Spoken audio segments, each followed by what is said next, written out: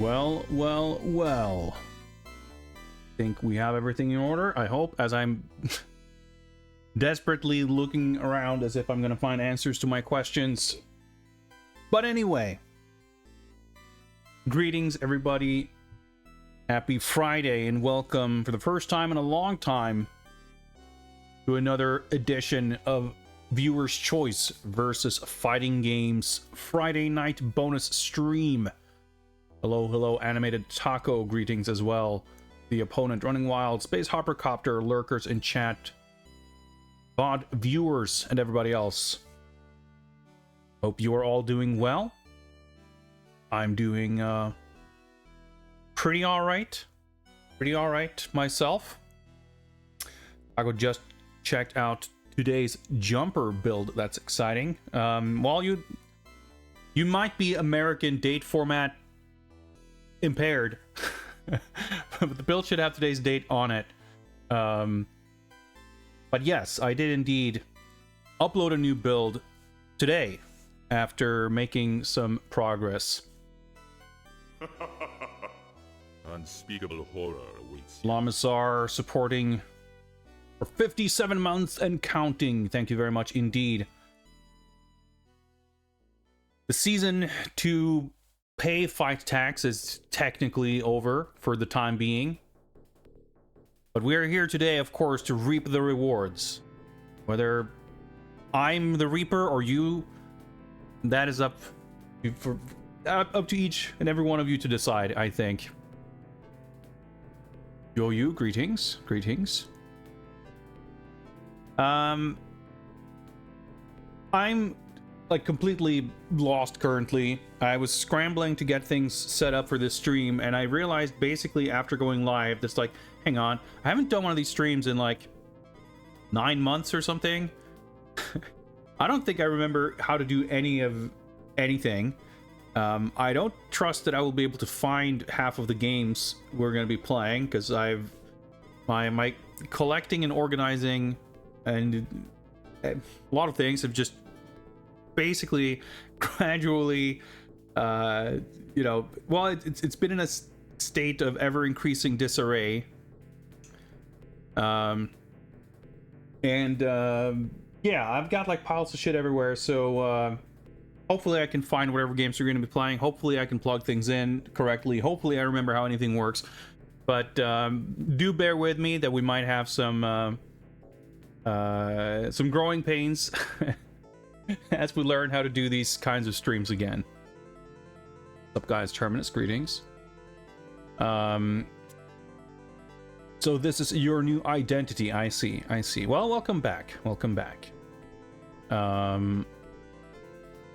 Sure, I'll mod you. Let me, I will definitely not remember to do it otherwise. So, let's see if I can remember how to do that. Can I just do that by doing this?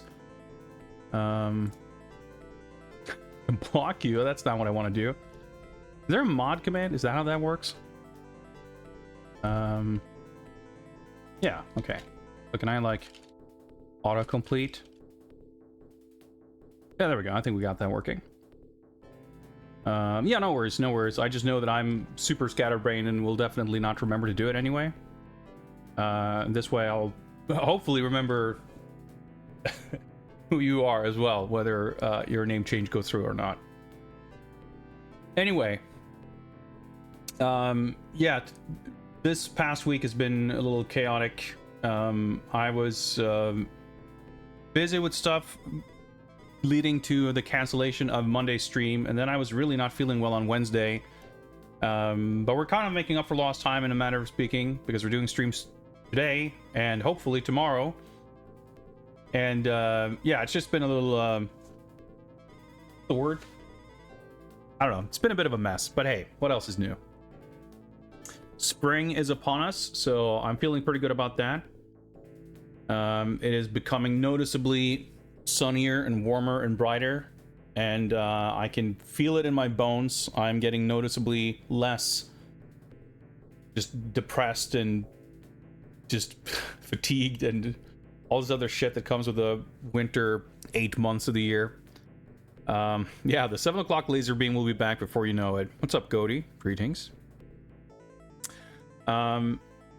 And yeah, so I mean, one of the ways in which my steadily growing power levels is manifesting is the return to development on Jumper. Tire Skydrum, no worries. We'll go over everything. We'll go over everything before it's before anything matters. Don't worry about that. We're just doing a little bit of a preamble, just chatting. I'm gonna have to remind myself how everything works anyway, so no need to worry.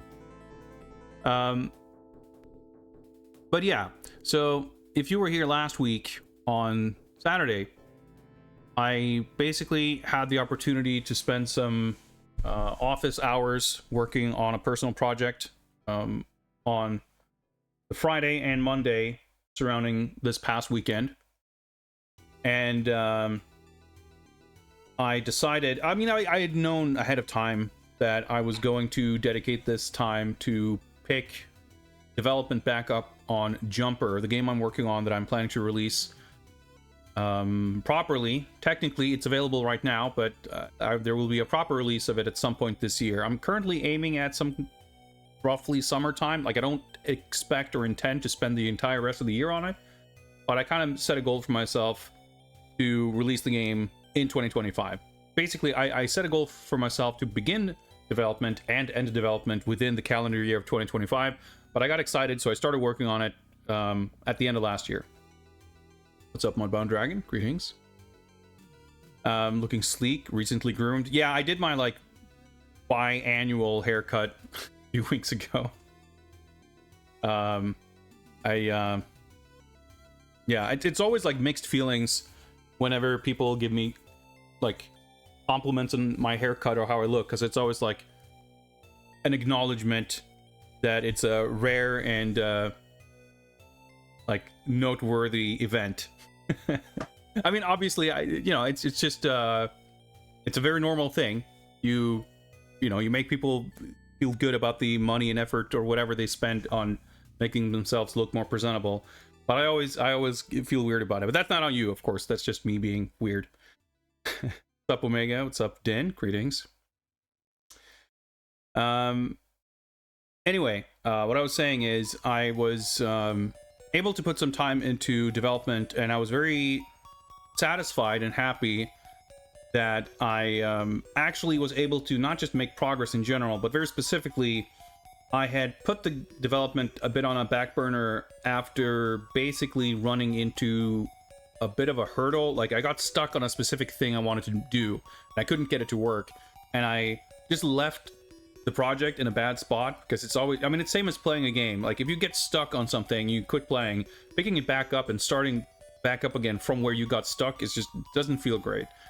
And it's the same thing with development, except, well, it's the same actually also, I was going to say, except you're more likely to just not pick it back up. But I guess that goes for games too, right? Chair. Missed my Phantom stream?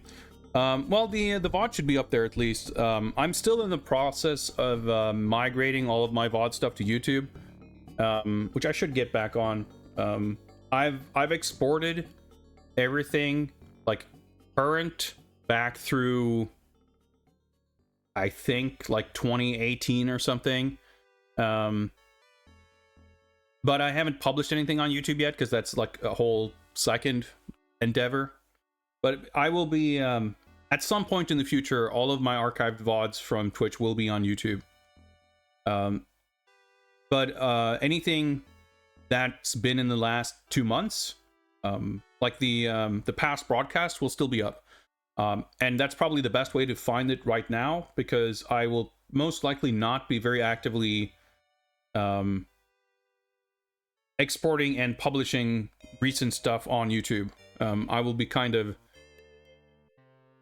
as far as any kind of stream VOD management, my first priority is just to export stuff from Twitch to the YouTube backend, just so the videos don't get lost. But it's a bit of a hassle, so and quite frankly, my viewer numbers are so low on that kind of stuff that it's hard for me to feel like there's a lot of time pressure to get it up, like, quickly. It's mostly for posterity and just not losing it, I guess, that I want to have it on there. But I mean, obviously Twitch has never been a good place to look at or look for recorded videos anyway, because it's just a like travesty, the whole system for it. Anyway, if you missed a stream that was semi-recent, you can definitely find it in my past broadcasts.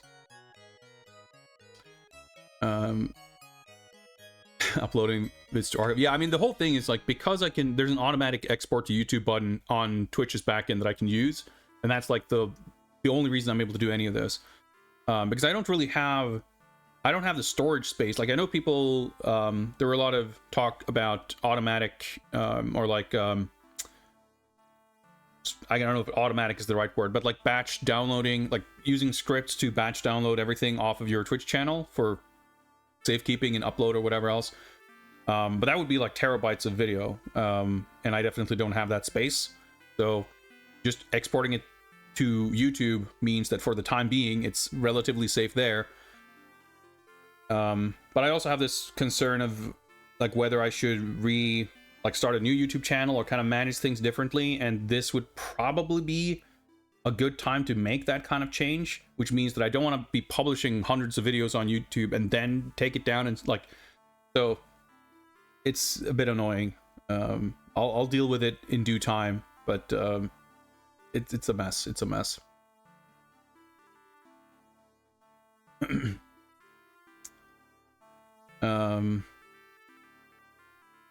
Head in the butt. Twitch only seems to let you export like 9 VODs per day. I mean, it's a bit higher than that. I think like I've exported like 20 or 30 or something, but there is a limit. You know, I'm sure it's different. Like that would be like Twitch, right? To just have it very arbitrary. It's not communicated and it works differently for different people. But basically, like I'll keep exporting things and it never declines it. It's just that after a while they just don't appear on YouTube. It's like, wait, the last 10 of these things I clicked just aren't showing up. And then like, well, let's try them again the next day, and then they do work, and it's kind of weird. It's weird. Yeah, I mean, I've got it on lock as far as like getting it. Like, I know how to do it, and it's fine. I just need to like, I've already like going through the maximum amount of videos I could process in a day. I did that like every day for I think less than a week, and I got through like 75% of my backlog of videos. So I can't put it off forever, but it's probably no more than a few days of worth of video, because like going back as far as I have now, I didn't save as many streams back then, so there are fewer videos, but also some of the stuff that I did decide to save was stuff like my Mortal Kombat series playthrough and the Batman project and stuff like that, which I already had put on YouTube anyway. So there's just far fewer videos. And in the absolute worst case scenario where I break my back and spend the next 4 months in a hospital, if I lose what I lose now, it'd be a shame, but I've already saved like a majority of the stuff.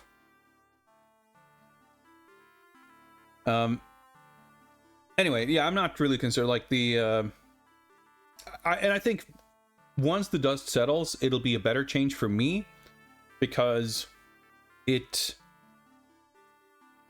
basically, the way things work now with the highlighting feature, it allows, and therefore by extension encourages, a tiny amount of editing when saving highlights. And that's part of why I find it bothersome to do it, because because I have to save a highlight to save a recording anyway, I would always like trim out the open, like the start of the stream where nothing's happening and stuff like that. And sometimes I would even go so far as to trim out breaks and stuff like that. And it's not a huge amount of work, but it's any amount of extra work on top of all the other work that goes into managing the stream and everything. Like, it's just, it's annoying. So the fact that whatever pipeline is going to exist to export stuff, which essentially will be clicking the export button on the past broadcast as opposed to a highlight, I'll skip the highlight step, and there will be like less work involved, and I won't need to worry about thumbnails or any description or like anything on the Twitch end. Like, it didn't really matter, so I probably didn't have to bother with it, but there was a spot for me to insert effort and now that will be gone. So managing it will be less effort in a sense, and provided that I can get a channel set up for this stuff and like have it be, you know, it's going to be easier to find stuff, it's going to be easier to search and whatever else. So ultimately, in the end, I think it'll probably be a better user experience for me and for most viewers, but it's fucking annoying.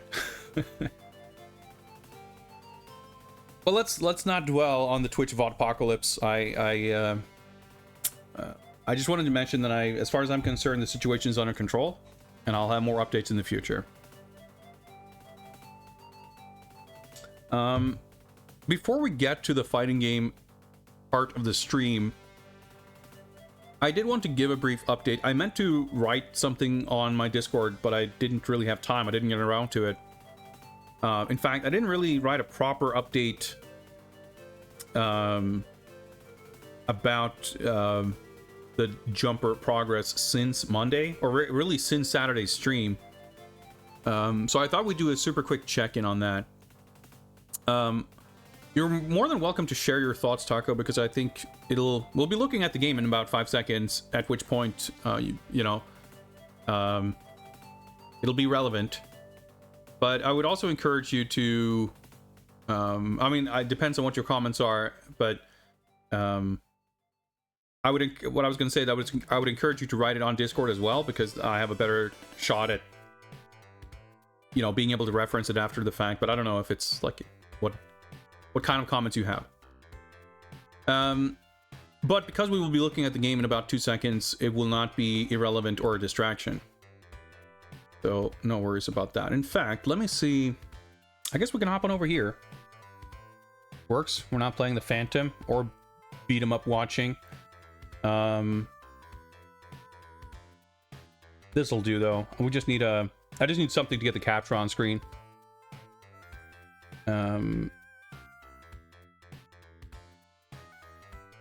I should make a scene for like jumper dev progress. But fuck it, this'll do. Let me just boot up the game and get a capture going.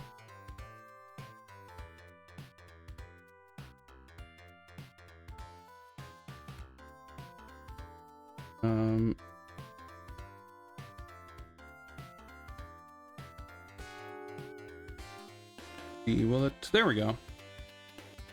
So this is today's build. For those of you who haven't seen this before, this is the game I'm working on. It is a endless runner with one button gameplay. It's basically a Cannibal clone, more or less. I have currently implemented most of the core systems in order to build a gameplay. I have not really done any work to balance the fun or difficulty, and I have not started on the graphics. There are no sounds either, for that matter. Let me just drop down into a pit and I'll show you the sort of startup sequence. So there's a lot to set up. Like the major next things is going to be the whole flow of game states between like a menu, and once you're in the game, like when I hit the play again button, it's literally reloading the map from the start, which is not how it should work. But I haven't really gotten that part. There's no permanence in score. I can't like save a high score or anything like that, which obviously I need to implement. But when you start, you get this little camera move. And what you saw just there up in the corner, that's a brand new feature in today's build. In fact, what I worked on today was all to do with UI. I'll go over that in a minute, I guess. I'll just show you what it looks like. So there's one button. You click to jump. Or you can hold it to jump higher. As long as you are on the ground, you will gain speed. And you get score for like every unit of distance you travel. When you see the sparks on the character's feet, and there's also a brand new progress bar there, you're working towards shifting up to the next gear. And when you're in a higher gear, you get a higher top speed and a higher score multiplier. The level is procedurally generated, and it's not visible right now, but there is a sort of not a gauge exactly, but it's a variable that's keeping track of how far you've gone that triggers at certain threshold distances to increase the difficulty or like rank. And the rank affects the rules that control the level generation. Not super easy to talk while I'm trying to play, but so basically the distance and height difference between buildings, the prevalence of the obstacles, that's, well, there's a few more variables than that, but basically that's all that's controlled by the difficulty. And as I said, you gain speed, and as you shift up, you get a higher max speed. When you bump into an obstacle, you lose a bit of speed, but you also instantly go down 1 gear. And currently, like, there's a pretty decent gradual escalation of difficulty. But like I said, I didn't really, like, tweak or balance it anything. But as you can see, like, gaps are generally longer. And if I lose, like, if I drop down in gears, some of these gaps can be quite difficult to clear. Initially, the way I had designed the system with the gears was that when you lose, like, every gear had a certain amount of like a minimum speed, and if you drop down below that speed threshold, you would shift down. Oh, I screwed up. But I realized that that was needlessly complicated. Technically, that still happens, but because you lose speed when you hit the boxes anyway, it seemed weird to not, like, because the gears are like the score multiplier, it seemed natural to make it so that hitting an obstacle instantly drops your score multiplier. So every gear has not just a different top speed, but also a different acceleration value. And like, there's some stuff to tweak there for sure, because basically as you start going faster, inevitably you spend less time on the ground, not just because there are more obstacles that need jumping, but like every jump will clear more distance, and because you only gain speed when running, like, there's less opportunities to be gaining speed. So I've actually not even once managed to achieve the 5th gear, which is the highest gear currently. So, like, it should probably be difficult to get up there, and that's fine. But it's hard to know how out of reach it is.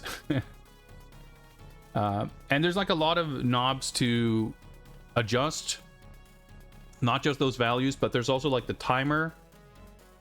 So for those of you who saw it last week, I can kind of go over what's, I mean, you might have noticed already, but the stuff that I worked on today was all the UI stuff. So the UI was in place previously, but the new stuff is the basically everything to do with the gear system. I think in the previously released build that I put out on Monday, the gear and multiplier numbers were in the HUD. But the process of shifting was a little opaque. And my goal for today, or like the stuff that I wanted to do, was to not really focus on gameplay mechanics or or new features per se, but I wanted to see, like, how can I increase the feeling of, just improve the feeling of the game with feedback on, like, what's happening. Looks fun? Well, I appreciate that. And I think it is pretty fun. Like, it's reached a point, like, once I got the difficulty scaling implemented, like, it's not well balanced, but it's got, like, that addictive quality to it, where you just kind of want to try it one more time to see if you can get a better score. And that's, like, exactly what I was after, and I was surprised, really, that sort of happened just like that.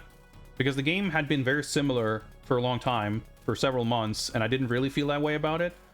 But as soon as that stuff like started working, it felt significantly less random and unfair, which makes it like easier to sort of invest in wanting to play it again. But like I said, there's probably a lot to do there to make it better, but I'm not really going to spend time on that now. There's some slight things I want to maybe mess with, but I feel like it's very easy to get stuck in like an endless loop of tweaking things. And to be perfectly frank, I'm not super concerned with making this a great game. I'm doing this as a exercise, basically, as practice to learn. And I'm not just learning Unreal Engine and like game logic and programming. I'm also learning like project management and getting shit done and completing it. So like, and you know, publishing and to a degree marketing. I'm planning to release this for free on itch or whatever. I was targeting Windows exclusively, but after some feedback, it dawned on me that it might be a good idea to look into providing a Linux build for Steam Deck users. If possible, I would like to try and see if I can make it run decently on Android. But we'll see. But I'm gonna basically not worry about any of that for now, because I feel like it's like a distraction. But yeah, so specifically the stuff I had worked on now was the kind of feedback stuff with the gauge. So the way it works, in case it's not obvious. Oh yeah, that little animation of the... So when I die now too, you'll see the HUD like disappears. Oh, that's right. I had that on in the game, but I removed it currently because I wasn't sure if I wanted to have it on there or not. There is a bug that you may have seen before, that the final score that's reported on the HUD and the final score that's reported on the results can be different, because like there's a thing that stops updating when you die, and it's not the calculation of the score, but the display of the score like stops being calculated one tick earlier and stuff like that.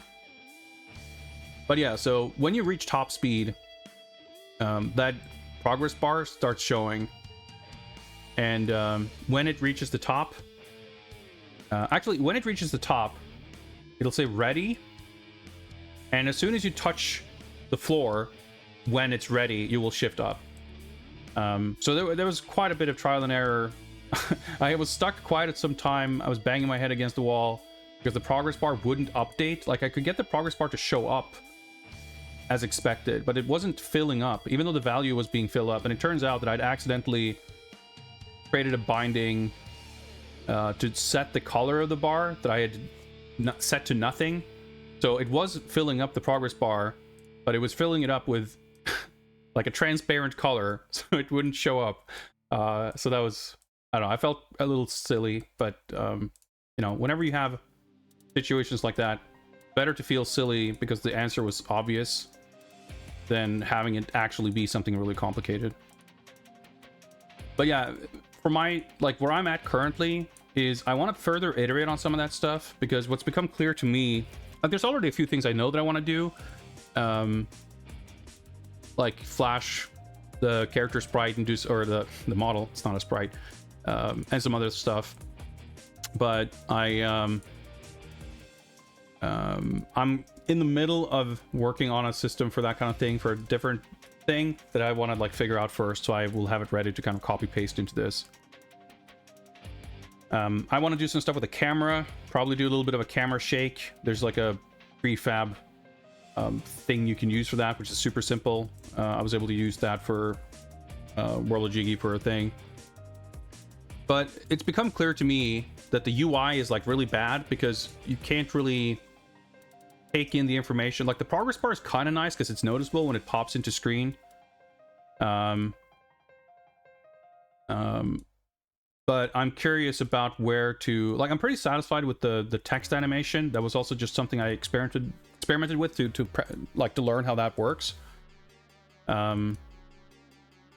Obviously, again, I haven't started on the art, and that includes the UI. So whatever the UI is going to look like, It's gonna look better than this. But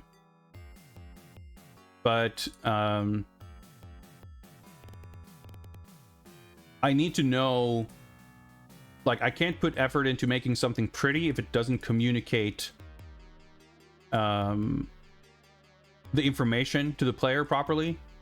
So right now it's like a simple matter of where stuff is on the screen and visual priority.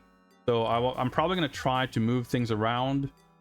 Like the score is way off in the corner. Like you basically have to take your eyes off of what's happening in the game to read the score. Which, like, you don't really need to look at the score constantly, most likely. But I feel like it's not good design. Oops. Oh well. This might be a PB, actually. That's a pretty high score. Yeah, the score numbers and everything like that, too, is pretty arbitrary. I had some issues with float values and stuff, because the score is actually divided by 100. Because the distance, like, it's based on the distance you've traveled, and the distance in units is really small. So the numbers got really, really high, and like that's satisfying in a way, but it also means that the score is really difficult to read at a glance. Like if it's way too many digits, it just gets really weird. So, but dividing or multiplying something by 10 or 100 is, now that I've set it up properly, is trivial. It wasn't actually quite so trivial to set up, because I had to be very careful about where in the process I did the math, because what ended up happening was, by checking like the distance you traveled, and if I did the division too early, it didn't register any change in distance because the numbers were too small, so it just didn't give you score. But I've fixed that now. Yeah, there's like a lot of things. I was thinking of having score, like event score, like things you do that will generate a static set of points, or maybe plus multiplier. Like the only thing that gives score is moving forward. I don't know what those things would be. Obviously, they could be things you collect, but I don't want to add more crap. Like, I want to keep things simple. You could do a penalty of losing score when hitting obstacles or something like that. I don't know. But I'm not going to, like... I don't want to get stuck in the weeds of designing a super elaborate scoring system either. All I wanted to really do with the score is, like, just something a little more interesting than just have it be distance. And some kind of decision-making or strategy layer to it, which I don't think is really there, but depending on how I tweak things, you could get there. Like if it's... So, in the way the multipliers are set up, it's like 1, 1.5, 2, 4, and 8, I think. And right now, like I said, getting to the highest gear with 8 times multiplier is like really difficult. In fact, I've never done it once. But also, like, I don't know, everything is subject to change, so that stuff is like, I can see a lot of time, like it might be just a big time sink. Main thing that felt off is the minimum jump height. Yeah, like it's very obvious when you're starting off with low speed, like you jump really high. But that is good feedback. The main reason why it is the way it is not really for any like purposeful design. It mostly has to do with the way Unreal's default character movement component is set up. And because the jumping is not really defined through hard like values, like I mean it is, but you don't set like jump height.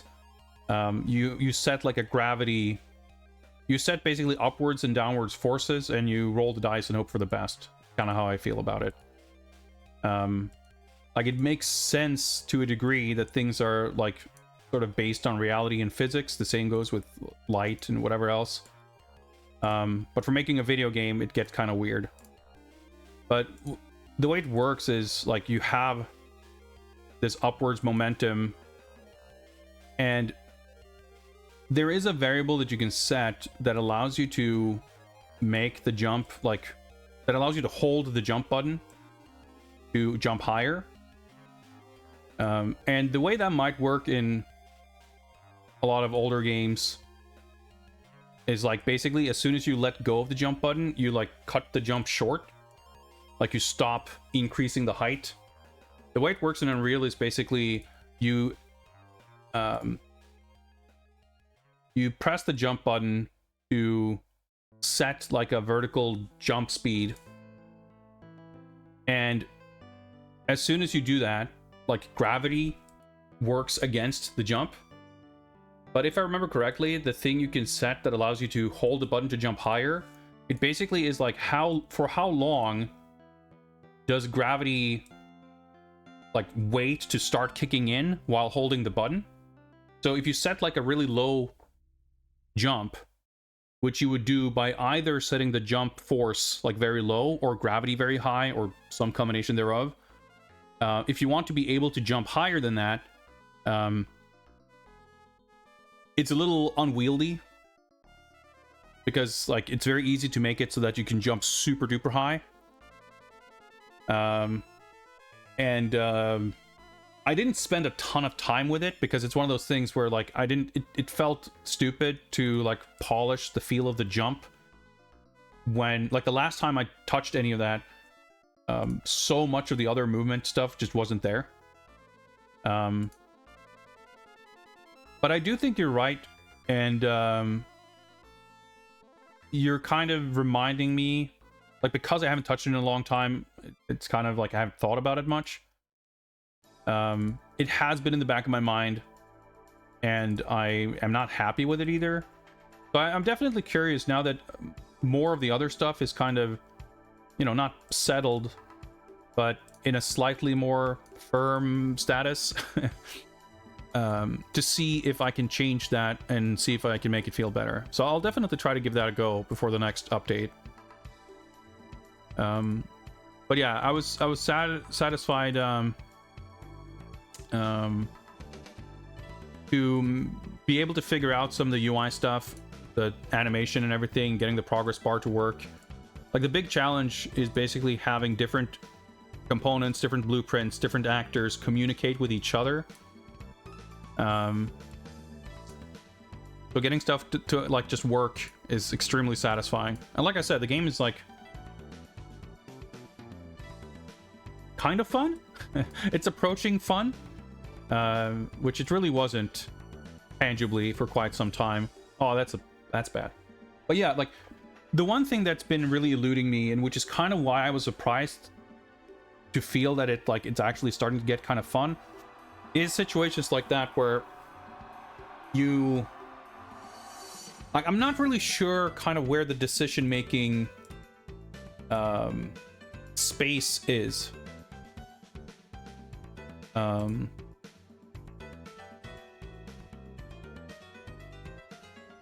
And a lot of that has to do with like the speed and how far you see ahead and how much variability you have in jump height and whatnot. Second thought was missing platforms that are near and low enough to gamble on just running off and consciously not jumping. Yeah. And I mean, that's I don't want to say by design, but that's basically to do with how the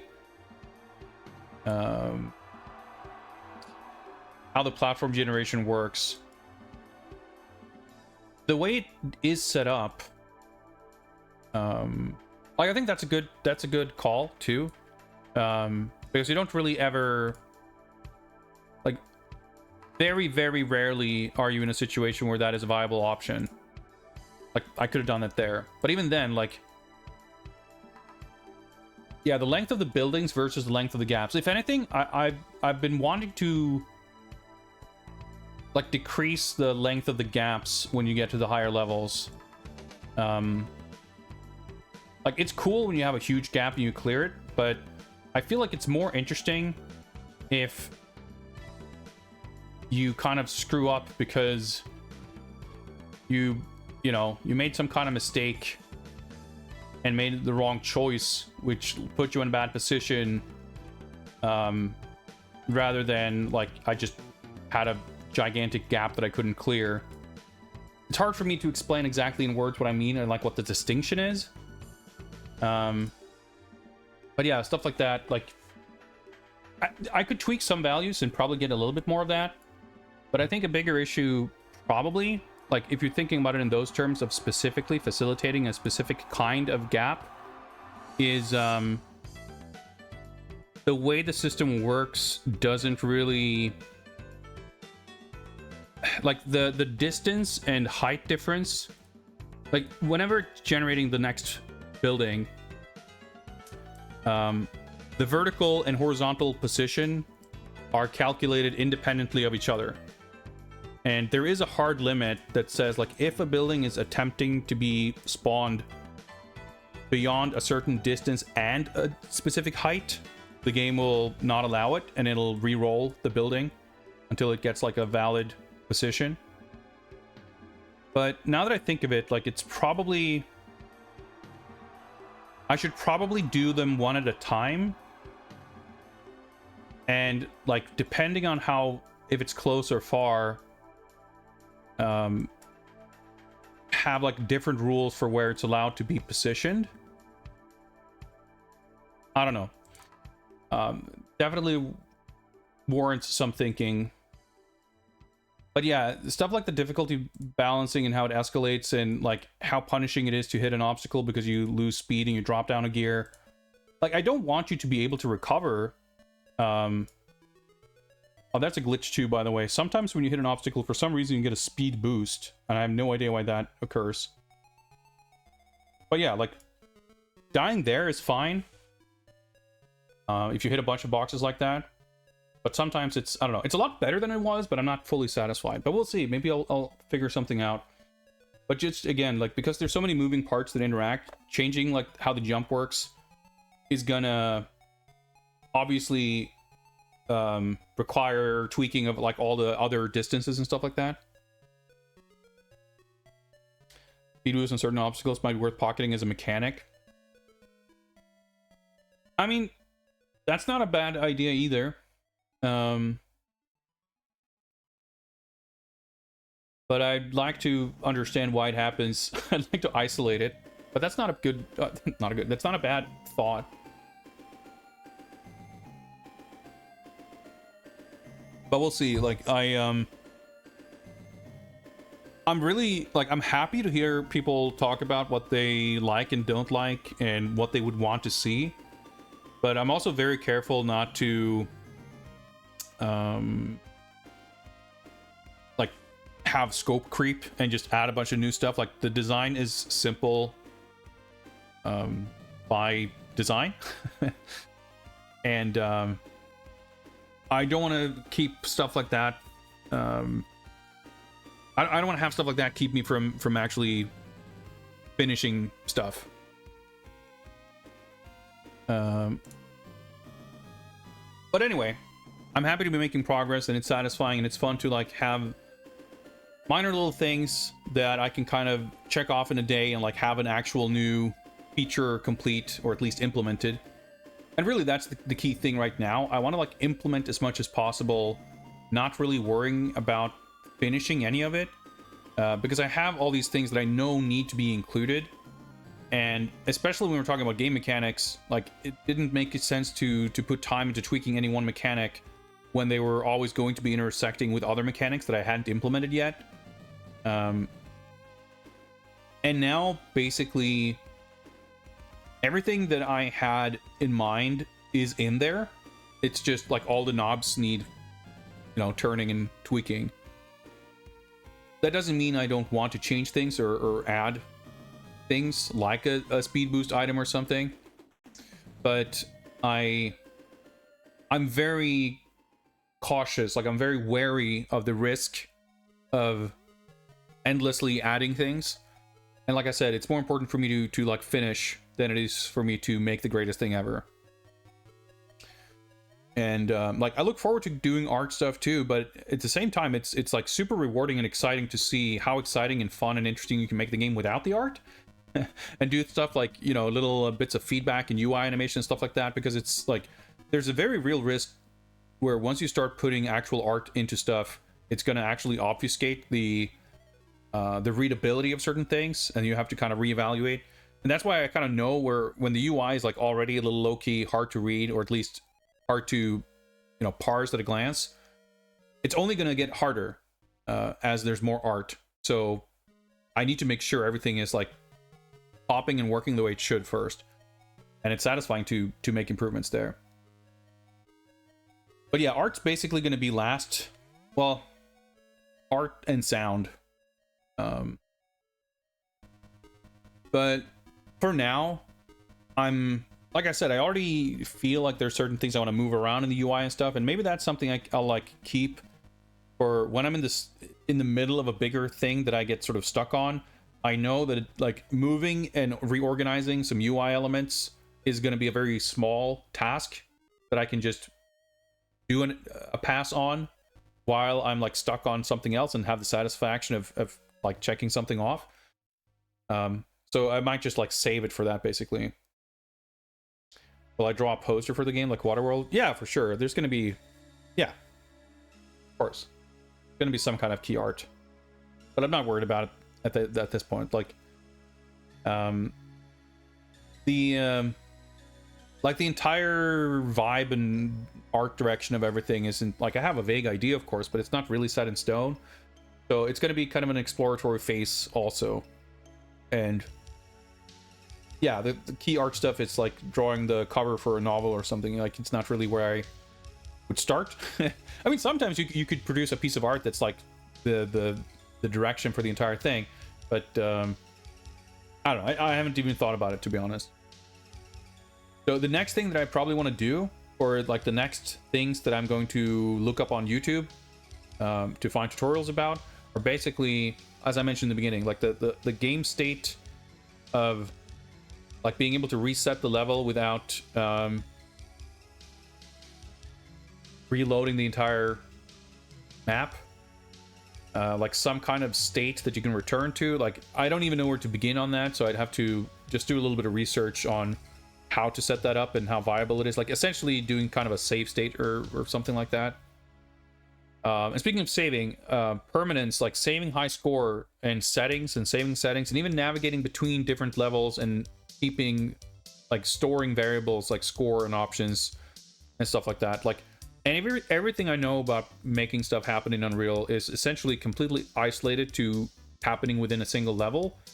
So I need to learn, like, where do I begin with that kind of stuff.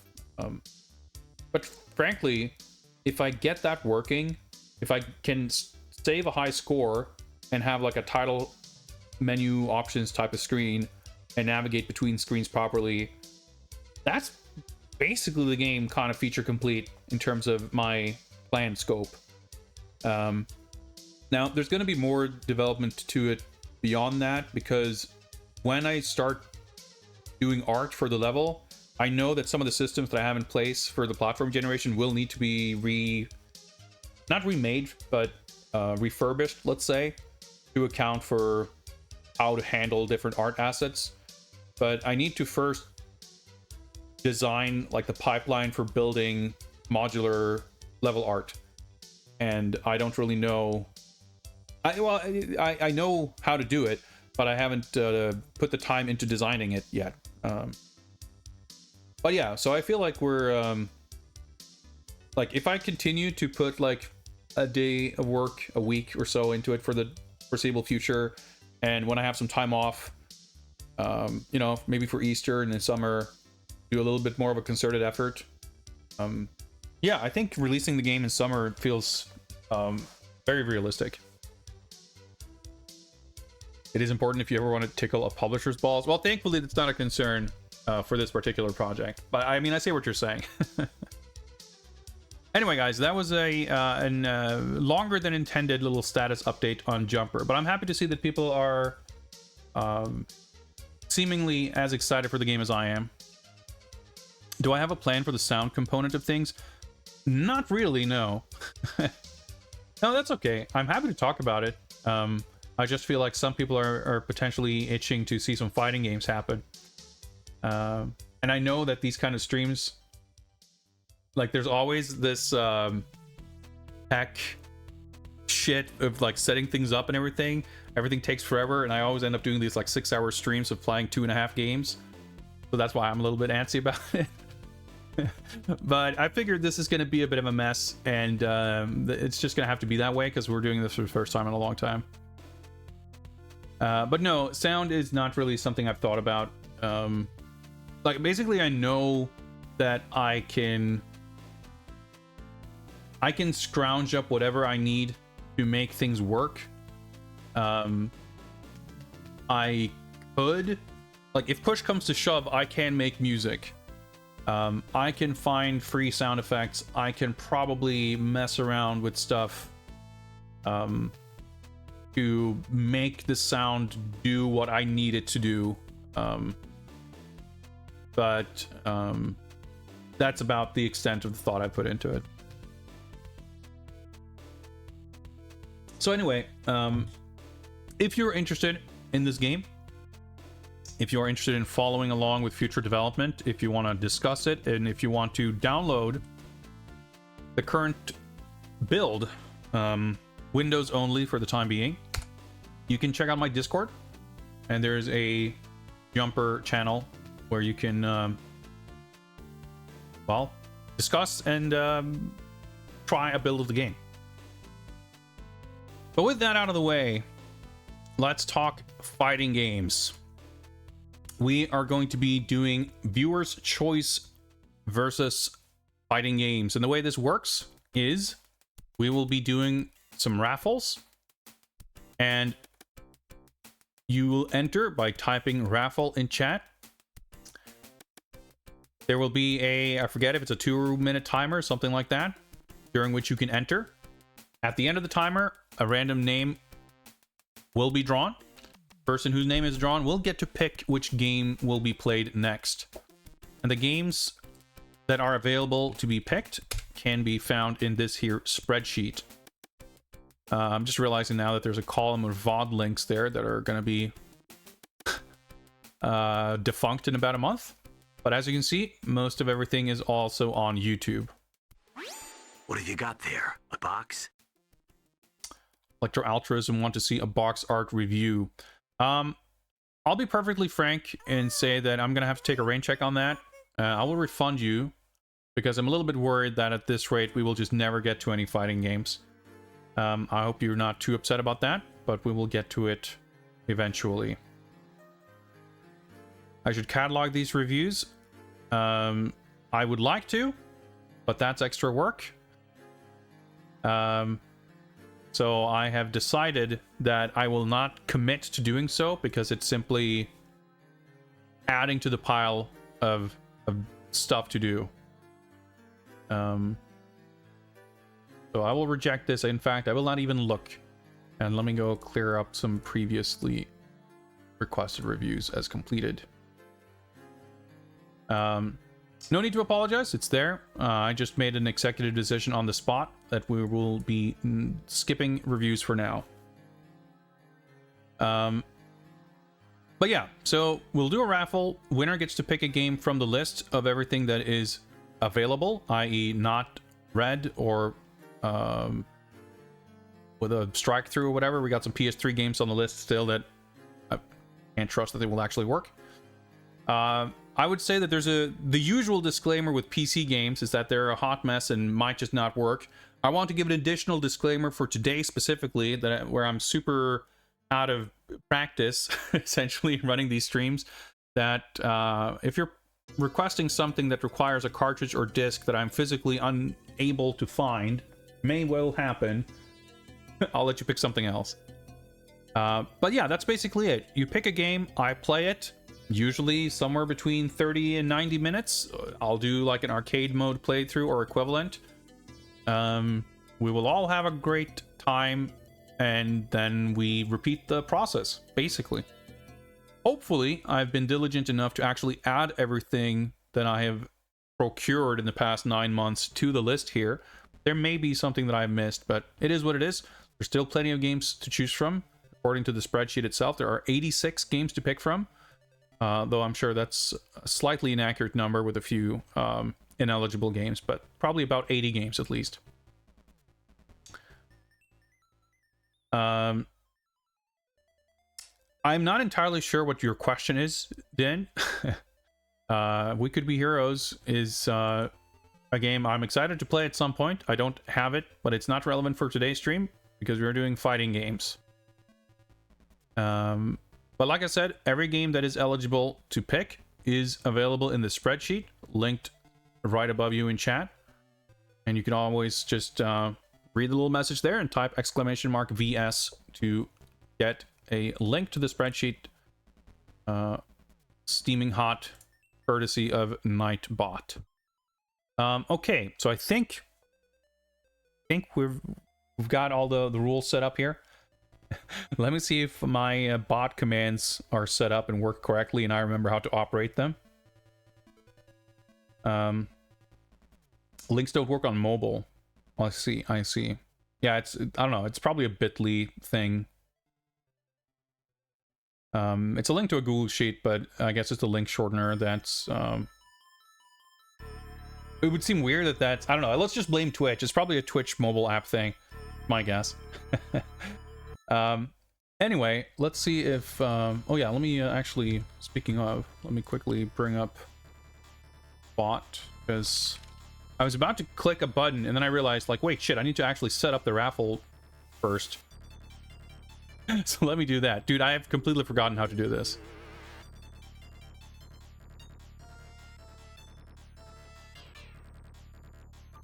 Alright. Did they change? I think they've changed the interface. Yeah, okay.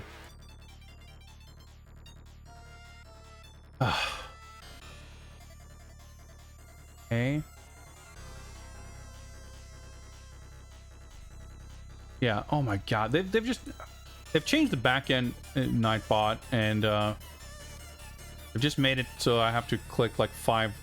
I have to go through this fucking wizard, like 12 extra clicks to set things up. It's really annoying.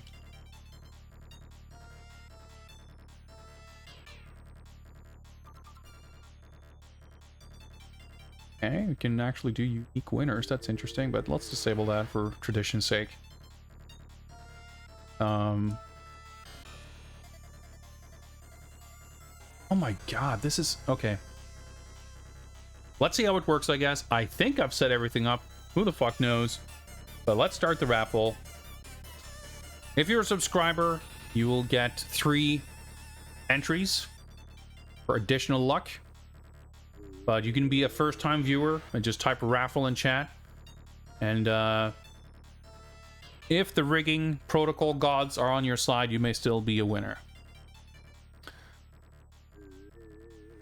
The bot appears to be gathering participants correctly, at least, so that's something.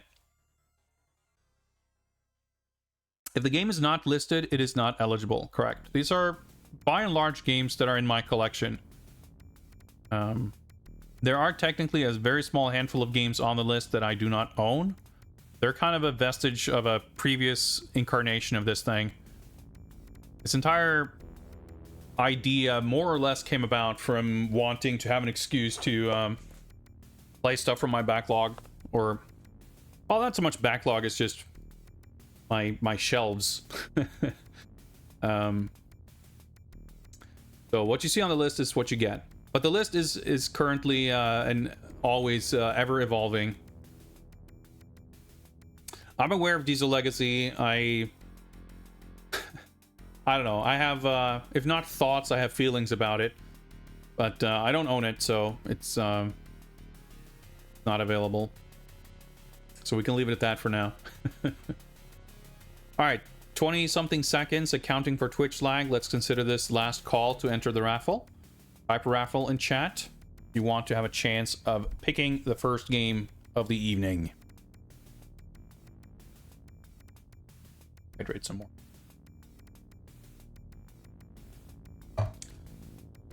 Is this gonna work? I'm in suspense. Let's go! Alright, let's choose a winner. Congratulations, the opponent. I like that Nightbot calls it a giveaway, and I have no I have no choice in what to call it. But there it is. You know what's up. You get to pick something from the list. And as always, I'm nervous but excited to see what will set the tone for tonight's stream. Granblue Fantasy versus Rising. All right, let's start Steam. Yeah, so Granblue Fantasy versus Rising is like the Champion Edition update to GB Versus, and it has a free-to-play version that's pretty similar to DOA and Killer Instinct. I don't know exactly what it entails in terms of roster and features, but it has a free version, so I figured I might as well add it to my library. I hope it's installed. I think it should be. It is indeed. Good. All right. Let me get an arcade stick set up here. We played the original GB Versus at some point, and I remember fiddling a little bit with the like story RPG thing, which was like kind of interesting, but also seemed really tedious and not that fun.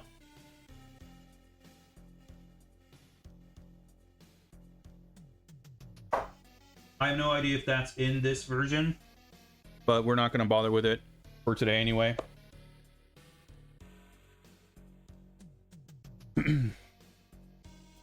Surprised I haven't played Marvel 2. I'm not a fan of that game, to be honest. I bought the Marvel collection, but the only game I've played on it is The Punisher. I think I played through X vs Street Fighter like 3 times because I have nostalgia for that game. My local laser tag place when I was in high school had a cabinet. So that's still basically my favorite of the Marvel vs. games. But MVC 2 is, I don't know, I mean, it's a cool game, sort of, I guess, but I don't really like it. But mostly I bought the collection. Aside from The Punisher, I haven't, like, put any time into it. But hey, you could be the one to make me play it. That's the thing, like, it's not that I would hate to play it. We've just got about 8,000 other games to play and at least one game to make and art to draw, and I've got figures to unbox and you know, whatever else. I guess just got way too much shit going on. Well, that's how it goes. Okay, do we, I think, oh yeah, let's do, you know, I should just have a scene for this. That's gonna be easier, but fuck it. Let's do I should have some kind of cover art for this, right? We'll just use the original game, that's fine. For the key art's different, but you can't even make it out there anyway, so that's fine.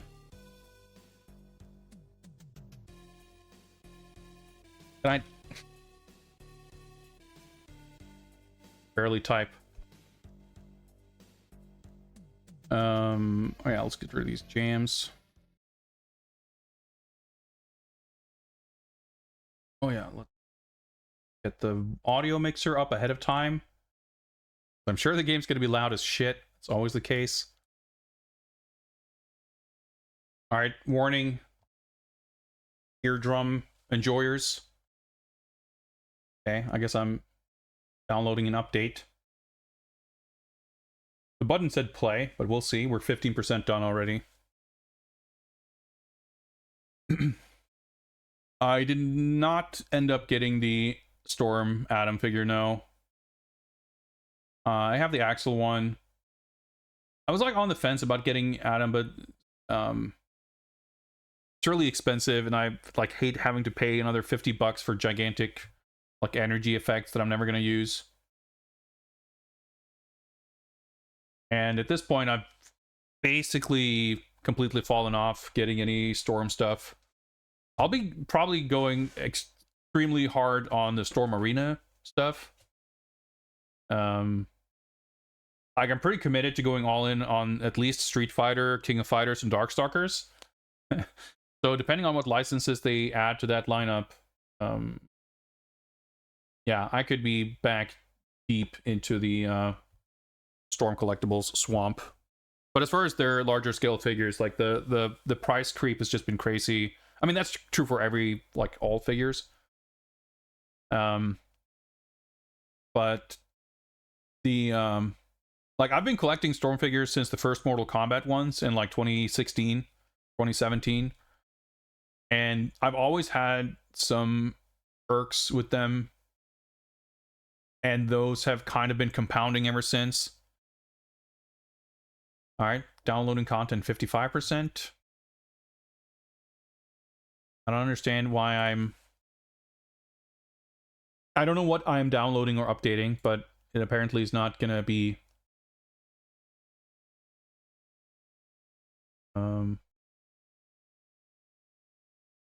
okay, now it went from like 0% to 52% in about 45 seconds. But now it's apparently 24 minutes remaining estimated. So normally, if there's like a forced update, the button will say update instead of play. But the buttons did say play, and I clicked it, and now it started downloading.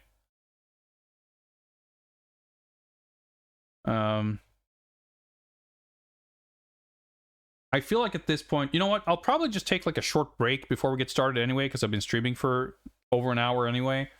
And we'll let this go for a bit, and we'll see what happens. Because, like, if it is 23 minutes, it doesn't feel like there's going to be enough. It's not going to be worth, like, trying to do something else in the meantime. And, like, I don't know. It's just, this is exactly what I was expecting. It is on me for not being particularly diligent with making sure everything is installed and updated. I knew that it was installed, but it wasn't updated, I guess. Fuck it. But yeah, we'll just, you know what, let me bring back the music. And we'll just enjoy this, and we'll do another 20 minutes of chatting before we get to the game. It's just, it's the way it's gonna be. So yeah, like, Storm has just been a little bit annoying to collect. I know a lot of people are quite upset with their, like, very strange choices with characters and stuff. And I mean, sure, I can be a little annoyed with that. Like, it's really weird that their Mortal Kombat line is ending after like 8 years, and the only female character they've put out in that entire line is Shiva. They didn't put out a Johnny Cage figure. They just barely got Liu Kang out, like, last year. You know, it's kind of bizarre. And they had like a lot of protos that they showed prototypes of Johnny Cage and Kitana, and a Mortal Kombat 1 1992 version of Shang Tsung with a throne. They showed a bunch of stuff that just was never produced. They showed Mortal Kombat X version of Scorpion. They showed a version of the 2021 movie versions of Scorpion and Sub-Zero, and those were never made.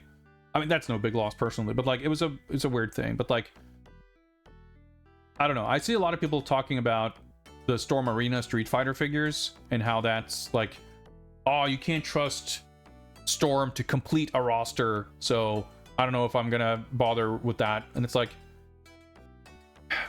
I mean, yeah, they've been a little weird about choices, and sometimes, I mean, it kind of sucks if they have a license and they end up making like 2 characters from that license. It can feel like a bit of a waste, way they have done with some stuff. But with Street Fighter, it's like, dude, there's like 80 characters.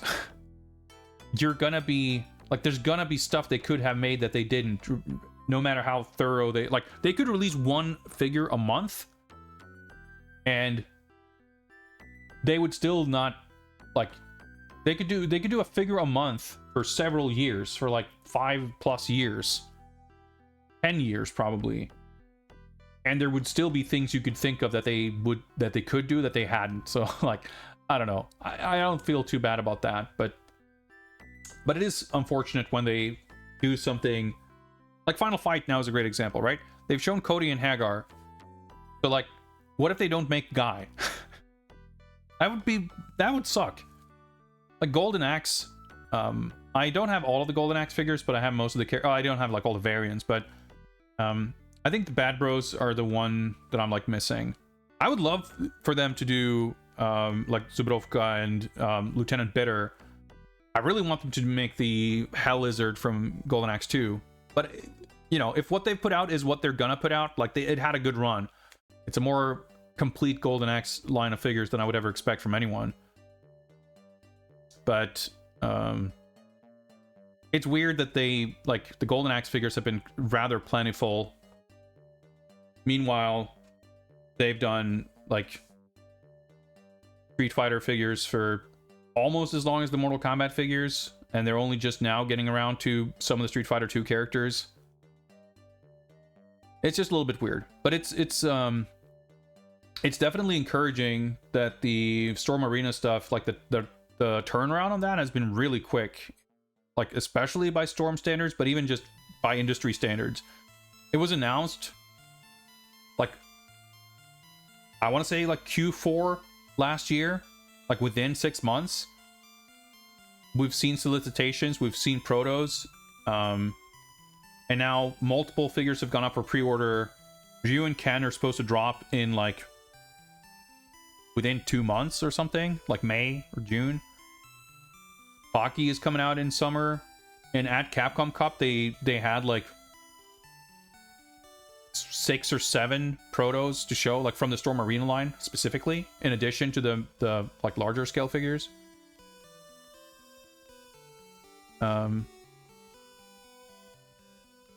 So it's like no, Baki, they're making, like, so the licenses they have announced for Storm Arena, which is the 6-inch scale line, like the budget line, which looks fucking incredible for the price point. The first licenses they announced for it was Street Fighter, and I don't know the name of the series exactly, but I guess it's the sequel or a follow-up or a new version or whatever of Grappler Baki, which is like a MMA manga, an anime. The Baki Hanma figure was the first one to go up for pre-order, so I pre-ordered 2 of those just because I was excited and curious. But as it turns out, the Street Fighter ones are actually coming out first. But I might just get them to get them. So for the Street Fighter line, they first announced Ryu and Ken, and at Capcom Cup, or just before Capcom Cup, they announced like a roadmap where the next figures are going to be Nash, I think, first, which is kind of weird that he was the one they didn't show, but maybe maybe Sagat was first, actually. I guess that would make sense. But it was Sagat, Nash, Chun-Li, and Dan. Did I forget one? I think there were 5 figures after Ryu and Ken. I feel like I'm having a complete brain fart right now. Nash, Sagat, Chun-Li, Dan, and whatever. Maybe there was something else. I forget. But in the interim, they also announced for Storm Arena King of Fighters 98 and Darkstalkers. And at Capcom Cup, they had protos for Morrigan and Lilith for Darkstalkers. Morrigan was painted, Lilith was not. So they're already kind of, I don't know, they're cranking them out at a pretty high pace, especially relative to Storm, who normally will show a prototype. Like they announced the Fist of the North Star license and showed sculpts of Kenshiro and I think Rao in like 2018, and they eventually put out 1/6 scale, like 12-inch figures of Kenshiro, or they show, I don't even know if they ever came out yet. So sometimes they show stuff like 8 years in advance, and then it may or may not never ever happen. But more typically, they will announce a license, and then within a year maybe they will show something, and then within 12 to 24 months that figure is out. And yeah, Storm Arena, it hasn't been, like, by the time the first Storm Arena figures come out, it will not have been 12 months from the announcement that they were doing it, even. Like, it's very quick turnaround. Where do I order from? It depends a little bit on what stuff I get. Nowadays I try to get as much as I can from Swedish Amazon because it's the most convenient, but the selection of the kind of stuff I can get is very limited. Sometimes I get stuff from Hasbro Pulse if that's the most convenient or cheap option. But otherwise, if I have to get stuff from America, it's almost always through Big Bad Toy Store. If I order stuff from Japan, it's usually Surugaya, or if it's new stuff, CD Japan, sometimes Ami. I just reminded myself right now that I did pre-order the reissue of the King of Fighters 14 Mai figure that was announced a while back from Hobby Japan, but that'll ship in like fall or something. I don't know. The thing is, like, BBTS is the like exclusive distributor for Storm in the US currently, and I'm not in the US obviously, but I don't have a better option really, because I don't have a local option, and if I were to order directly from Storm from Hong Kong, I reckon that's probably a thing I can do, but shipping is going to be more expensive generally, because with BBTS I can use their pile of loot system to have stuff shipped together, and when I do that, usually shipping comes out like very roughly, let's say, depending on the size, $6 to $10 maybe per figure. Whereas if I order something from Storm directly, they would just ship the one figure. And I remember looking into it at some point for something like, some stuff just sell out super quickly from them anyway. They don't really keep a lot of stock as far as I'm aware. But I remember looking at something, I think they had like a sale for some Mortal Kombat Storm figures or something, and I was like, oh, maybe I'll, that sounds like a good deal. And even when the figure was like $30 off or something, shipping the one figure was like $40 or something, so it was just kind of a non-starter. So that's a little bit unfortunate, because between shipping and import fees and whatever else, like it's quite expensive to get stuff from America currently. I mean, it's quite expensive to get anything from anywhere, but having more options would be great. The thing is, though, like, even stuff I can get here, like, I've been holding off on buying more of the Jada Street Fighter figures, even though I 100% know that I'm going to want to get them, because the figures, like, if I get them from Amazon, prices go up and down constantly. It's really weird, but, like, they're currently, 35-ish euro, and I'd rather not pay that much. But it is what it is. Usually you can just kind of wait for a while and prices will drop, but it's, if you're looking to start a toy collecting lifestyle, I would not recommend moving to Sweden to do so. But the luxury, and I can at least take part in it, so shouldn't complain too much. Omega, yeah, I have seen the Baki game. It's interesting. I did buy Thunder Ray over the holidays, the developer's previous game, which I had heard mixed things about, but I'm curious to try it out, especially in the light of them making a new one in a sort of a similar style with the Baki license. I have zero connection to the IP, like the series. I know the art; it's very distinctive, but I've never read the comic or watched any of the anime or anything. But I thought it was funny, just an interesting quirk that the Samurai Pizza Cats game and the Baki game were announced within like the same week. I wonder if we'll see more like high-res 2D cartoon indie games. It's interesting with the Punch-Out clones, because there aren't a huge amount of them, but there are some, and very few that, like, in my experience anyway, really take after the finer details of the design of that game. Like, one game that I know people were really hot on, that I remember enjoying, but I haven't played it in a very long time, was the GBA Hajime no Ippo game. I remember that being really good, but I don't think it's like very similar to Punch Out, other than like it's a boxing game with a similar control scheme and a camera view. And I think that's true for some of these other games too. Like I remember playing 1 or 2 Punch Out likes on like a Steam Next Fest stream I did.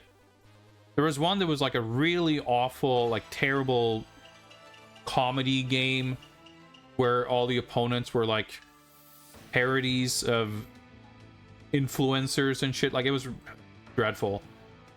And there was one game that I played more recently that had like super elaborate animation, I recall.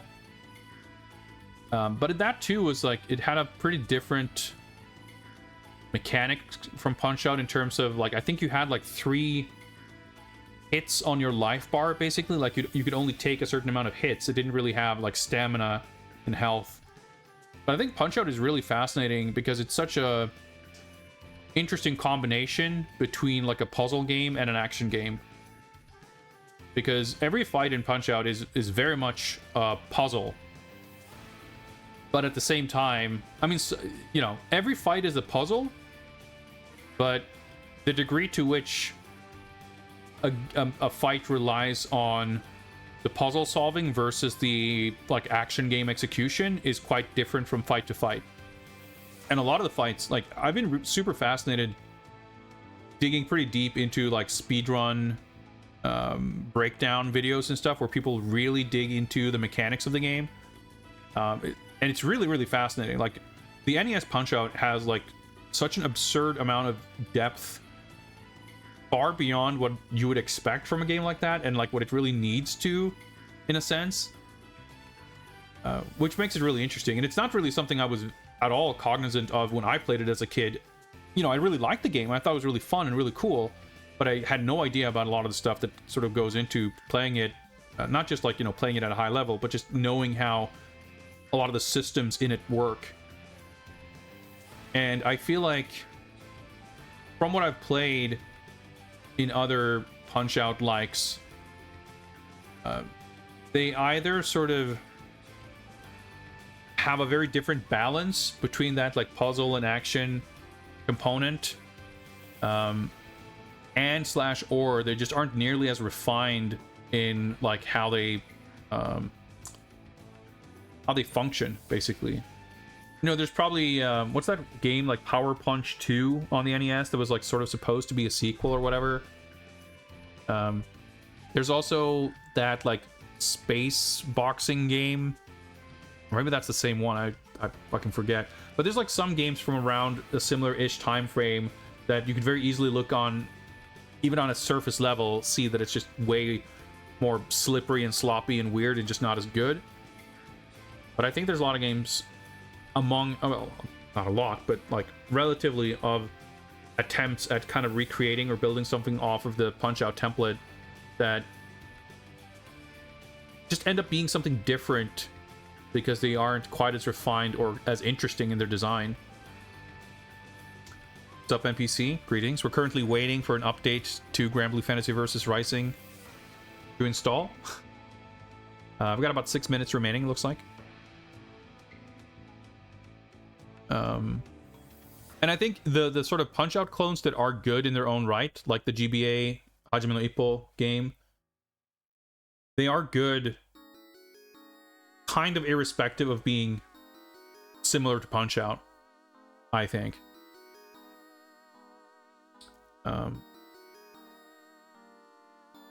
But yeah, I want to say I looked at the Steam page for Thunder Ray recently when I purchased it, because I'd always been curious about it because the art's obviously very polished and it's a Punch-Out type game, and it's one of those things where I want people to make more Punch-Out clones to see if someone can figure out like making a really good one. And I remember at the time of release it had kind of a mixed reception. I didn't really look into it more specifically than that, but you know, the vibe I got was that the art was very polished, but the game itself had issues, or like it wasn't, you know, it just didn't feel super polished and tight in terms of playing it. But I want to say, when I looked at it now, when I bought it, it had like a like the aggregate was positive reviews, I think, on Steam, which kind of surprised me. I was expecting it based on what I'd heard. I was expecting it to have a more negative or mixed reception.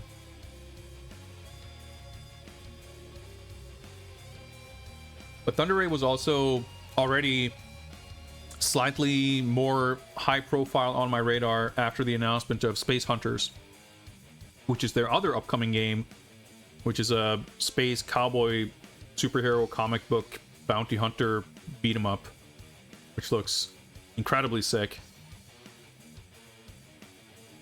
And you know, I know better than to get excited about a beat 'em up without having played it nowadays. But you know, if I have a skepticism going into any new beat 'em up, which I do, some of them at least look really awesome. I can get excited from that aspect, regardless of anything else. And that's kind of where I'm at with Space Hunter. But I'm also like curious just to see Thunder Ray now, even more so probably the Baki game,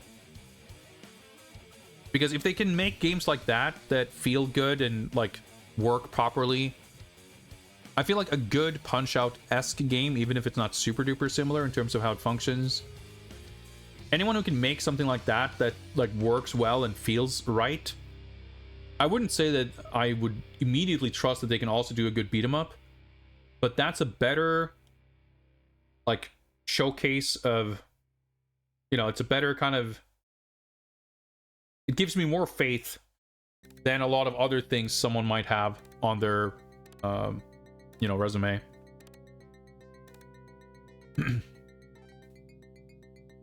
Playing some Wii Punch-Out. I really want to play that game. I was semi-actively hunting for a copy of it when I got my Wii U, I remember, and they eventually put it out digitally, but I was like holding off on buying it because it was like 20 euros or something, and I was hoping I'd be able to score a physical copy cheaper than that. And then the one game store in my city closed, and that never went anywhere. But it's one of those things where I would, I'd like to pick up a copy at some point. I don't know if it's a pricey game. I mean, I would expect it to not be dirt cheap as far as Wii games go, but I don't know if it's like expensive or if it like where it kind of ends up on that scale. I don't know if there's a Japanese version. If there is, that might be cheaper. I don't know.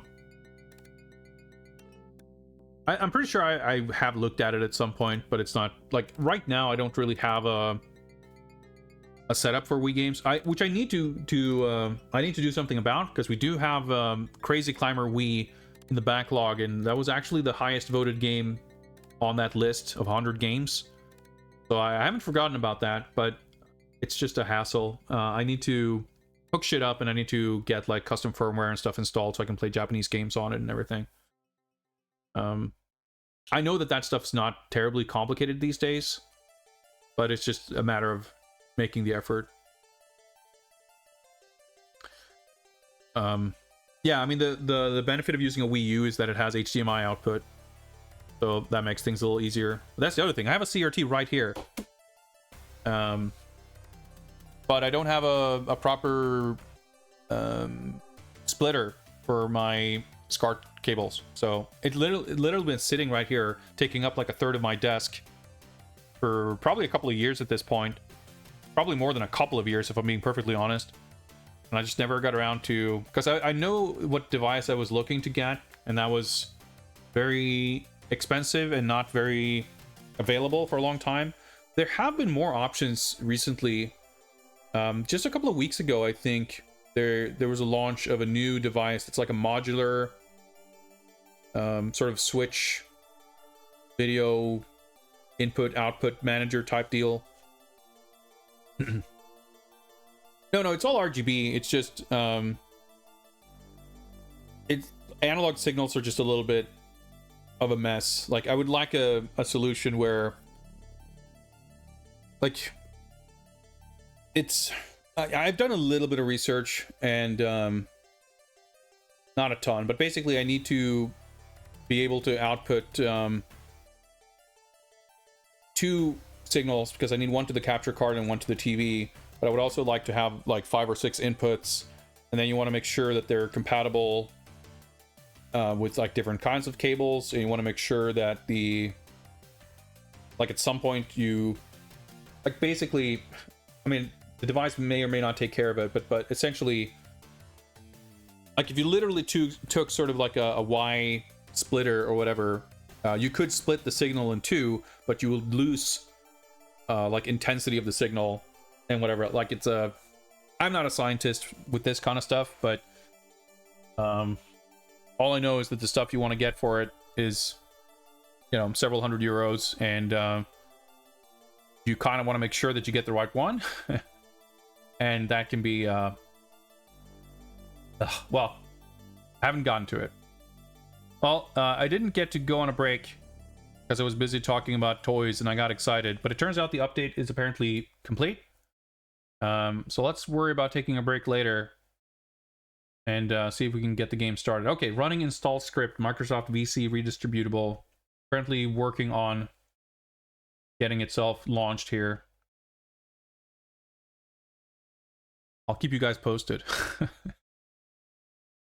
Yeah, Lamasar, I forget the name of the device. I have some browser tabs somewhere about it in one of my 45 browser windows on my 2 computers.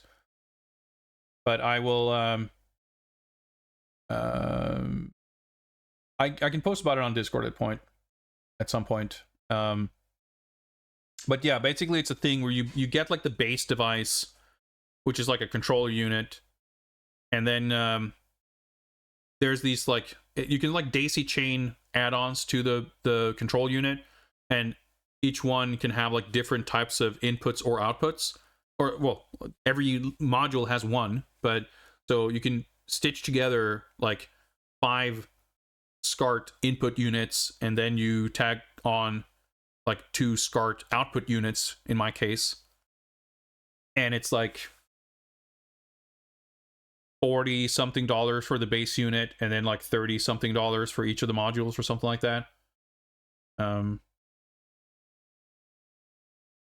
I mean, I'm okay with the, I mean, let's see, I want to see what happens with the game right now. I don't want to like go on a break and then while I'm AFK, some shit starts booting up at like nuclear explosion audio volume levels and shit like that. So I need to check on what's happening here. But I might still take a break before we actually play. Only took an hour 45 to get to the first game. Yeah, well, I mean, I have an excuse at least. Well, I have 2 excuses actually. First, we took like a 45-minute detour looking at the current status of Jumper. And then this game required a stealth 25-minute patch download update. But that's okay. I knew going in that today's stream was going to be a complete shit show. And I was actually thinking right about as I was getting ready to start the stream that I don't have a plan for tomorrow's stream. And it's like, yeah, I'm gonna, like, when I go live, I'm gonna have to give a disclaimer that I haven't done one of these streams in, like, since last summer. So I don't know how anything works. I forgot everything, and things are probably gonna go even worse than usual. So maybe I should, like, give the people a free follow-up stream of another fighting game stream, just to get one, you know, it'll take 2 streams worth of time to get 1 stream's worth of content probably. But oh, there we go, launching. So I was like, maybe I'll do that just tomorrow. Maybe we'll do more fighting games tomorrow. Okay, it's starting up here. Let me quickly see if I can, well, let me lower the volume. There we go. Let me see if we can get this going. Hey, how about that?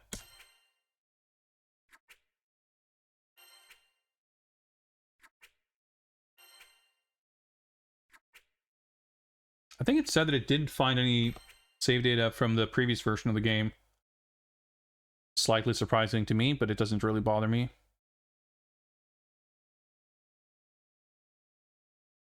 Let me get to some kind of... Granblue Fantasy Versus. Rising. Yeah. I think this is slightly low. Let me bump it up a little bit.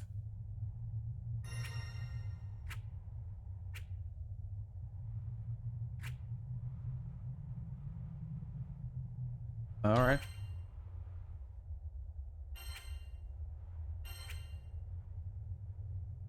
Die fair. I don't know about that.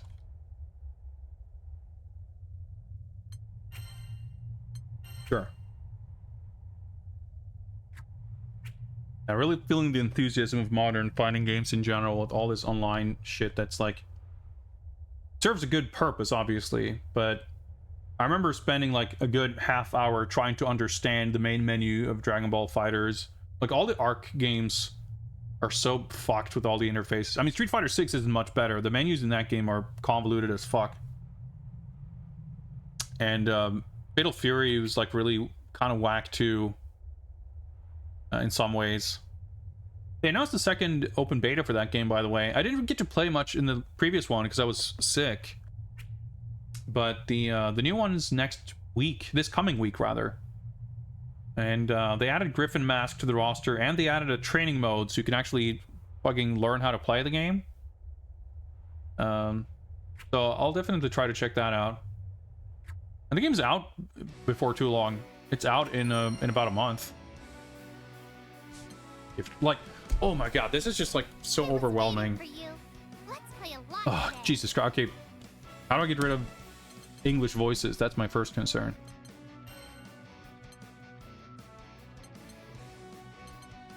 There we go. Can I? Okay, there's no like... I guess it's a Japanese game. I was gonna say, are there no like Chinese or Korean voices, but no, I guess Granblue is Japanese. Sure. Alright, well, in order to maintain proper focus here, I might as well take that break. We're close to the 2-hour mark anyway. Let's... Alright, there we go. Already regret picking this? Well, you know, the die has been cast. We'll be playing it shortly. I hope my performance will not be too regretful, but we'll see. We'll see what's even in this version, how it works. We'll figure it out.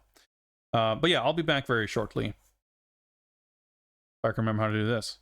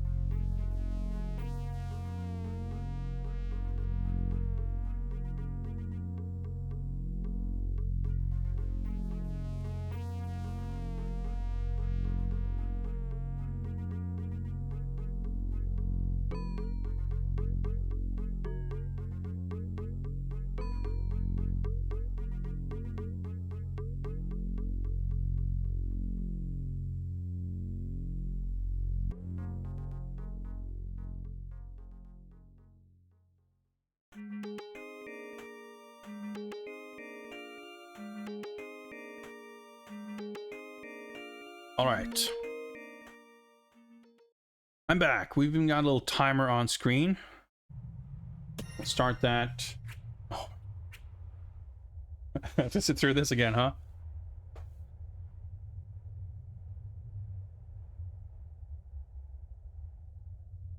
feel like the timer is somewhat pointless. I mean, the timer is mostly there to just keep a rough track of how much time we spend with each game. Technically, we've spent like 40 minutes on this game, not playing it, but like since picking it. Jesus Christ. This is so obnoxious. Oh, I remembered where I was in the menu. Oh my god, there's like 50 things to look at. Fine.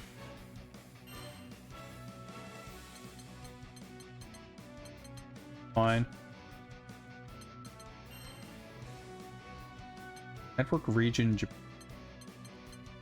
Why did it set that because I changed the voice language? I don't know.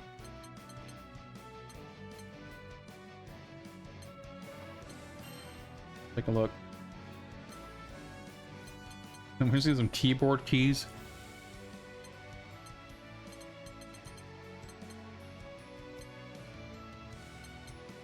All right, it's I've got type A and type B, which changes the keys, but it doesn't change the buttons. Why?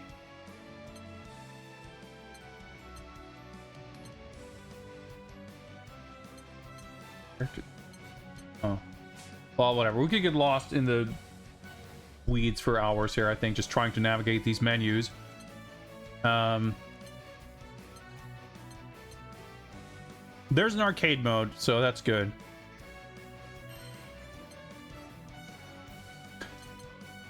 Why? Okay.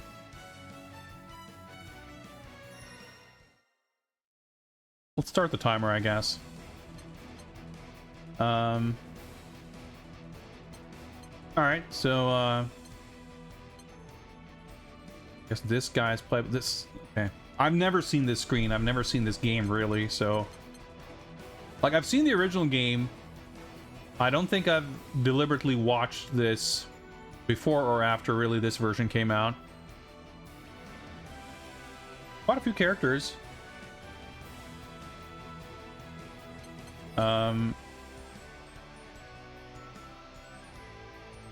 I guess she's it seems weird. I don't know why she's highlighted. It's obviously a bunch of these other ones. Seems funny that they're distributed in such a random way across the grid. I'm like really shocked at how many characters are in this. So I remember the first game launched with like a pretty typical roster, like for a modern fighting game. It had like 16 characters or something. And this is like one of those grids where you just like, oh, I don't even know where to look. Yeah, I don't know why she's separated. Like who knows? It doesn't matter. I don't care. Why is there even a player 2 thing? Well, whatever.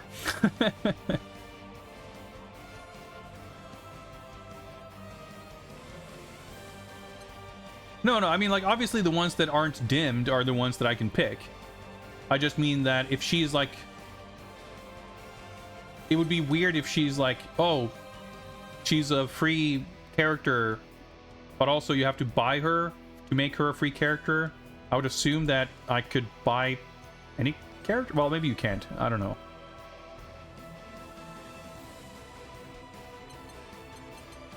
So I'm pretty sure in the 2 minutes I spent with the original, we played as Gran.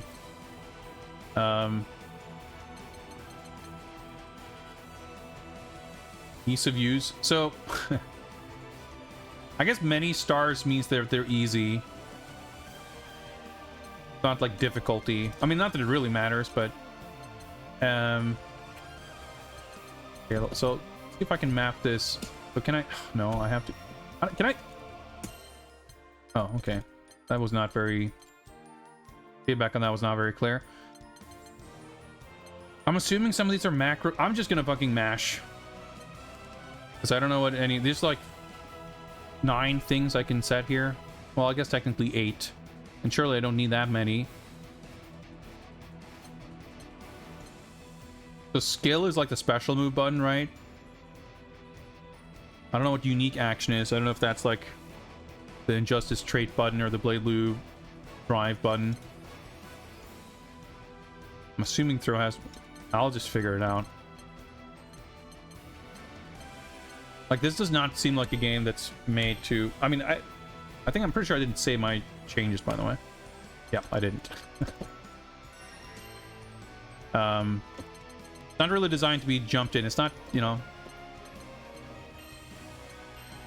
You could say the same for Street Fighter 6. Like, if you haven't played it, like, there's a lot of shit to configure. But this has, like, the added extra element of unfamiliarity with, like, Granblue, with anime shit, with Arc System Works fighting games, and modern games in general. Anyway, Siegfried. pick Siegfried. Alright, you get to see what you look like before you start playing, at least. That's nice. Oh, you have, like, weapon model skins and stuff. That's kind of cool. The technical inputs is, like, special move inputs, right? I assume. Select your opponent, huh? I guess even in some arcade games, like in Fatal Fury 2 and stuff, you get to, like, pick who you're fighting first. But I'm wondering if this means that there's, like, not a proper arcade ladder. Man, so many of these characters, like, the artwork in Granblue Fantasy is beautiful, but man, so many of these character designs just are so, like, don't do anything for me at all. Well, whatever, we'll just pick someone.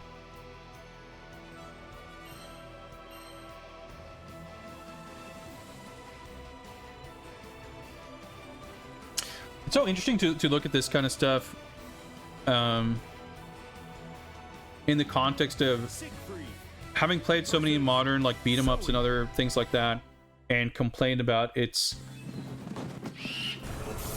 you know, games that are bad at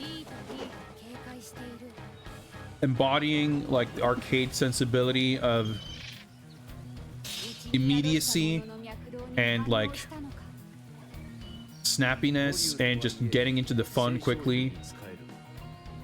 And evidently, not that this game is, like, the only example, but that's not a thing that's purely the realm of, like, amateur developers who weren't around for arcade, you know.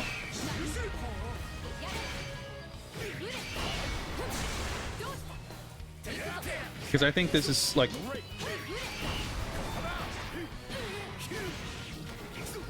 I said about, like, Dragon Ball Fighters and stuff too, where, like, the main menu is, like, so complicated to navigate that you don't understand what's going on. It takes, like, 20 minutes to start playing. And even here, like, you pick a character, and once you've picked both characters, it just stays at that screen for, like, 5 seconds, and then just, like, really slow fade. Like, a lot of the presentation is visually appealing. Like, it's nice to look at, but, like, the navigation of the menus and, like, just getting into stuff and, like, the flow of going from one thing to the other is, like, really arduous and cumbersome.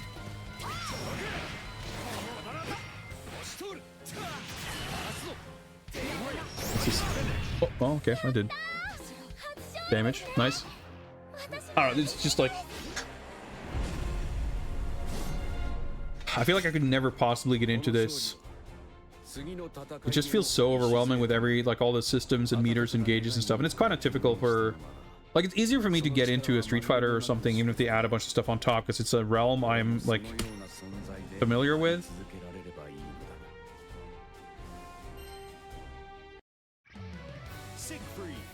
But it feels to me like I like fighting games, but the feeling of, like, impenetrability compared or compounded by and you know, together with the aesthetic. There's a lot of stuff that's super polished about this and that's appealing and that's cool, but I feel like the game is instantly presenting so many hurdles for me to get to enjoy it that I would need a significant investment in wanting to enjoy it to be able to get over those hurdles. And that's not like, oh, fighting games are complicated. It's more like I said, it's like anime game illiteracy. But I mean, I've been an Arc System Works enjoyer for like 20 years. It's nothing new. They just have, like, a certain quality to them.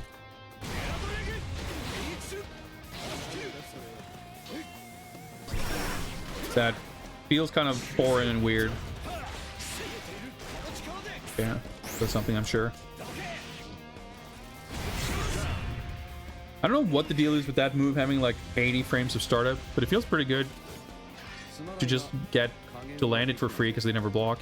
Player one, win. Battle two, engage.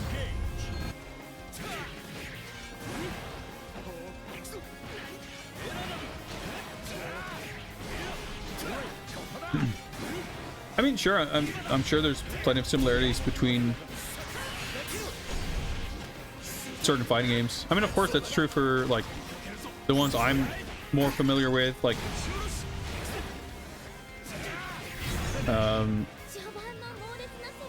some games are more similar to others, and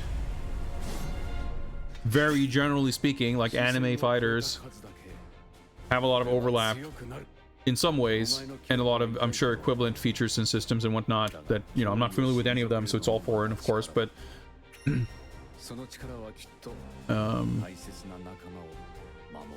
I think there's also just something to do with the presentation Versus Sores. where there's just something about it that's kind of visually overwhelming in a way that like older games weren't. I'm just like, I don't mean to be just complaining. That's not really the point. I'm just trying to, like, because I play, it's relatively rare that I like just jump into a brand new fighting game that I've never played that's like a modern game. And I'm just trying to sort of think about, or like assess and figure out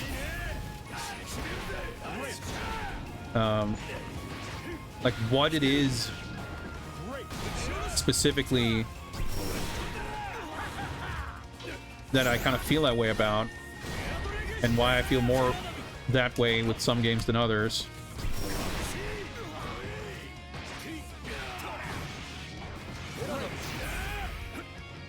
Oh, that's right, I have like cooldown shit.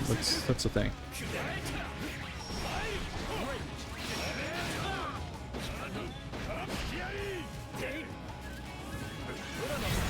Special attack cooldowns is a weird thing.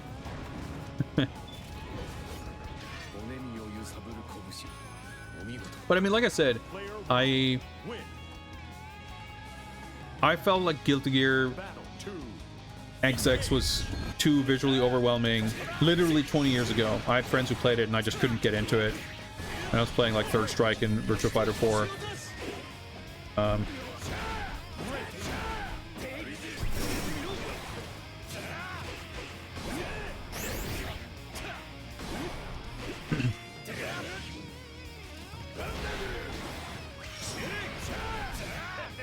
Yeah, I'm very curious about Double Dragon Revive. I have mixed thoughts on it for now, but I don't really. There's not much to judge, like, from what we've seen. I'm looking forward to it. I reckon I'll enjoy it, but I don't really like the look of it. I don't mind the like visual fidelity. In a way, I think if it looked exactly like, well, I shouldn't say exactly like that, like this, but because this game, you know, this doesn't look exactly like Guilty Gear Xrd or Strive or DBZ or DNF. Like, all the games do look different. But it, you know, it's Yuke's making it. Arc System Works is publishing it because they're the Double Dragon rights holders. But if it looked more like a modern, typical Arc System Works game, I mean, I wouldn't hate it, but I feel like there could be a degree of that visual overwhelmingness that I could find a little bit off-putting in a way. But, well, yeah, okay, that does something, I'm sure. Oh, that doesn't reach full screen, I see.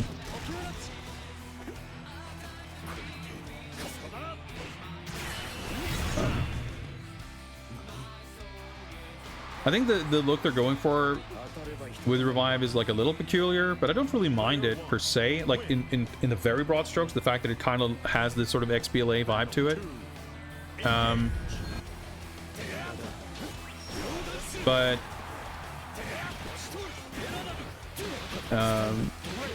I don't like the character designs all that much.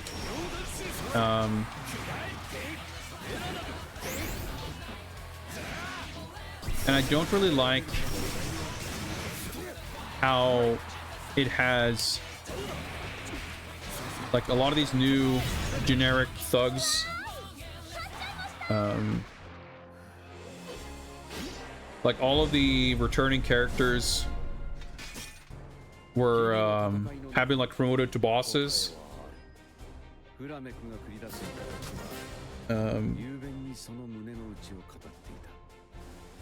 So you have like Roper was like one of the first characters to be shown, and I want to say maybe in more recent stuff they've shown Williams as well. I forget.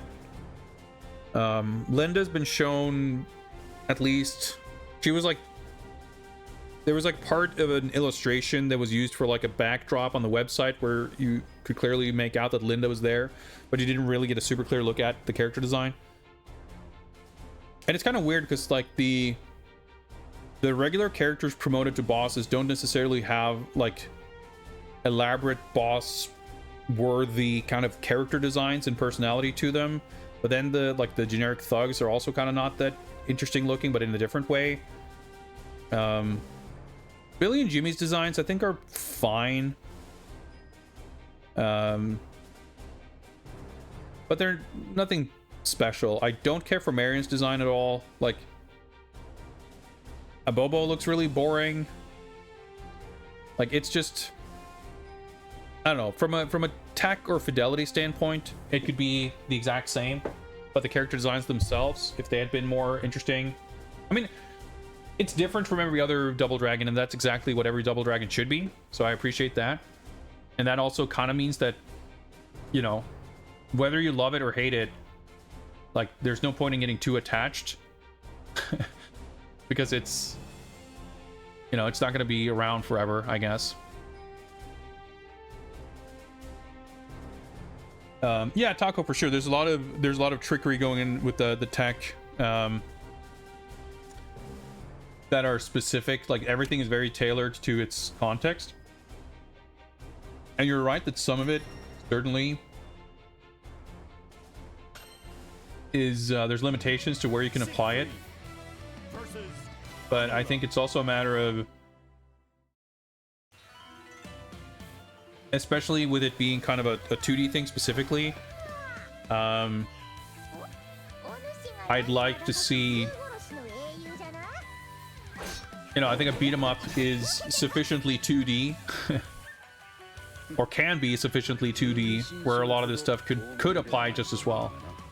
I mean, there are things like, you know, even if you have like a camera and movement stuff that is fully sort of emulating 2D beat 'em up, just having the depth axis and like character visually overlapping and stuff like is a change. It's different, it's not the same. But I think there's also plenty of stuff that's like that aren't that specific. Like there's been other games that don't, you know, they don't have quite the full sort of package of all the visual features of all these games, but they're still visually similar enough. There was that like Kill a Kill game that I remember being quite sort of it got a fair bit of attention for its association with Arc System Works in some capacity. Like they didn't develop it, but they were involved somehow.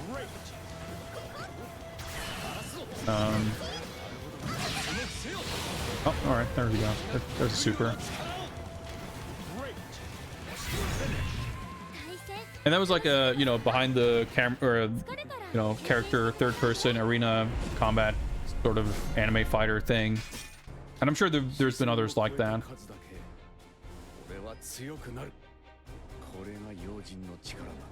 But there's a lot of things like that are overlapping in terms of the rendering and how they approach animation and the like shaders and materials and lighting. And what I've been saying for a lot, like I think saying, you know, oh, I wish Arc System Works would make XYZ, whether it's Street Fighter or Darkstalkers or KOF or Double Dragon or whatever. Like it's a shorthand that I feel like people have been using ever since Xrd came out. And I think what I appreciate with Arc System Works, like because they have kind of yet to apply their craft to a property or an art style that I personally really resonate with. I love and have a incredible amount of admiration and appreciation for the craft, and I think a lot of the specific techniques they use are really, really cool and really clever and really interesting. That what I really want to see is like more developers having the, you know, the resources and opportunity to develop, you know, to take that same approach of sort of jettisoning all the preconceived notions of what like video games should look like, or how PBR, you know, rendering pipelines should be applied, and you know, just focus on what do we want things to look like on screen, and how can we leverage 2D techniques and, you know, 3D technology and various tricks for just a sum total of a visual presentation that replicates a look that we're after. Because I feel like if you look at Street Fighter 6 or Fatal Fury or what have you, even if they look good, and you know, obviously it's not the case that there's no art direction going into them or anything like that, there's still, like, for all the strides that they both are making compared to previous games, you know, from those developers, I feel like there's like a fundamental reliance still on so many conventions and just default behavior in like shaders and rendering and animation and whatever else, where what's so cool about what Arc System Works has been doing for the last, you know, 12 years is that nothing about it feels like it's left to chance. Nothing about it is like, well, it just ended up looking this way because that's how things look when you make them in 3D. They had a very clear vision for what they wanted to achieve, and you know, they invented a bunch of new shit in order to be able to achieve that. And you know, it's not like there's none of that from SNK or Capcom or NRS or whoever else. Yeah, this guy's definitely not doing too much, but it's round one. We'll see. And yeah, I mean, I don't want to belittle the efforts that I'm sure are being put in, but I feel like I would really have wished to see some of that effort being put in you know, other areas, or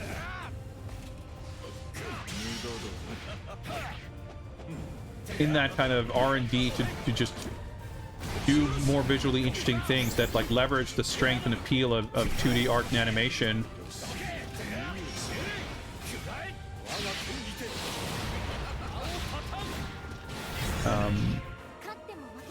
And you know, an incredible appeal that existed in the past in SNK and Capcom games.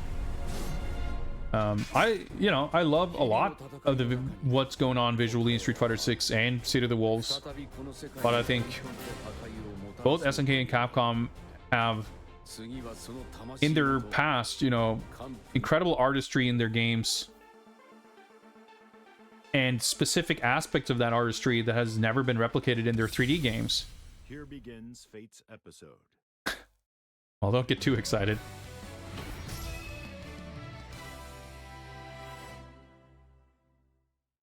Got a unique screen here, so I guess this is a boss. I mean, she looks like a boss, so that makes sense. Yeah, as far as the, you know, the difficulty level, this is pretty much what you would expect from most modern fighting games. This is usually how it goes.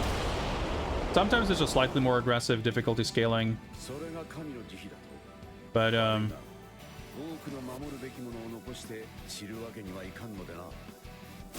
they're generally very much a cakewalk. They don't really force you to engage with much of anything. It's fine by me for something like this. I'm curious just to get a look and feel for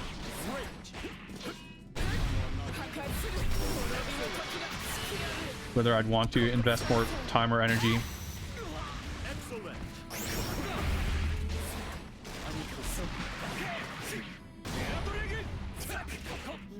So I'm not really sure. You can do the light version of this, that, and little combo. The medium one never seems to combo, so I'm not sure what the deal is with that.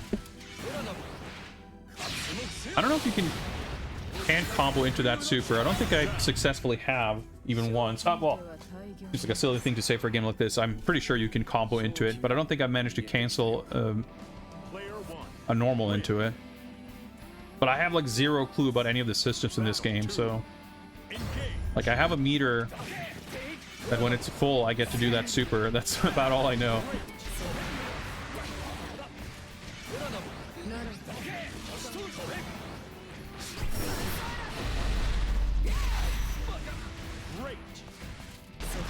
Can clench my fist and get a meter. It doesn't seem to go down or be affected by my special move, so I'm not sure what that's for. If I press the button again, I get another level of thing.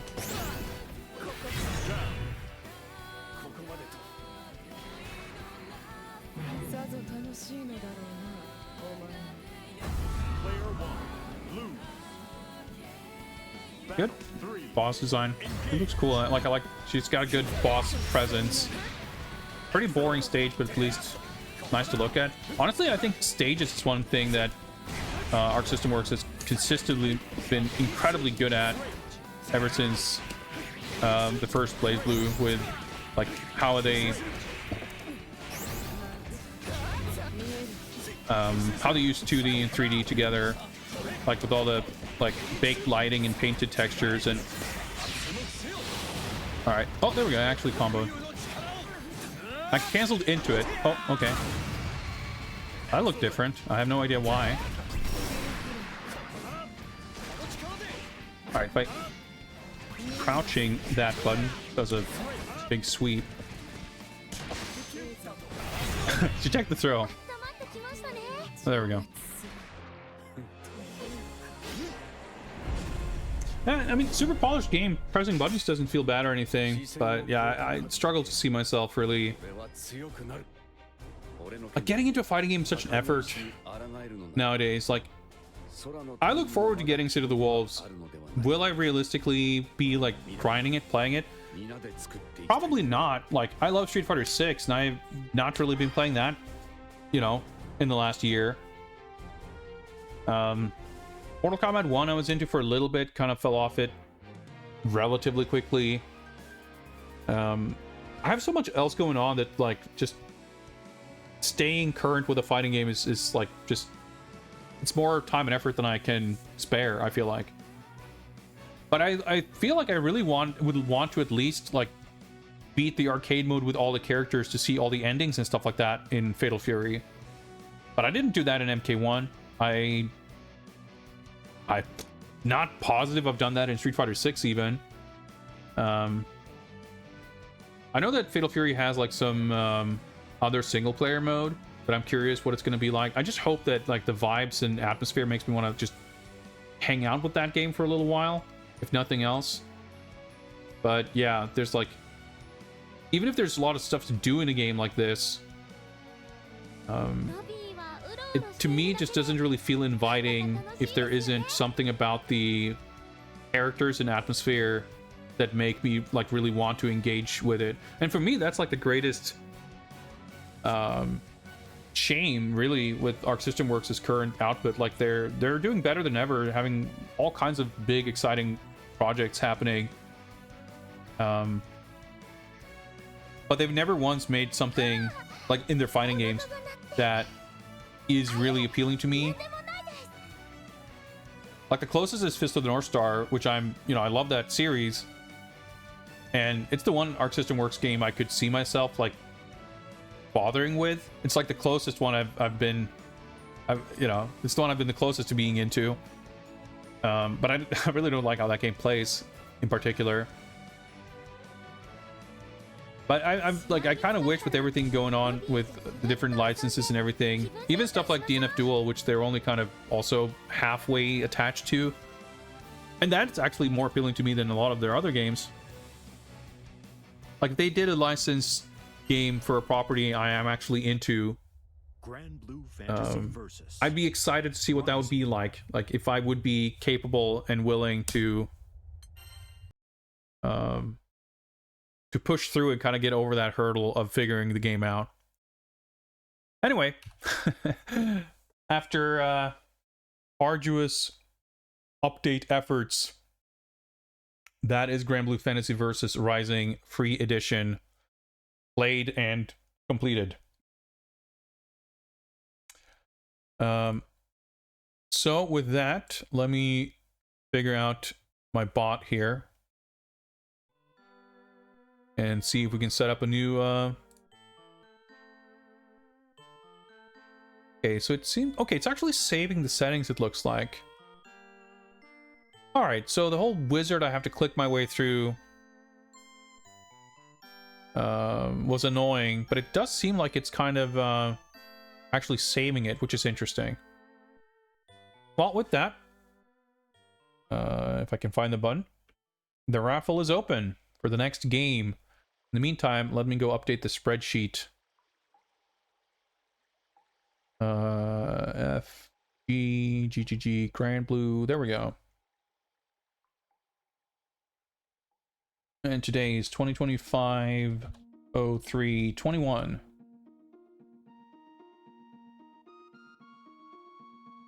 Color this red. That's not the right shade. There we go. All right, type raffle in chat, and you will have the chance of being chosen for the highly esteemed task of picking the next game for tonight's stream.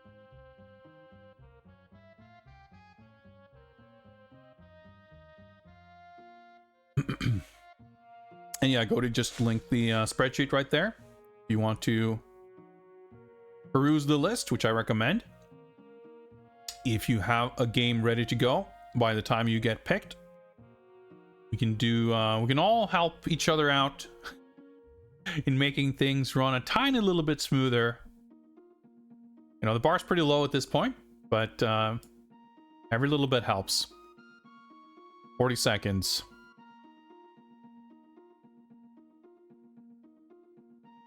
All right, let's see. We can we should hopefully be able to clear at least 2 games tonight. We'll see how much further we can go.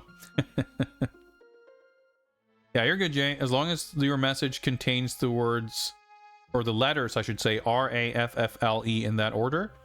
Any extraneous letters will not prevent you from being entered. Any exclamation marks before or after the word raffle will also work just fine. Whether they satisfy the gods, that's a different story. All right, let's choose a winner. Animated Taco, congrats. You will get to pick the next game. Set the timer in the meantime.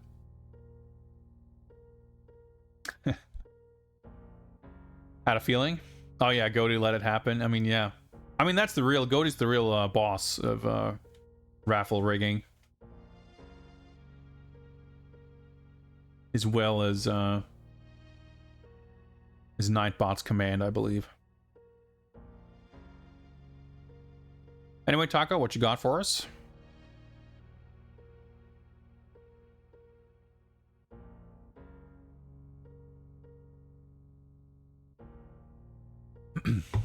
Not even Taco Tuesday. That's true, but not only do I not stream Tuesdays, Taco Tuesdays are actually on Friday here in Sweden, so that works out. Children of the Atom. I'm gonna get so fucking extremely owned. I'm not even sure how this is gonna go, but it's all good.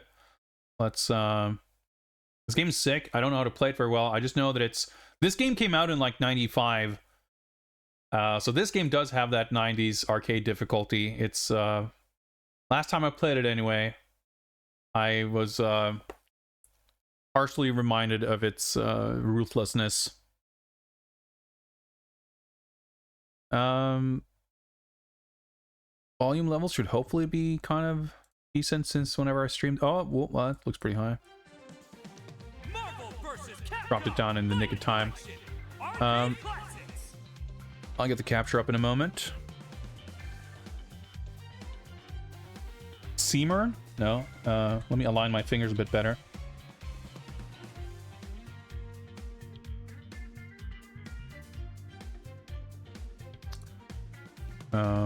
Do I have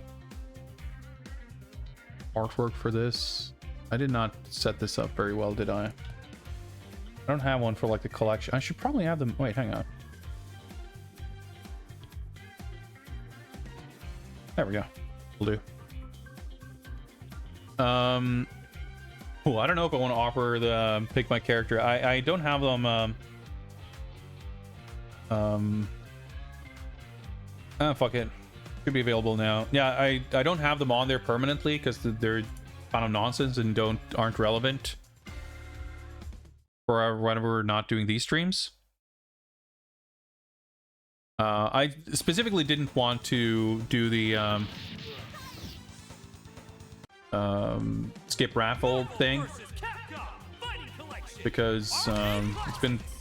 I figured we wouldn't even get to very many raffles today with everything going on. But it had basically just slipped my mind to enable the other the pick my fighter thing, but it should be available now. Let me just look at this real quick. Do you set the display things per game?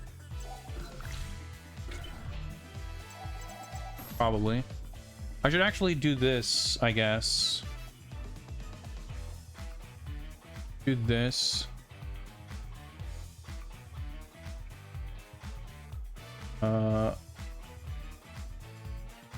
And there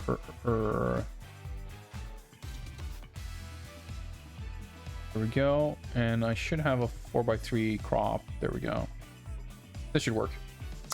And we're gonna be playing Psylocke, it looks like, which I mean, I don't know that I know how to play any character in this game really, so I'm happy enough with that. Game settings. So hang on. Okay, it's just a color. I was like, it looks like it would like went up. But I guess this is the default. I guess we'll do light reduction. That's probably good for people's eyeballs. Okay, I guess this means you can just pick Goki easily. That's nice. How do I guess I have to start the game probably to set the thing. Yeah, there we go.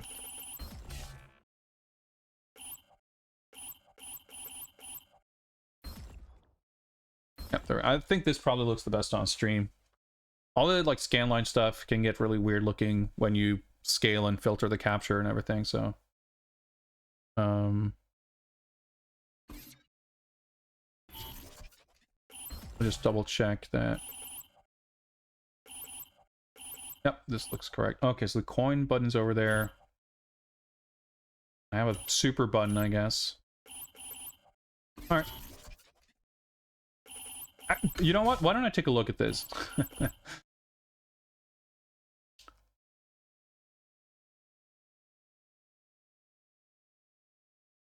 Oh yeah, that's right. There's like, yeah, this game is weird because it's like it doesn't play like the later games. It's kind of like early Darkstalkers where there's a surprising amount of Street Fighter 2 still in this game. So like the whole super meter system is weird. Like you can see there, it's like ninjutsu available at level 2. So that's like not a super, but it costs meter. And max level is their super. Yeah, I remember the meter system and the stun system. Like a lot of shit is really weird in this. Well, it doesn't have a complicated move list at least.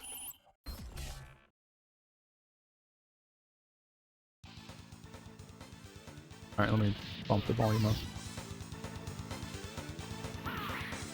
Combo is the key.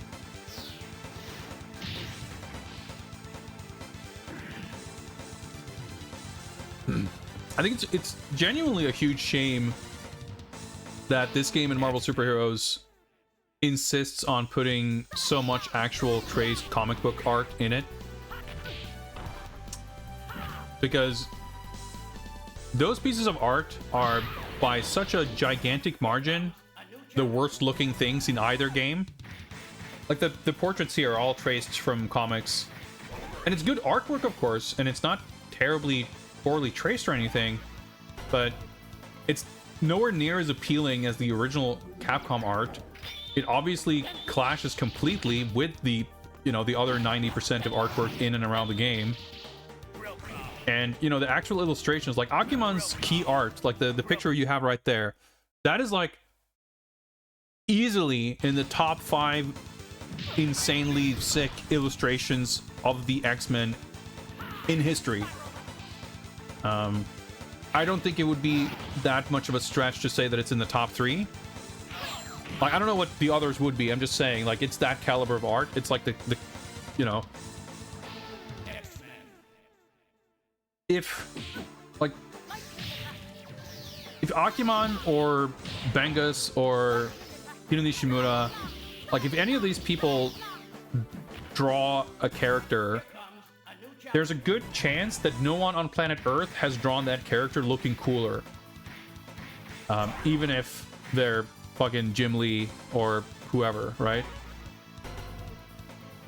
And I mean, it just, the evidence is, as soon as you look at X-Men vs. Street Fighter and beyond, like where they stopped using the traced comic art, like it looks so much better. And this game has, like, the character sprites are phenomenal. And I mean, all of the later games, this game and Marvel Superheroes have like more animation. Marvel Superheroes especially has like stuff that's cut out of all the later games. The stages in this game are insane, and it's just a shame that there's stuff like the comic book, like the traced artwork, that just like, if that also had like the full Capcom art treatment, it's such a like wasted opportunity.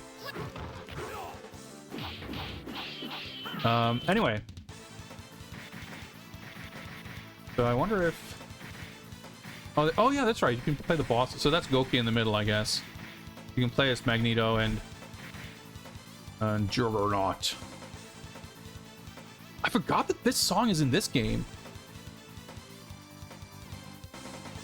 because this is a character select jingle from X-Men vs. Street Fighter 2, and it is like one of the best pieces of music in any fighting game. Like, you get so fucking pumped to play a fighting game. Like, compare this to the fucking sleeping pill of the 45-minute load screen to enter the online message board of a title screen menu in Granblue to this. Like, that select jam just gets you super fucking pumped.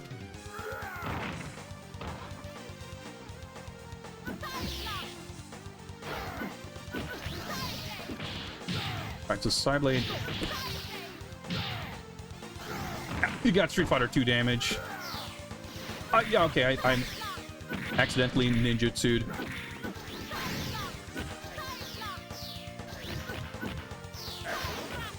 Oh, that's right. Okay, you can use.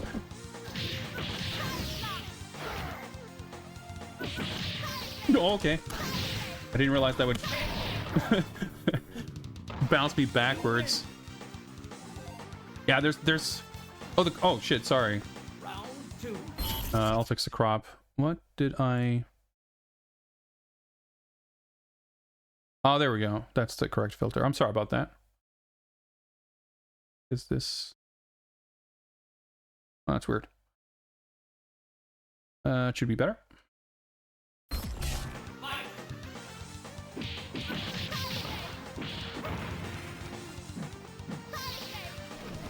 Stage transition. Like, the stages in this game are fucking insane. Alright, stun.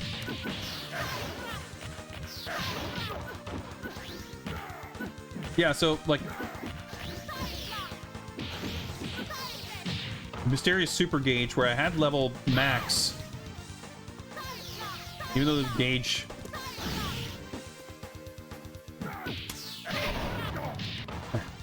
But Super Finish KO text is so, like, quaint compared to everything that would come later. Oh, the fucking Sentinels walking in. Oh, dude, the stages are so fucking insane in this game.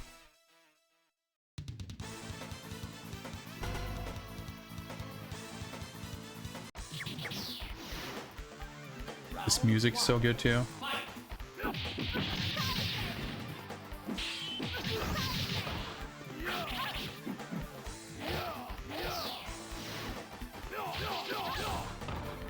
Oh, okay. Knocked out of ninjutsu, that's interesting. Oh, then it came back. Okay. Oh, and then just like teleport away.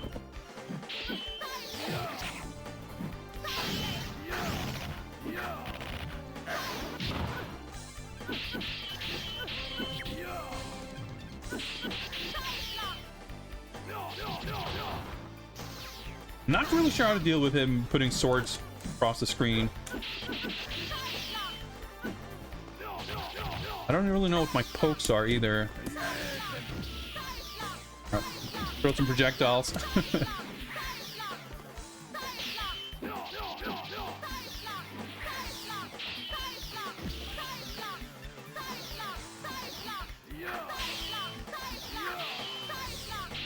Alright, I got the life lead. A little timer win post icon.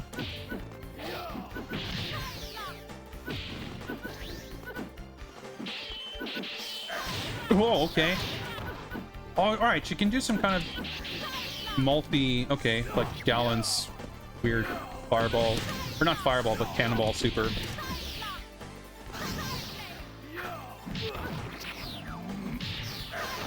Oh, sick. I did the super when he was stunned. Alright. I don't know what I did there exactly, but... Yeah, this game is, like, extremely jank and busted. She's saying Psyblast whenever she's firing her projectile to this fucking stage. Emergently escape pod. You're just gonna have to get used to me saying, oh my god, this fucking stage. On every stage, by the way. That's just this game.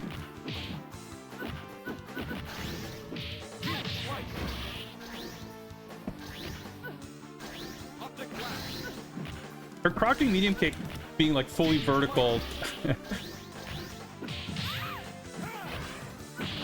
Okay, her crouching medium punch is better, I guess.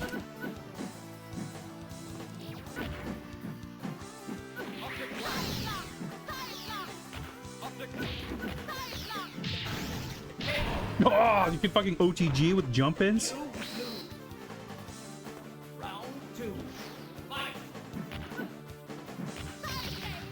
So the difficulty curve is like, oh my god, I was like facing the wrong way when I jumped at him, so he just threw me.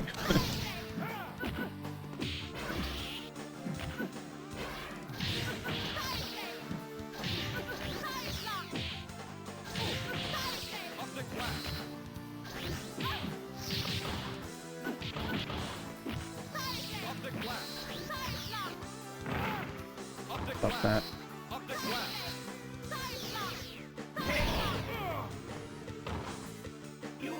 Like it's kind of floppy and weird because it's yeah, like X vs Street Fighter, and to a lesser degree some of the later Marvel games are like more familiar to me than this. But this game doesn't, like, obviously it looks more like those games because it has like the same characters. But the physics and mechanics are like not like that at all. It's obviously not exactly like Street Fighter 2 either, but in a lot of ways it's like, oh my god, I thought I was rolling through the other side.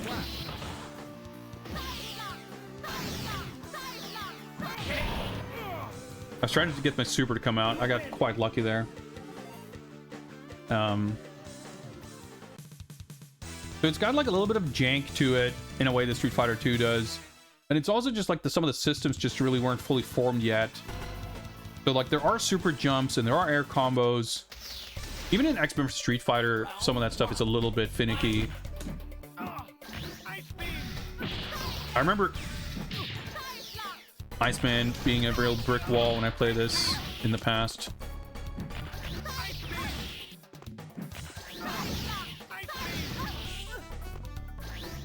But even just like the damage you can see is like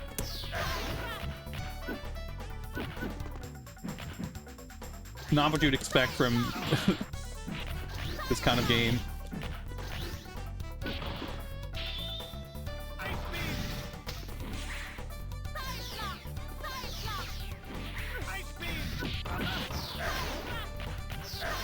The chip and everything.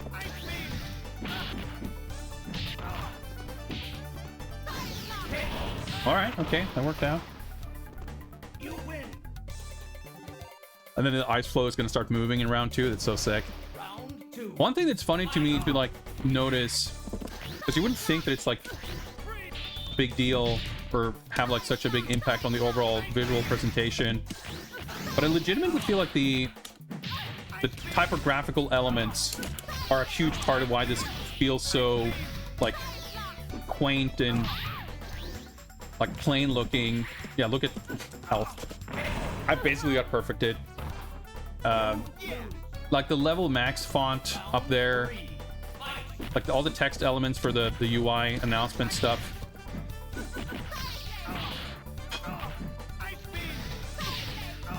Oh, dude, damage.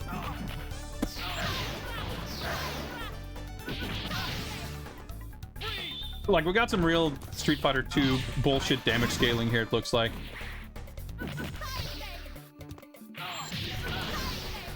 Like, sure, I deal damage too, but the AI seems privileged, to say the least. The rest of the text does look fine, but at least in the context of having the later games to compare to,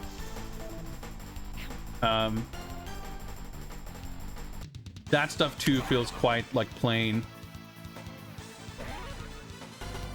Even like the size and the simplicity of some of those like messages, like the way they're written.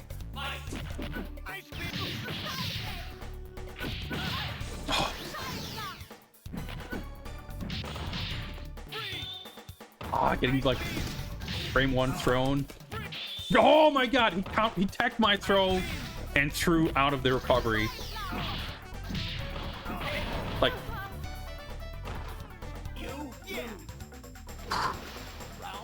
like I said, Iceman is, you know, the brick wall here. No air dashing. Sense.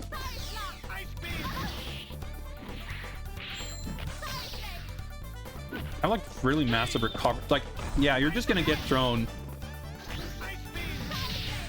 They can't throw you, they will. He actually didn't tech that. That's incredible. I tried to throw. I don't know why I thought that would be a good idea. No idea how her ninjutsu actually works. I don't know if every clone has its own hit and or hurt box. I'm pretty sure I started the timer, but I guess I didn't. Try that again.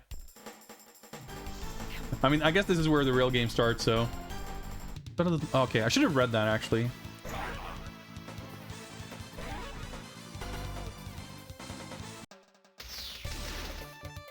Round 1. Fight.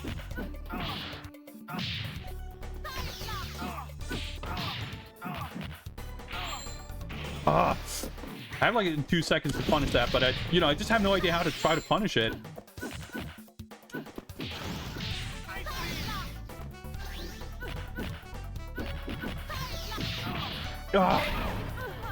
And I just habitually try to cancel into a light special expecting to be safe, but no.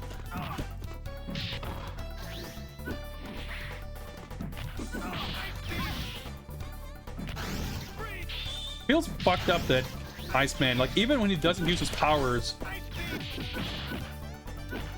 just outranges me.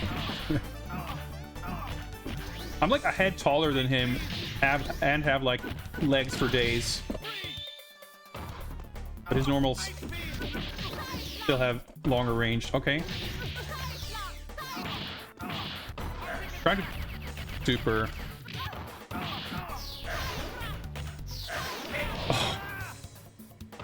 You win. That's so sick. You can cancel the win pose and post fight even after round 1.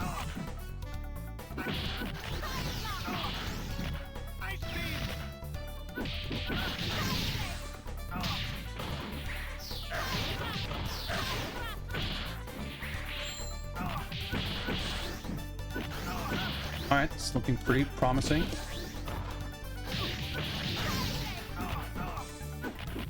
Specials are so fucking jank, but we got it.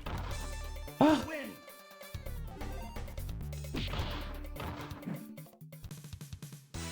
That's so cool. Yeah, this is an X versus Street Fighter 2. Like, pause on whatever frame you're. I mean, that's basically from Strider Hear You. Yeah, the ice flow is like stuck to the beach in round 1, and then when round 2 starts, it starts floating away.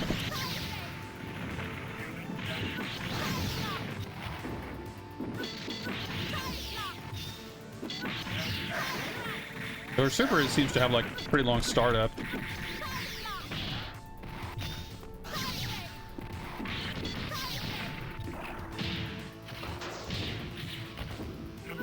But that's the thing, like, this game invented a lot of... Oh, nice, I shot his rocket punch.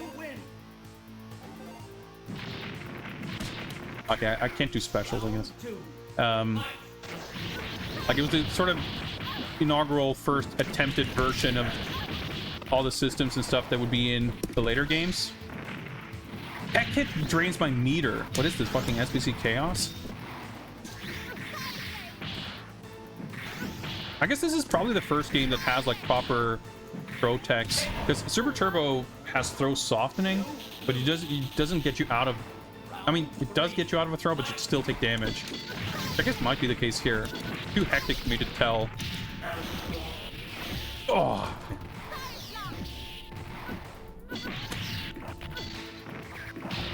I canceled into my super and he just threw.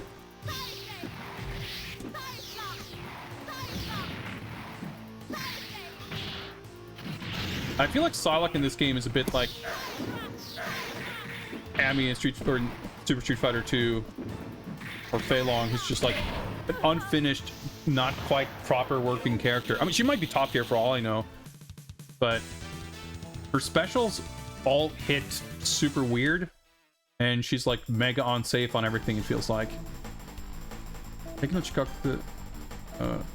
okay, yeah, forward and medium or heavy punch this throw.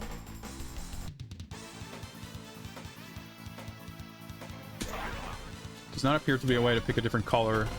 That makes sense. That's probably a Marvel thing, where they didn't want you to be able to pick colors.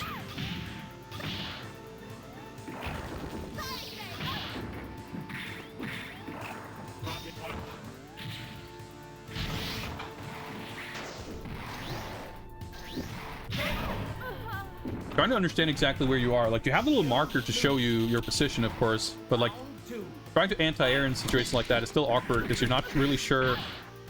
Like, it's easy to get crossed up.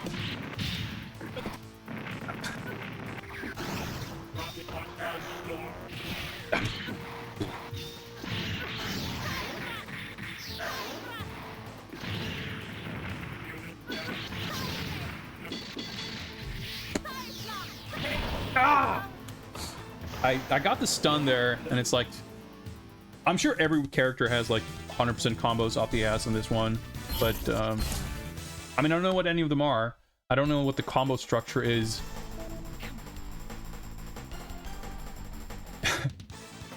You know, as much as there may be one. I'm just doing like light, medium, heavy into special, and even then on hit, I feel like I'm probably minus.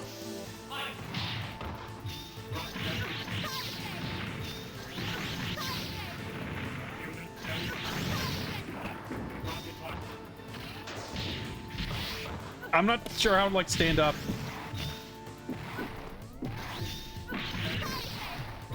Ah! Sniped. Sentinel technically is not even a boss character.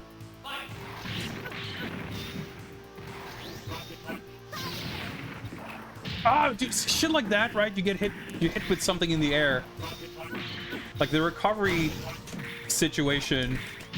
Yeah, like that. Getting your throw tech and then getting thrown immediately afterwards just feels really bizarre.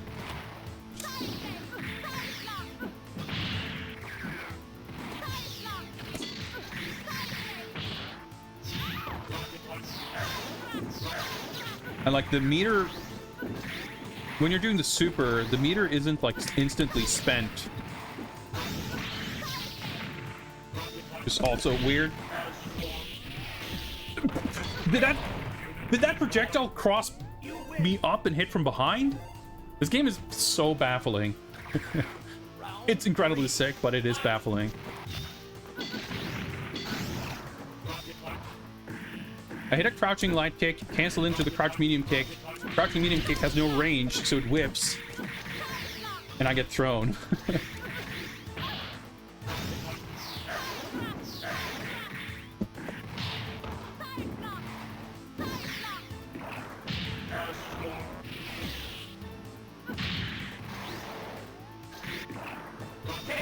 I guess he blocked that. I could not tell what happened. I was like, let me try to anti-air. I stick out a normal, and the next thing I know, I'm getting thrown. He still feels not nearly as hard as Iceman.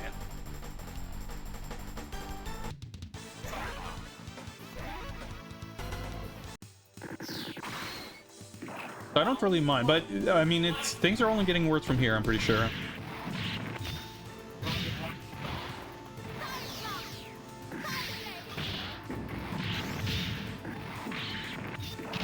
But yeah, you see, like, he sticks out one heavy, and I take like a good 20-something% HP. That is for real, like Street Fighter 2 DNA, I'm pretty sure.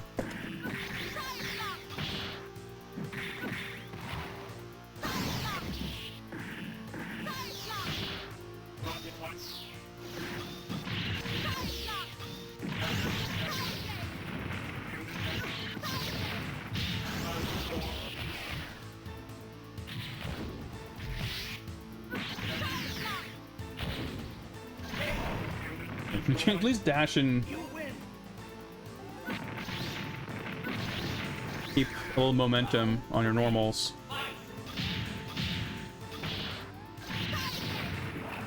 Oh, I can see like the.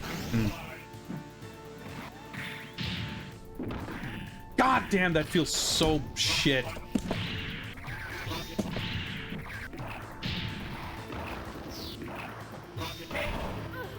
Okay. All right. Okay. Sure, whatever you say, game. I don't think I can fully convey just how confusing this game is. Because there's so many situations where it's just so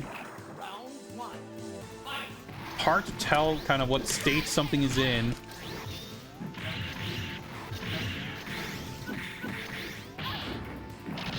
Or when things kind of just behave a very different way from what you expect. That 30% single special felt real good. I mean, I'm not shocked that Sentinel would have a higher damage output and or defense than Psylocke, but I'm pretty sure that's not really what's happening here.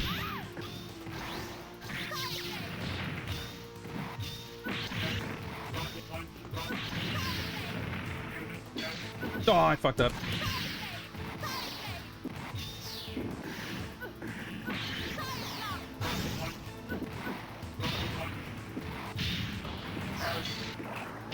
I hit him out of his super, please.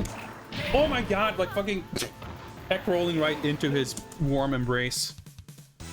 I got super thrown for a loop there because I was trying to do the super and I got the ninjutsu instead.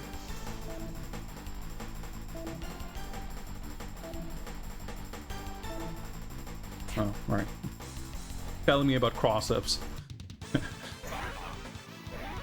I mean, that's pretty cool that the good, like, basic hint to give a player. I've limited use to me right now, though.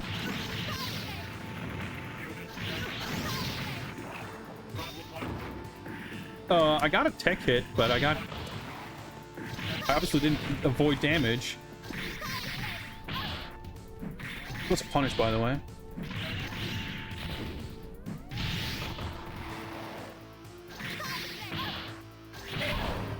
My light side blade is being punished. Thought it was safe, but...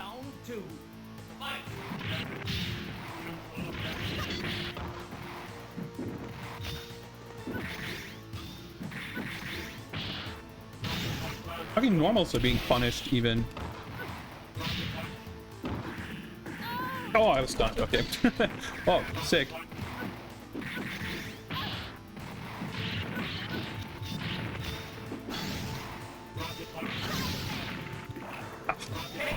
I survived a hell of a lot longer than I expected. Dude, matches are so fucking fast in this, too. It's pretty crazy.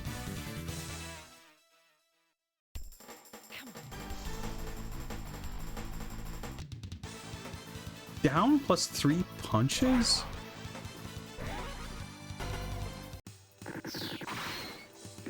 Look at me, like, for tech rolling. But it said something about when being thrown.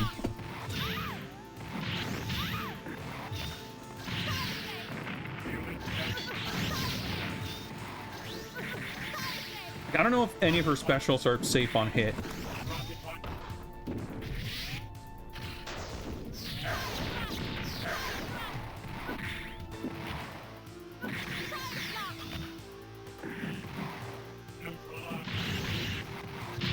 Double KO. Fuck. Pretty sure, yeah, a draw game. Yeah, no one gets around for that.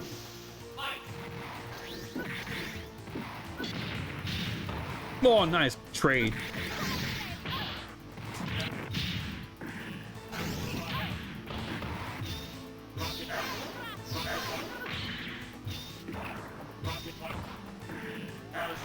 I'm dead. Yeah, the way that you take damage like multiple times, like when you get thrown and when you land on the ground and stuff like that, very peculiar.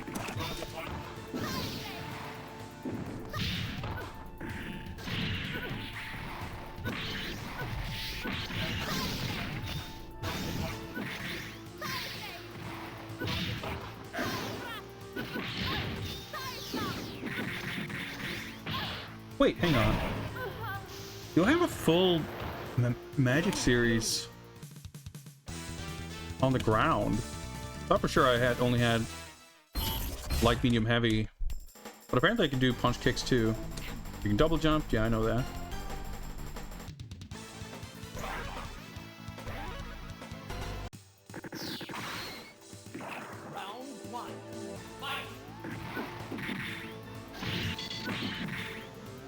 Alright, so tech... Okay, that's... Okay, that's good.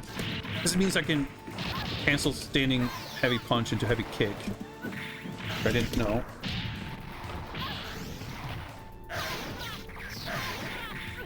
Like, fucking Blanca-ass super that just, like, doesn't work. Ah! I canceled into the fireball, or the side blast, but I did the upwards version, so it whiffed.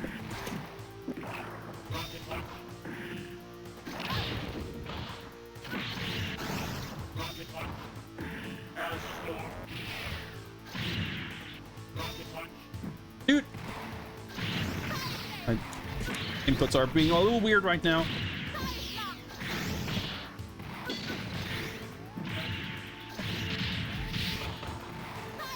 Oh my god, I got so lucky. That was supposed to be a super. Getting a wrong input and still having it work out.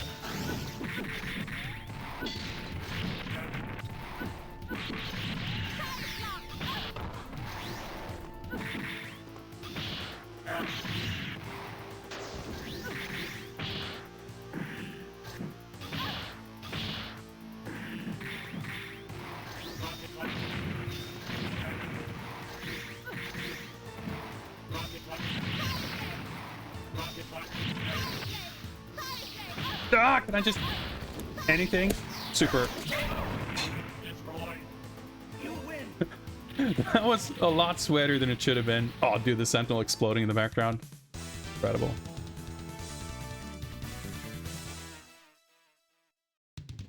Oh, fuck. I thought it was Juggernaut next. I love this song. Round one. Fight.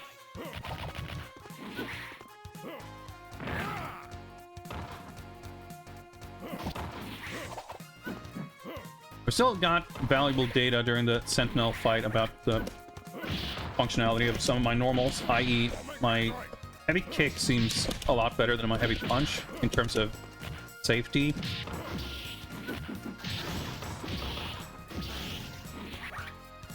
Having said that, getting in on Omega Red seems very difficult. You lose. Round two. Fight. See that? Like my standing heavy punch is unsafe on block.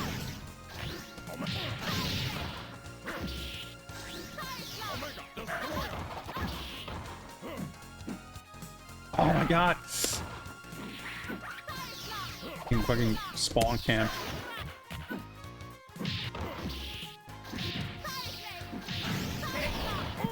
Dude, I accidental max range, like I canceled into the heavy kick which whiffed, but I could still cancel it into the projectile which connected. Omega Red has a smaller hurt box than Sentinel, obviously.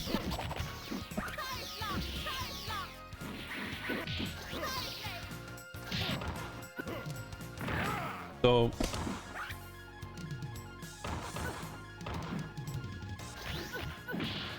canceling into the heavy kick isn't probably no, not quite. Oh, okay.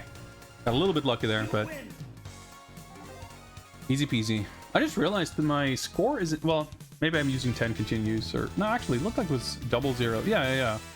Unless I used 100 credits, the score isn't actually keeping track of my continues in this game.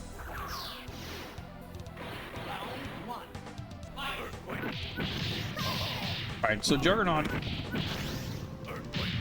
operates on kind of different rules. He's the first of the two boss characters. I fucking love his voice, it's so satisfying. I mean, all the voices are great, of course.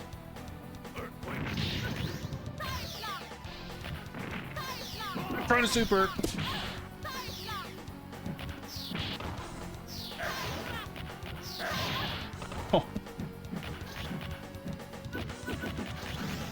Oh, I can roll forward out of my heavy kick. That's interesting. I didn't realize.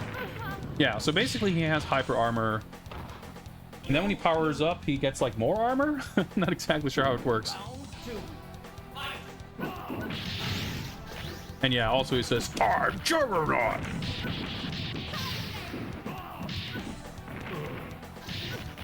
Oh, I mistimed the jump in. Oh, okay. So I can activate my super and then go in any, like in 8 directions. I accidentally activated the super and went backwards.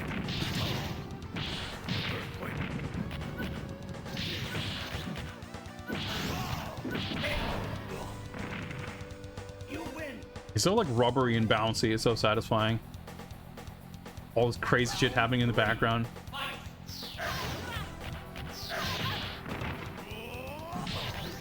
Yeah, so now he's powered up. Alright, that's pretty good. I got the throw out and yeah, the damage though.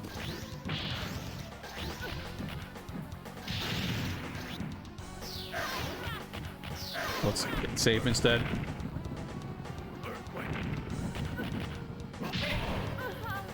I mean, Juggernaut doing a big-ass swing and dealing that kind of damage feels appropriate. Feels a little weirder when it's Iceman. Or when it's Sentinel, and it's specifically in a situation where it's like, I land a hit, and then he punishes my attack by, like, flicking his wrist, and it does 25%.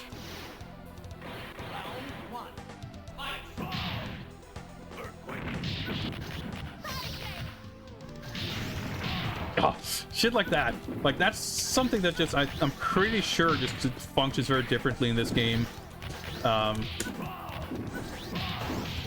Like, when and how you get, like, reset in the air and when you can perform actions.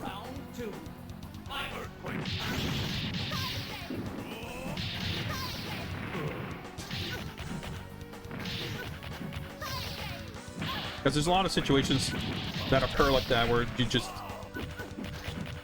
Well, not so much you, but they get to perform actions where it feels like they shouldn't. I mean, I'm sure it applies to both fighters, but...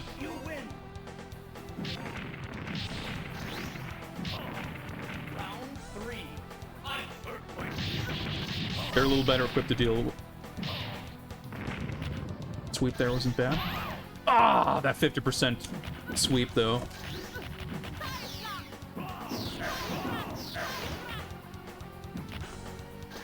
See that pushback on block? Like, that's some real-ass Street Fighter 2 shit.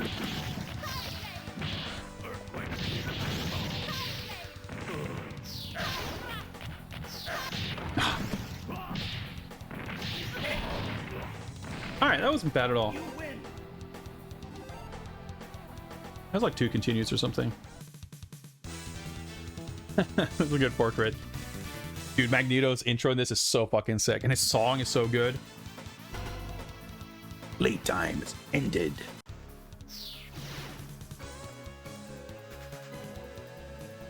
You dare rise against me. The human era is over. The mutant era has come. This is like such an ultimate final boss theme.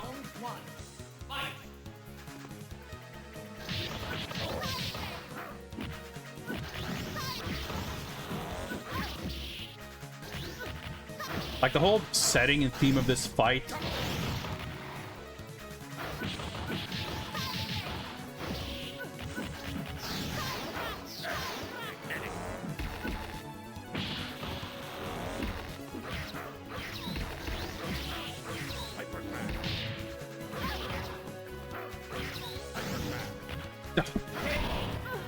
Like, it's so obvious when you play this game. I mean, most players would probably be familiar with Magneto more for his later appearances. But when you see him in this game, like, it's so clear how he was designed. Like, his visuals and his moveset are so designed as a boss character. Like, he's got that, like, ultimate boss charisma to him, which is, you know, just a good representation of the comic character, of course. But just like the effortless nature of his posture, like his kind of smug aura, and his literal aura also.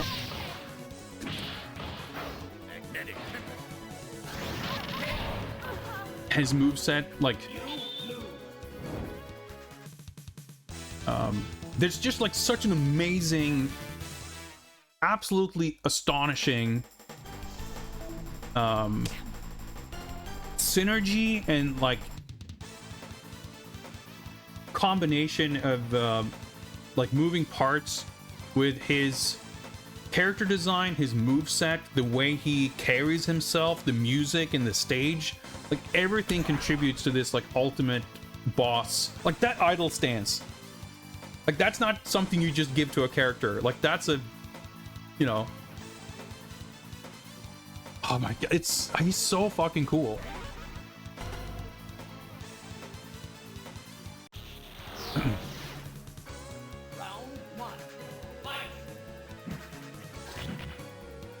Yeah, I have not watched, like, the Marvel cartoon stuff was not like a big deal over here. And if I had seen any of it, it would not have been in English. So I have, like, not... zero connection or familiarity with the cartoon stuff.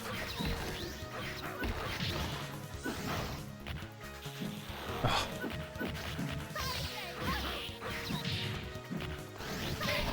Nice. Voice. You win. Yeah, there's a lot of animation in this, like, in the next game especially, MSH.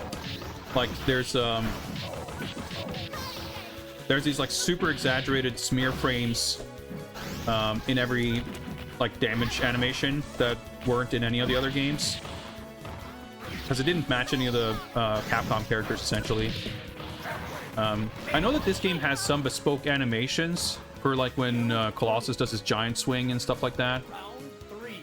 Round 3. But especially, you know, with boss characters, it's pretty common that because they're kind of designed around their boss abilities and behaviors,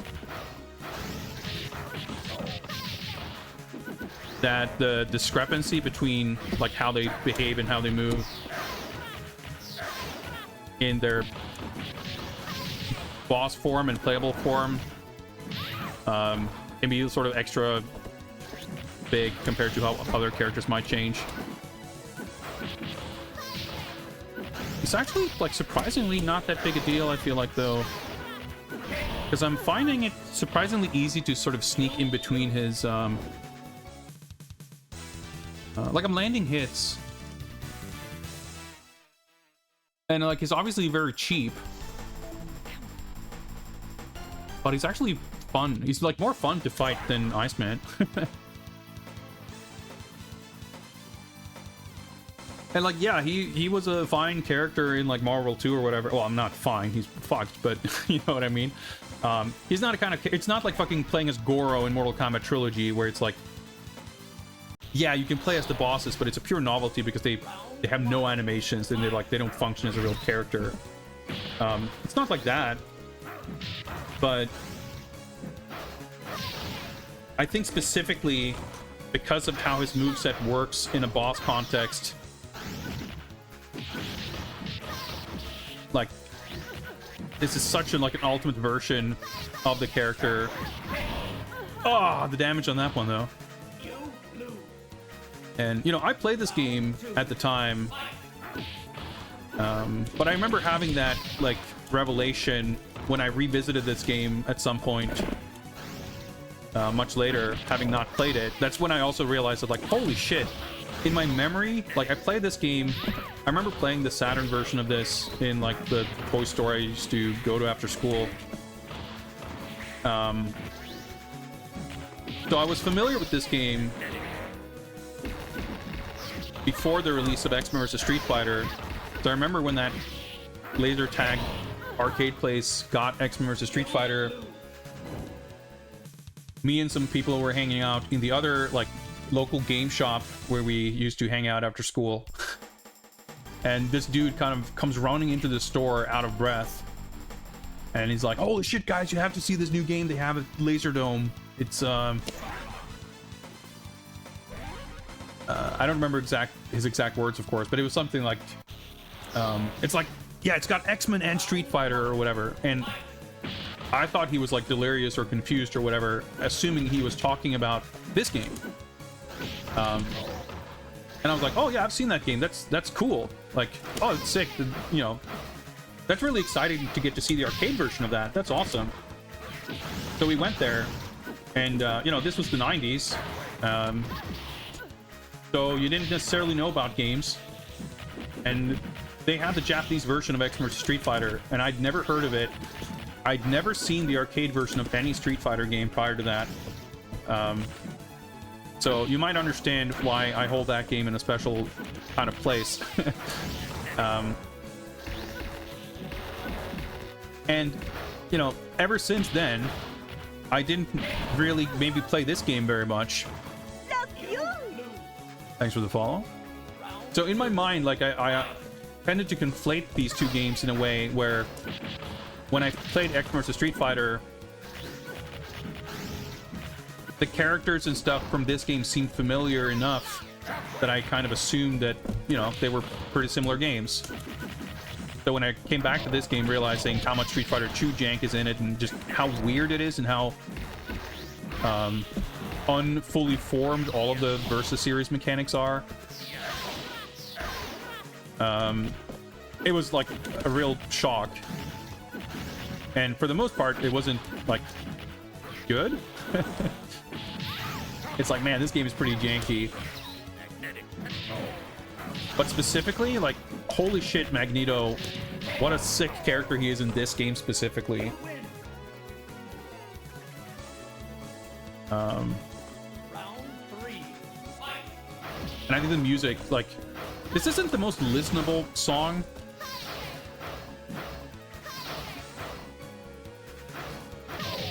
But it is like such a good boss theme. I'm just realizing that she's got some kind of Dimitri dash uppercut thing going on too. Where when I do the straight side blade, during a dash, it goes forward.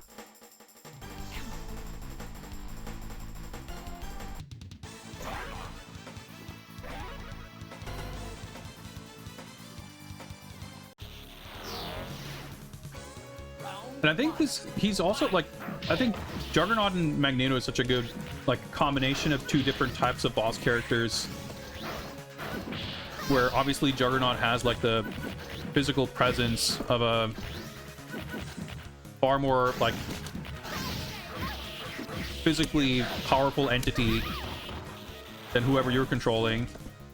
I mean, maybe not Sentinel, but just maybe.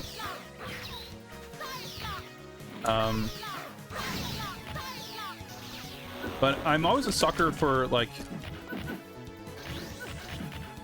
human-shaped and human-sized bosses and, like, rival characters. Like, it's always the most hype shit in an action game. Even if you're fighting big monsters and shit, when you're fighting a tiny little dude who's no larger than you and he has, like, equivalent skills and abilities to you, and he's, like,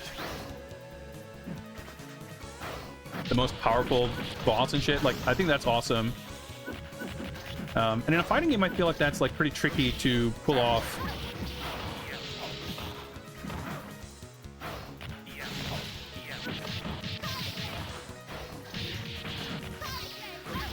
But Magneto, I think, straddles that line really well, because especially juxtaposed with Juggernaut, where he is, you know, he's powerful, he's got a physical presence, but he is like fighting a normal person in terms of his physical presence. But he's got these incredible abilities, and he's like simultaneously super cheap, but also not like just super unfun and annoying and cheap in a boring way. Like, yeah, I can kind of fill the screen with stuff, but he's like an active participant in it. He doesn't, like, you know, just teleport in laser beams from off screen while looking bored. You know, I'm thinking of some of the KOF bosses that are just like extremely cheap, and I don't know. As far as cheap fighting game bosses go, I think he's pretty top tier.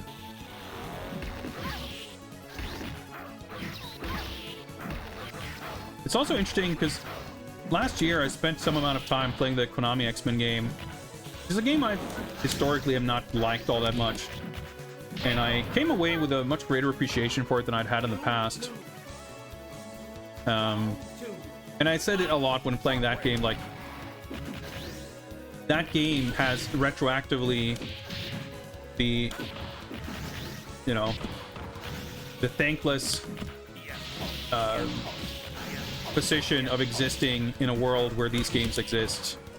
You know, it didn't when it came out, but now it does.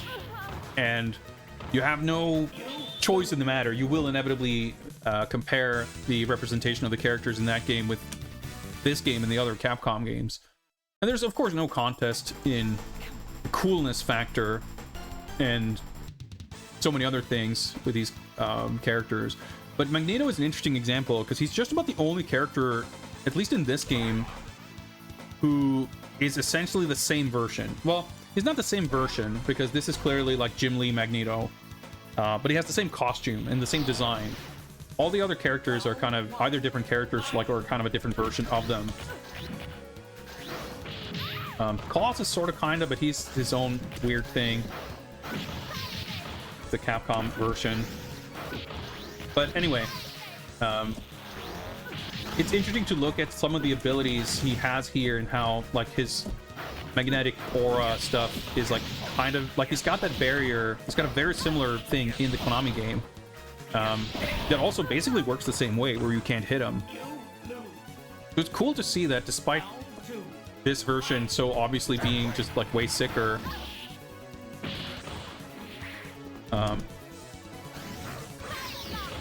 he actually has like quite a lot of similarities.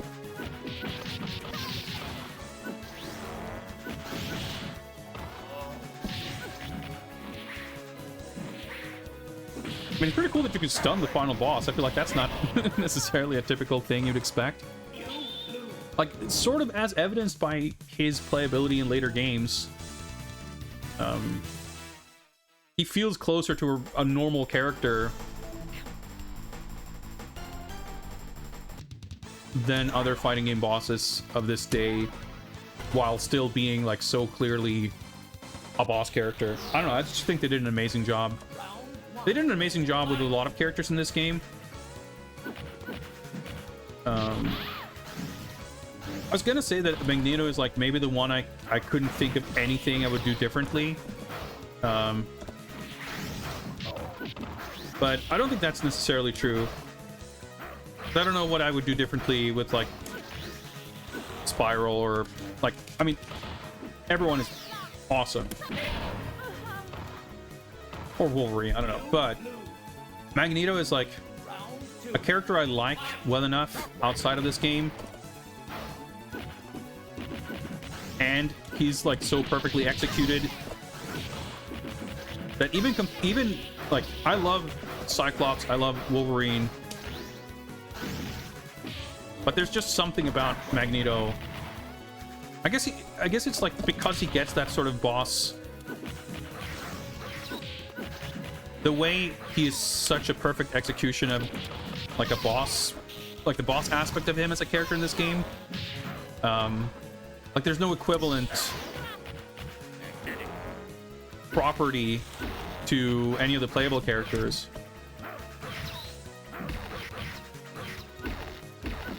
I'm guessing I'm hitting the barrier. I don't even know how this stuff works. Ah, shit. The impulse. Oh, the flashing eye, the way his cape's animated, like, like there's no way he could ever have been this cool in like Marvel 3. I think Marvel 3 is a good game. They did a great job in that game in so many regards. I think art-wise, it's a lot nicer to look at than Street Fighter 4. I think it looked better at the time, and it's aged much, much, much better. It sure as shit looks a lot better than Marvel Infinite, that's for sure.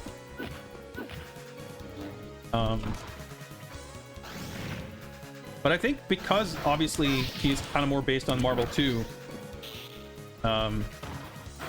his kind of like movement speed and how he does things just can't be as cool as in this game.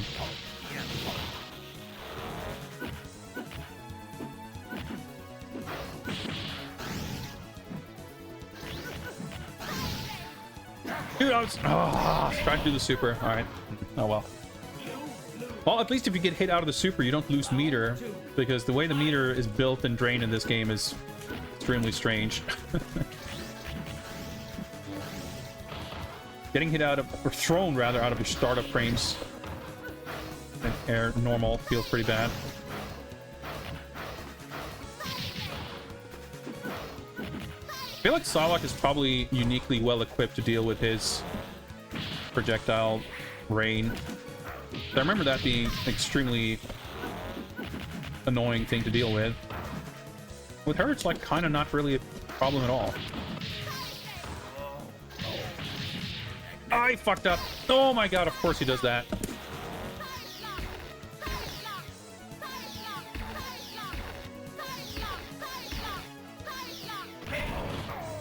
Luckily, he was pretty passive there. Round 3. Fight. Oh, that's half my life bar because I didn't do that properly. Oh my god, just do throw after throw, sure.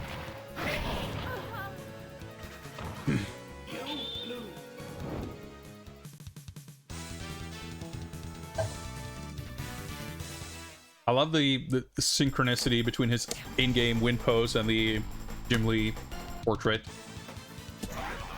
Obviously, it would look 10 times sicker if they actually pixeled the original art with the same like poses, but can't have everything.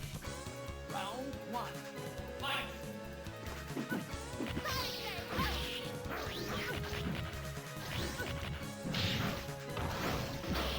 Yeah, the way like everything can OTG in this game. Yeah, one of the many very strange things about it. Oh. You lose. Round 2. Fight.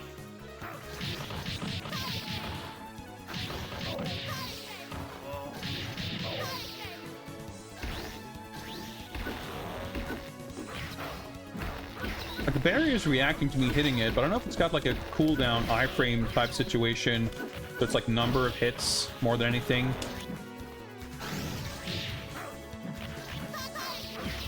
What can I? Isn't it the hyper grab in like 8 matches? Wow, okay. Those like weird exaggerated frames.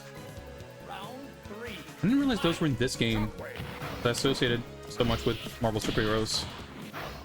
But they're on like every animation of any character getting hit by anything.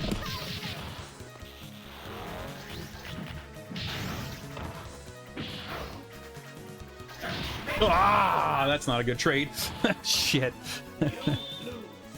And yeah, he's standing up animation when he's like whirling around, like just covering himself up.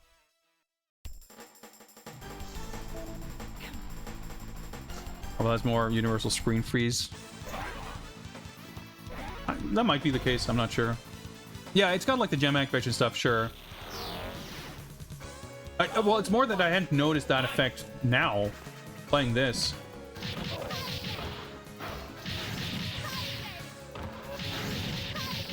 Let's keep it simple, just combo heavies into heavies. Oh my god!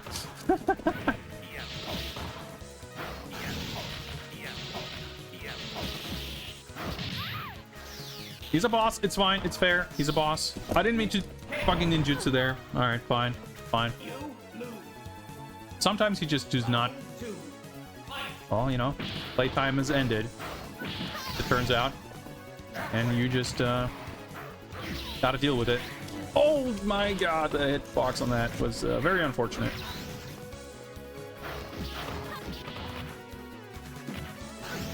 Oh my, I cannot believe I fucked up the input for the side blast like 3 times in a row. I didn't get it come out. Or the side blade, rather.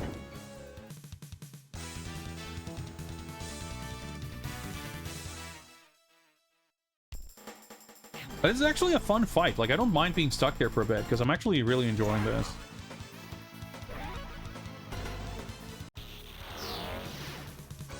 Round 1. Fight.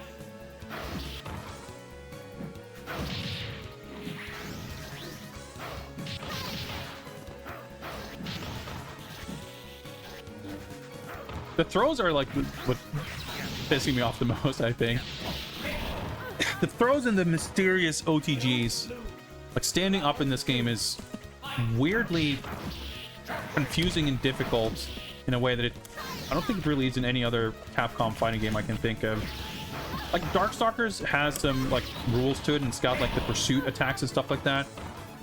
But in this game, like, it's so weird how often you get knocked down and you just sort of are stuck on the ground for a long time. I'm not sure what like the input is. I'm trying different things, and it's like sort of working, but a lot of the time I'm just like stuck on the ground, and pretty much anything can hit you.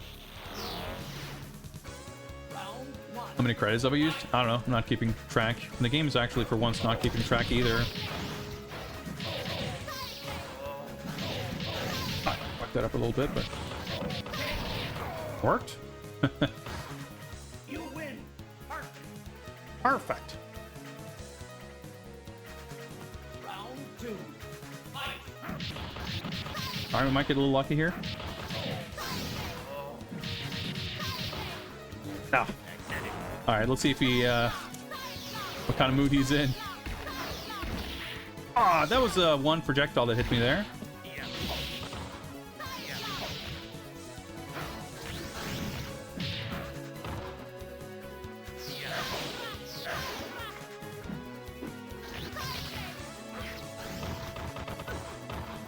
Ah. Oh, nice. I got the meaty. No sweat. Ah, I can't. You can't abort the win post in the final boss.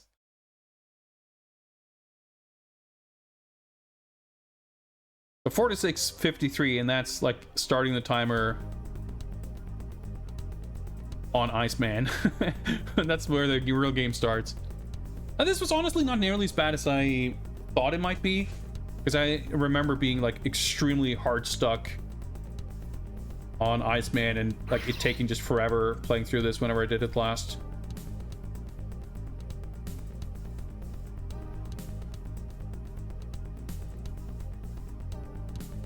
It's so weird seeing Wolverine's idle animation just like half speed. Everyone's feet like overlapping in really weird ways too.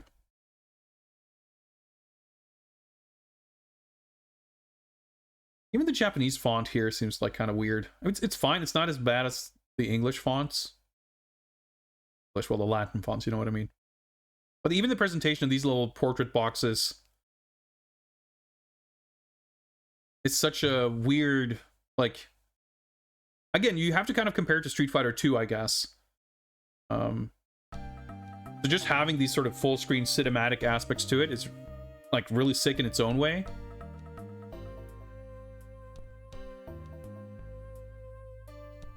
It reminds me of Samurai Showdown.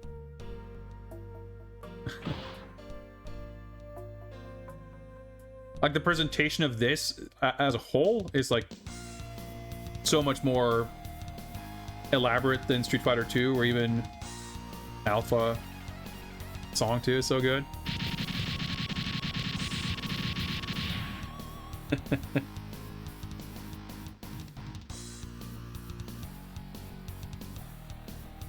Like, hey, I booked the danger room for today.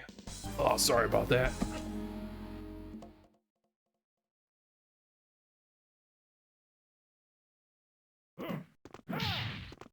Zero win. Man, what an incredibly cool game. Like, it's such a janky mess, but it's so fucking cool.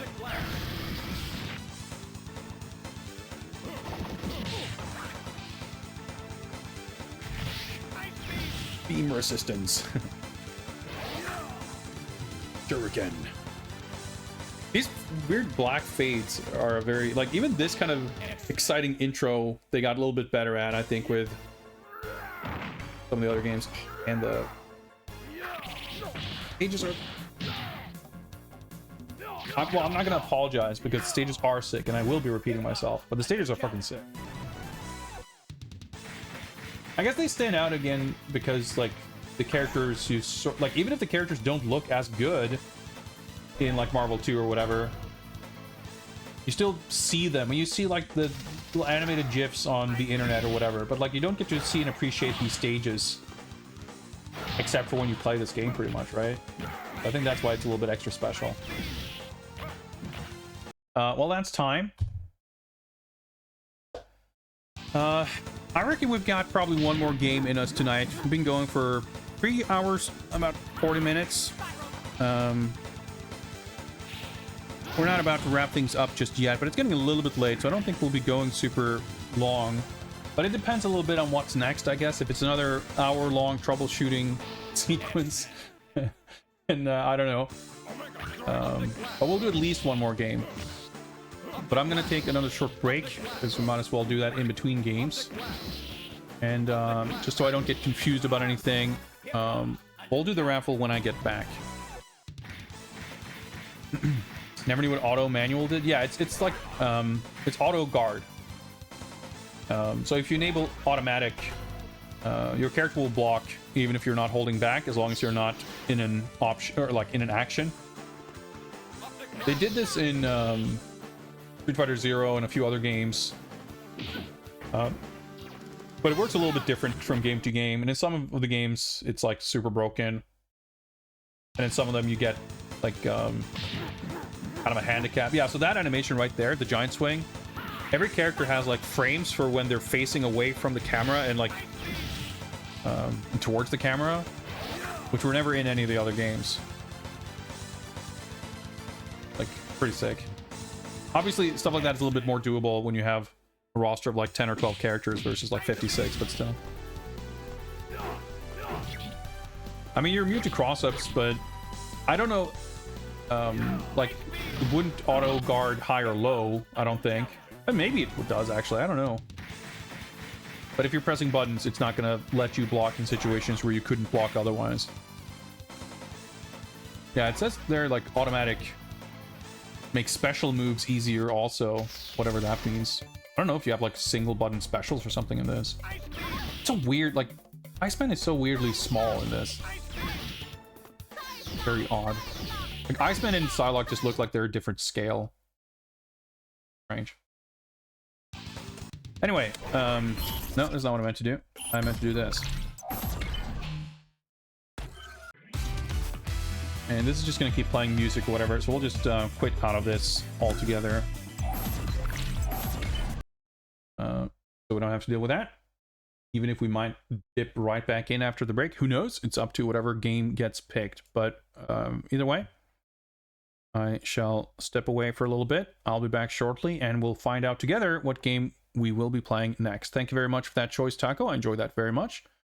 For now, I will leave you with some sweet jams and some sweet moves. See you guys in a bit.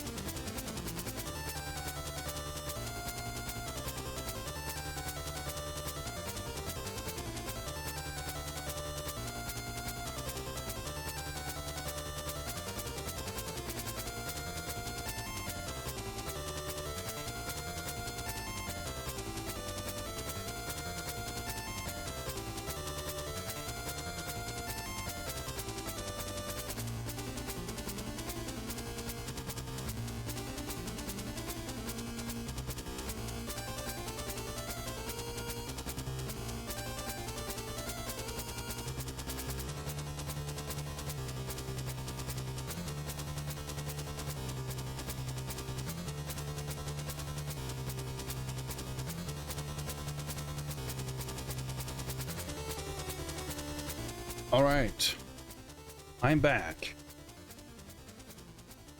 And, well, without further ado, why don't we set up a new raffle to pick the next game? So let's see here if I figure this out. It does appear that this is indeed set up, in which case, if I find the button. There we go. Raffle's open. Type raffle in chat for some variation thereof. And you might just be the lucky third person of the evening to get to pick a game. While you all are working on your rigging protocols, let me work on my spreadsheet protocol. Find X-Men Children of the Atom in this list, such that I can mark it played. 2025-03-21 is today's date. Make this red. I think that's the correct color. There we go. Yep. Speaking of spreadsheet, you got the link right there, which you can use to peruse the list, pick out a game. If you are the lucky winner of the raffle, let me know your pick, and we will move on to that next. It's, you know, satisfying, but also an odd feeling looking at how many red games there are on the list. We've played 240 games over the last 5 years and change. We have 84 games remaining, but of course that number keeps going up as I get more games. But there's really, you know, there's still a good mix of absolute trash, mystery games, classic favorites, and everything in between left, so you never really know what you're gonna get. All right, last call, accounting for Twitch lag. Type raffle in chat if you want to have the chance to pick the next game. And we will draw the winner in mere moments.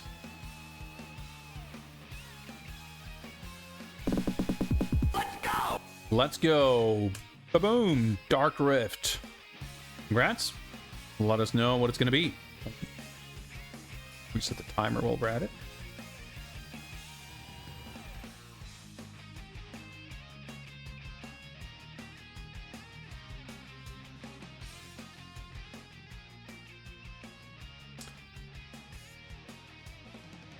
Waiting for messages with an ominous little animation here in the bot back end.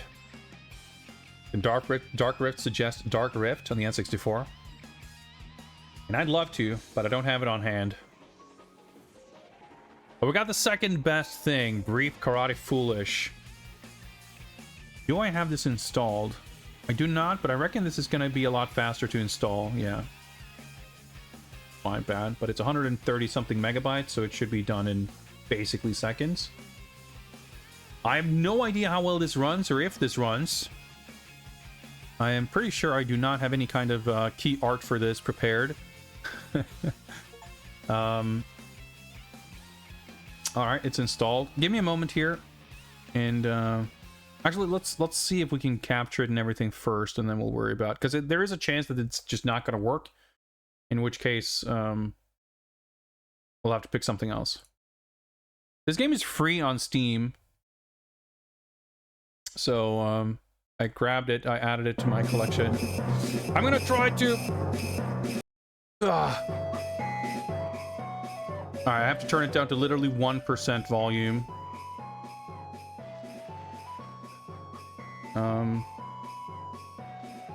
Okay, I'm switching. Alright, it's in full screen, but the only thing I can see in the game's window is like my start menu. So that's not like a great first sign.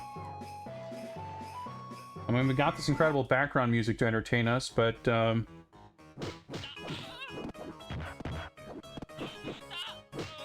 effects are very promising.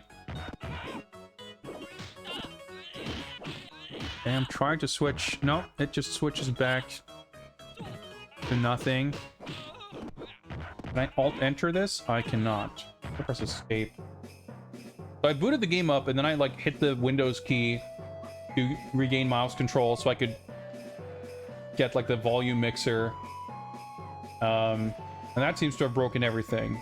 Well, everything is broken, but whether everything broke due to any interference on my part or if it just started broken, I am unsure of. Let me force quit the game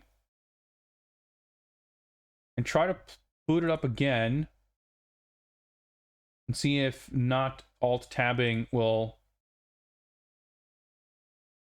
have it break or unbreak. Nope, it's literally wait. Oh no, okay, I can see the game. All right, okay.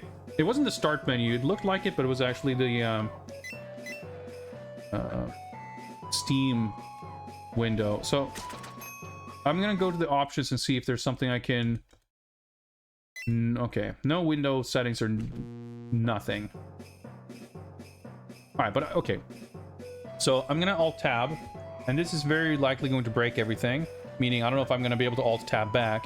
But I now have control over my mouse, which means I can configure the capture. And it's probably not going to show anything until I switch back. But let's set this everything up here. Oh, let's just do this. And where's the game title?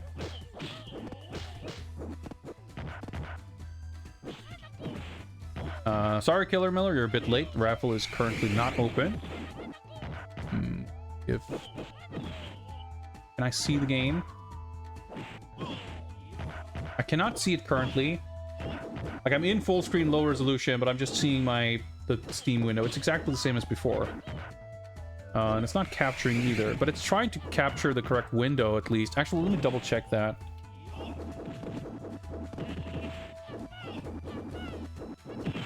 Yeah, let me set the properties suitable. Yeah.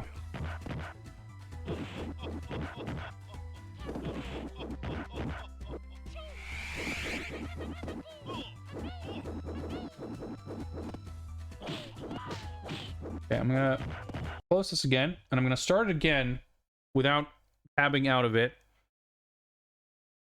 which worked last time on my end. Now that I've configured the capture, let's see if the capture actually figures out the game here. Not looking super promising.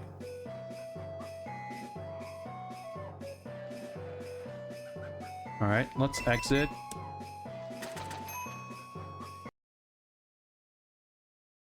And see if I can set this to capture any full screen application, which is always like a little bit dicey. But we'll give it a shot.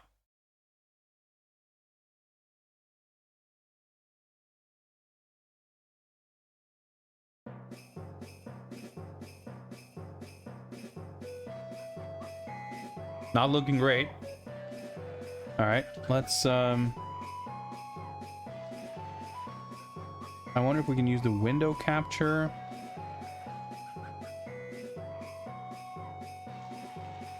I'll silence this for a few more minutes here.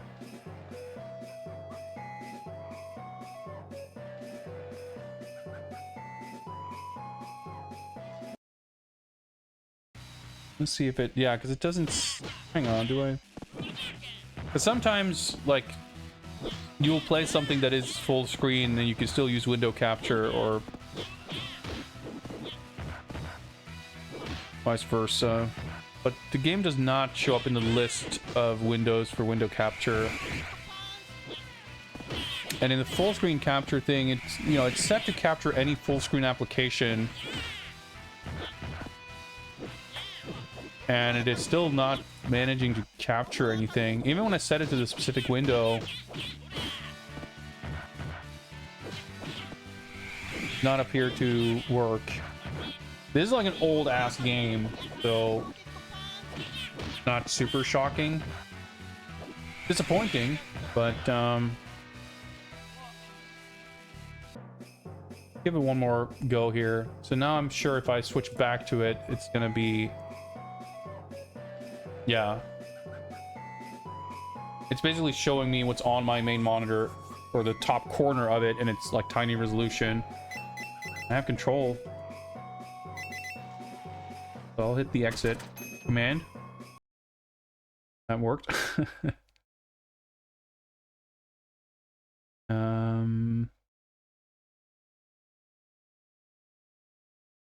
I don't know if there's some way to force window mode or something. Let's look at the I'm looking at the Steam guides. See if there's anything about like running the game. There's a guide on modding the game. That's interesting. Basic strategy guide. Nope. All right. Well, I'm gonna hit the play button again. We'll see if it takes this time. Unfortunately, I believe because it's running in full screen. Alt enter does nothing. This is built on some Japanese thing. It's a Japanese game. Whatever, like it's not fighting game scooter, but I don't know, whatever it is, but I like maybe that has some like built-in commands for like full screening or something. I'm trying some F keys here. All right, F5 is pause apparently. All right, none of the other F keys did anything. So in the options, there's literally no graphics options of any kind. Game speed, sound. Yeah, I can choose between wave and MIDI sound. Screen effect on off, but that's gonna affect anything here.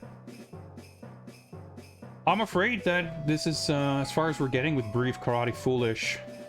Until I get a secondary streaming PC.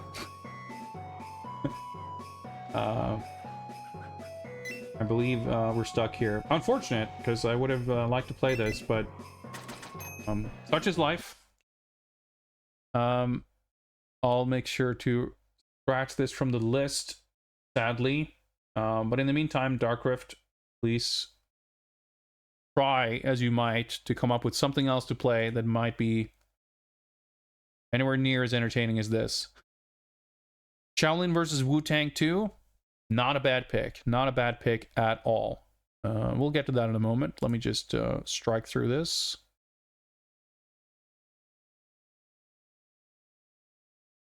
That's installed. Not? Ah! Oh, fuck, it's pretty big. Actually, let me... Okay. This game was installed on a drive that is not currently connected. I see. It was installed, but it's installed currently. I'm gonna hit the install here. Let me just check something real quick.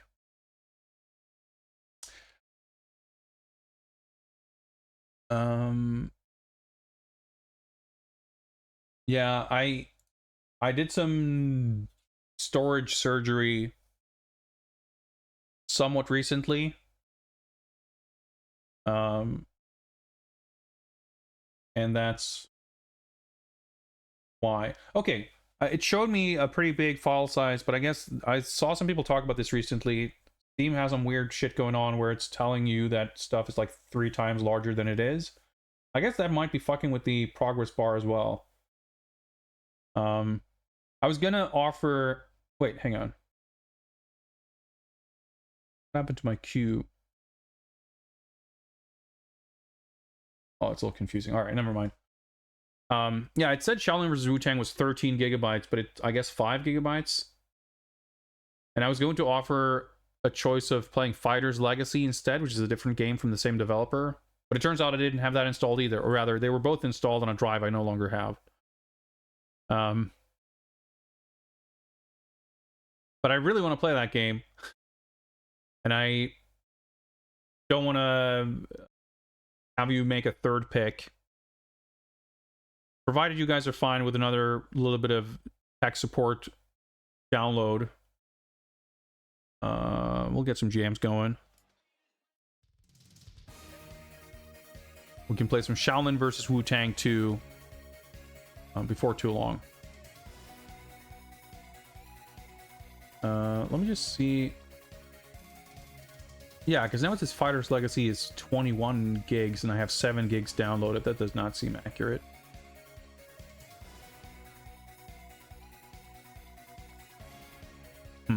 Yeah, so normally, if I had been more, if I'd been more prepared, like that's the thing. The last time we did this, I had that other drive, so I would have had all these games installed, and I would have known that I keep everything installed that might get picked for a stream like this. And I didn't realize, forgetting is not quite the right word for it. I didn't realize that I had stuff installed on a drive that's no longer connected or existing, so that we ended up with a bunch of stuff not being installed. I remember I was, now that I'm in this situation, I am remembering that I was transferring stuff over from my fucked up drive, but I decided after trying to move over some stuff that it was just a gigantic pain in the ass, and re-downloading stuff would be faster and easier, which is true. But now, of course, you know, we were here together waiting for it, which is not ideal. Let me see if I can... I have the download speeds throttled, so it doesn't kill my computer. But let's see if I can throttle them a little bit less. We can get through this a little quicker. See how this goes. If I don't have downloads throttle, like, Steam will just use all of my internet capacity to the point where, like, fucking Windows stops working, basically. Okay with another tech support download, only if we get an hour of updating right after. Well, we can spend another hour trying to get Brief Karate Foolish to work after Fighter's Legacy. Or Shaolin Vs Wutang 2, I mean. I got confused seeing the words on screen. Alright, yeah, we dropped down from about 15 to 10 minutes remaining. So far, I mean, you guys let me know if I'm dropping frames or shit. Stream looks like it's holding up.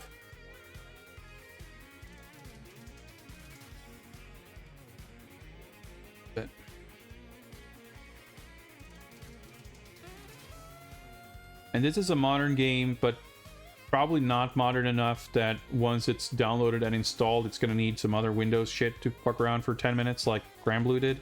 I hope, anyway, but that's... might just be copium. Well, while we're waiting...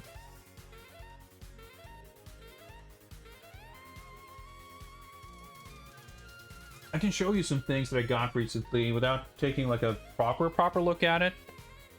But I was able to get a few more of these Turtles of Grayskull figures. As you can see, I didn't open them up or anything. I've got these guys standing here already, or still rather, Leonardo and Casey Jones and a few other people. So not super long after that, I did get Mike and I got Donnie. And I was sort of... I realized I might have to scramble a little bit to make sure I got the characters I wanted. And these guys weren't like hard to get, but sometimes the stock seemed a little iffy and prices could be a little here and there. But I'm glad I got the version of Mike that I wanted. I would maybe have preferred to get a different Leo. Like all the turtles, there are 2 versions of them so far. I'm happy enough with the Leo I got. I don't mind it. I think I probably do prefer the other one. This is the other Leo, or one of them. There might be 3 at this point. And I got one that's got like more normal looking swords, but it's got like the big apron cloak thing.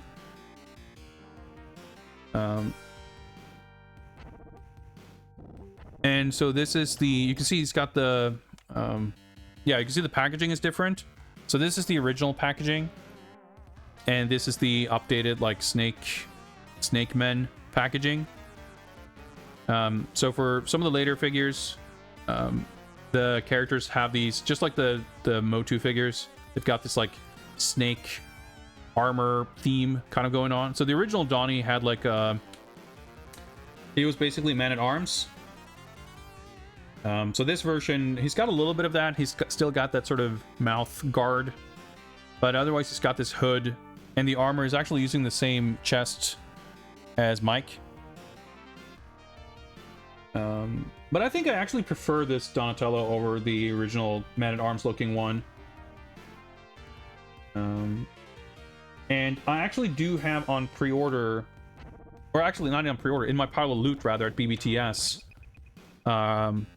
Raphael, this version, which is also the snake armor version.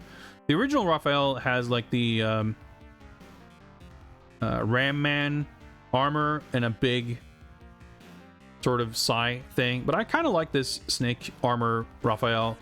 It's more distinctive in a way, especially with his like bandana and a face being different, because I was kind of weighing between which version I would get, and I decided on this version because if you take away the Ram Man helmet, his face sculpt I think is the same as the one Leo has or something. I remember there was something that was more like distinctive about this one. So I feel pretty good about like once I have all 4 turtles. Oh yeah, and I have actually Shredder in my pile of loot as well. I'd like to get Bebop Steady, which is the Too Bad with Bebop and Rocksteady, which is a cool figure, but also just kind of to give Shredder a little bit of company. But I kind of decided that, you know, if I get those, I can be happy with that. I think, like I have the Tila figure, which I think was kind of iffy. I was thinking maybe getting April, but she's all right, not super cool. But it's like, you know, if I have the 4 turtles and Shredder, that I can like very easily keep that as its own thing, and without worrying about all the other figures I would like to get. So I thought basically, you know, I'll just focus on the turtles characters. I might get some few bad guys if I can, but even though like the Merman and the Trapjaw, Mauser, whatever, like a lot of the Motu characters in this line are actually super sick, but I'm looking for any excuse I can to like limit the scope of what I'm looking to get.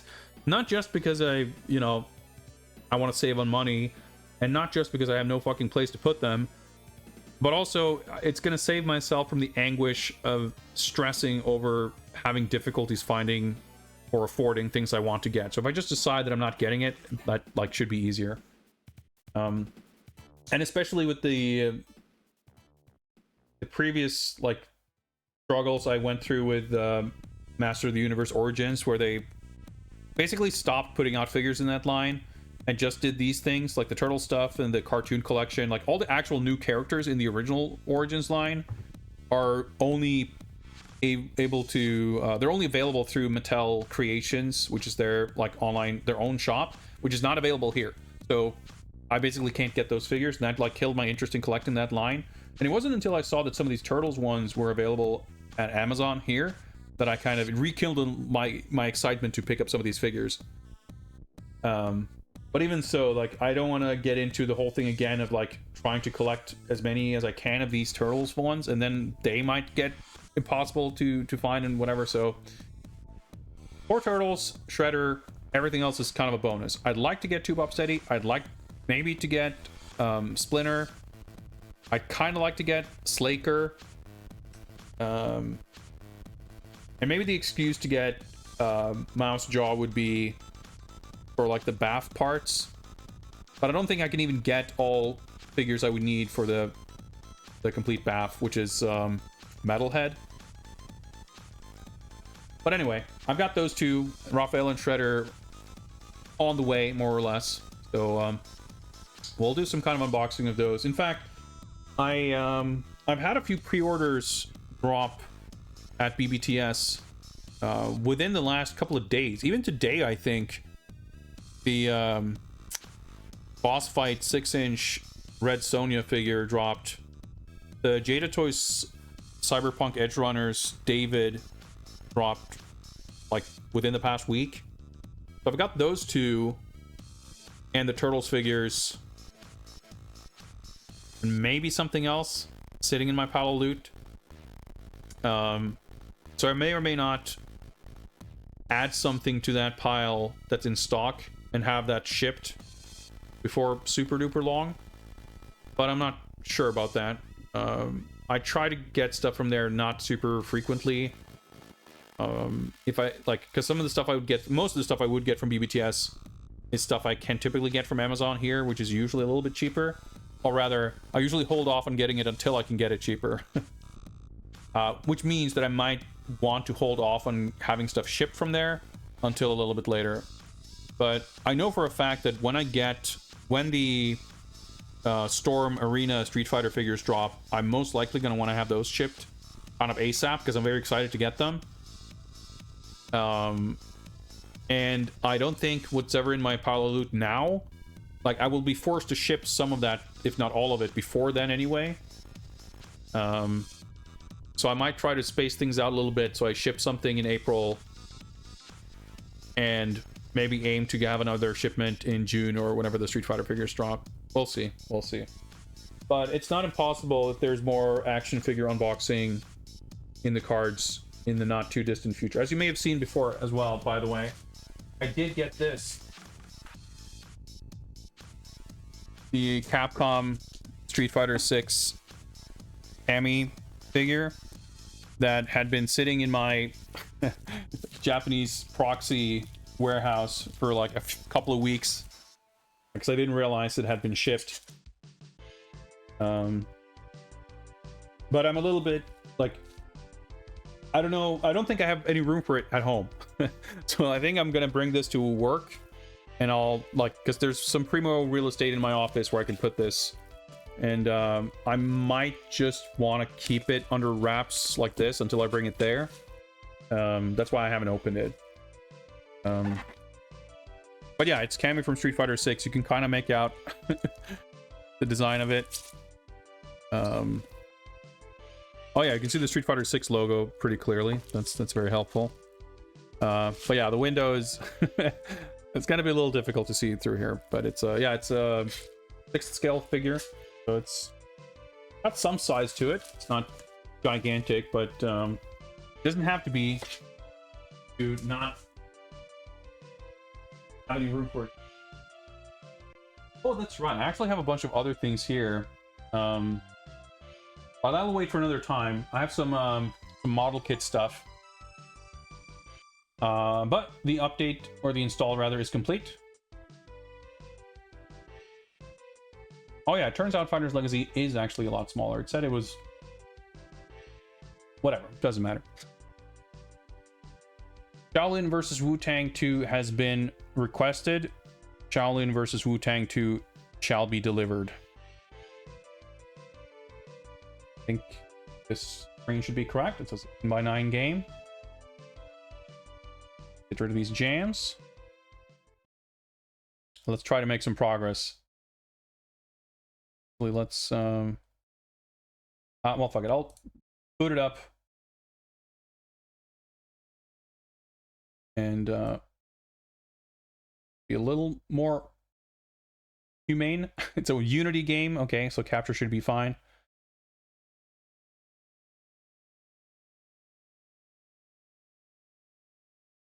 I find Shaolin vs Wutang 2, the return of the martial masters.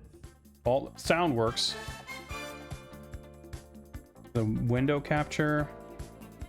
Yep, fuck it. There we go. Okay.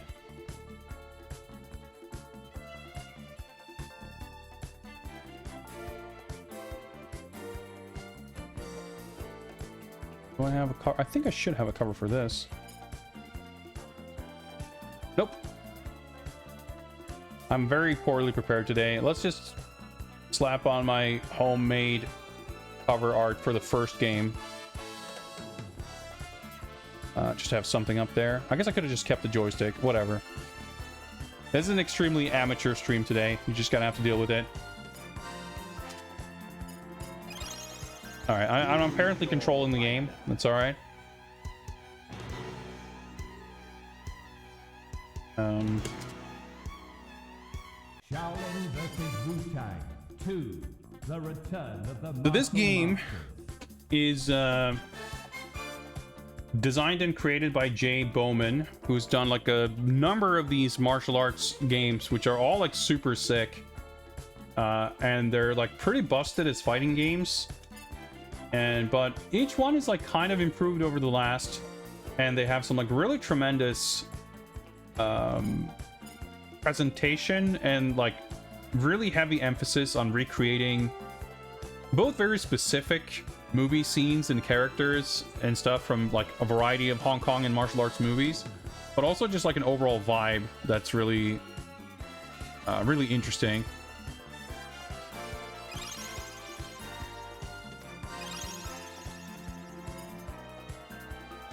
That's a 0. I thought that was a 6, like time limit 96, but no, that's a 0, I guess. Dialogues on.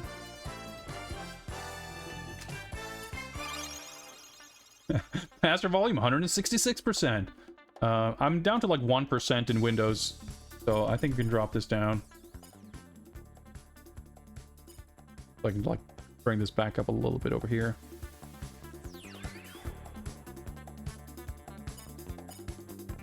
Crank up the music a little bit because the music's sick. Graphic settings. Metal damage, that's pretty cool. Mouse cursor, I think we can do without that, I guess. Actually, do I? Let's keep it there. Advanced settings. Sure. Change controls. Well, we got some Unity control type situation, yeah, that's for sure.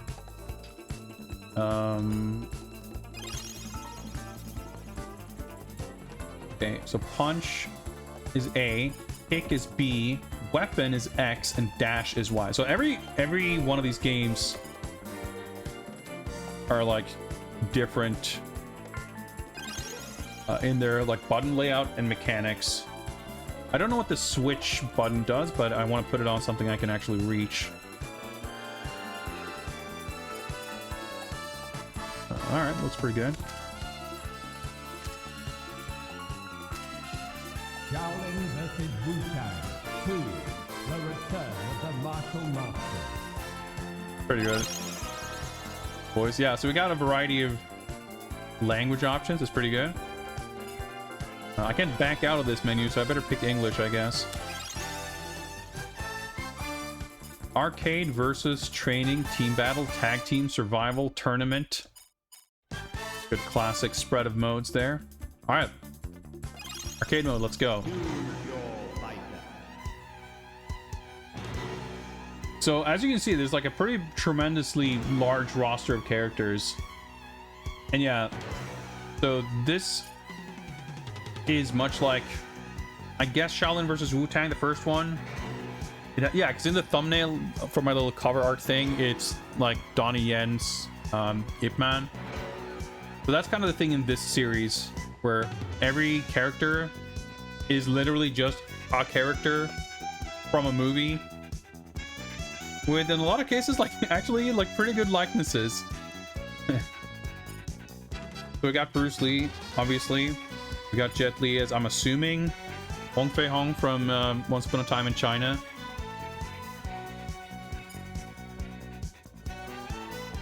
Shaolin Longfist. Some of these actors are slightly more deep cuts than I would be quite sure about. I'm not sure if this is like Gordon Liu or whoever. Lotus Palm. Yeah, I'm not sure. Lizard style.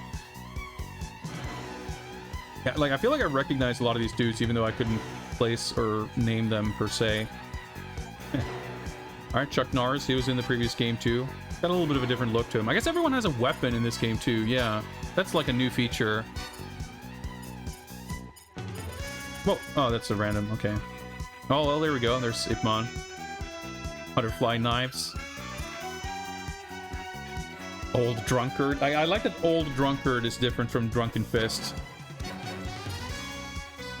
Oh, it's yeah, that's Sonic Chiba, right, from Street Fighter movies.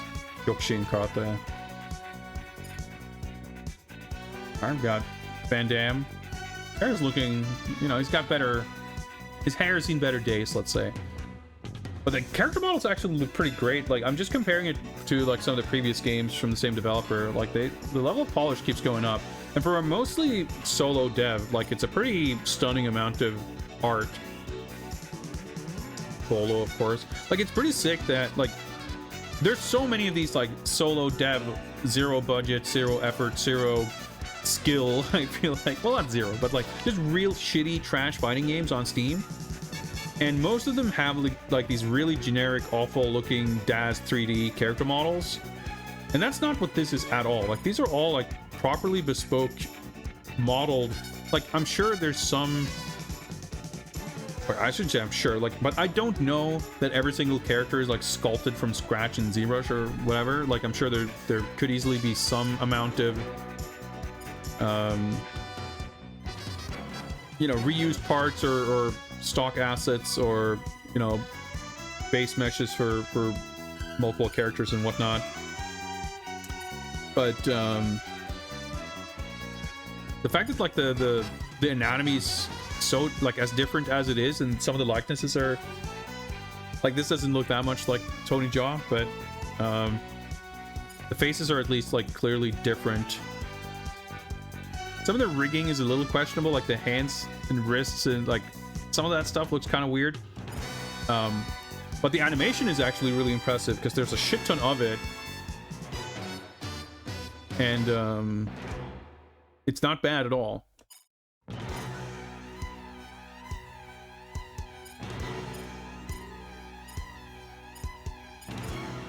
Screama stick. Yeah, some of the weapon choices seem a little like, well, we had to pick a weapon, I guess.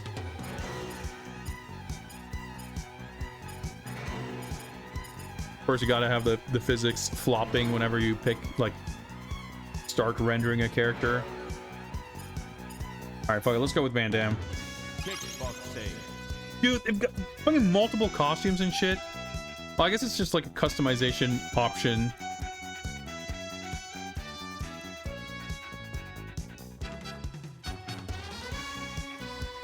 Oh, okay, I guess it's technically two. Actually, let me just take a look at some of the other characters.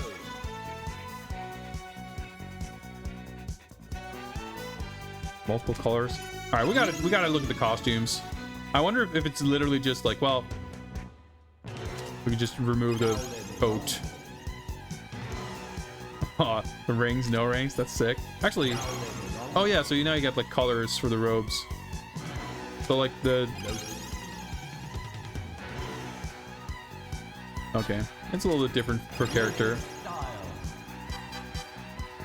Oh, the mask. Brace. Like, how fucking sick is this? Dude, the announcer is so good too. Clean shaved mustache or beard setting. Like, Shaolin Vs Wutang 2 has got like sicker customization options than Street Fighter 6. Got more costumes than Street Fighter 6.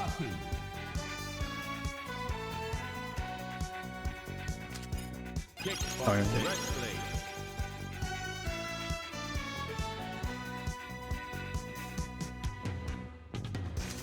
Oh yeah, he's got a big maze. Some of the weapons are pretty funny.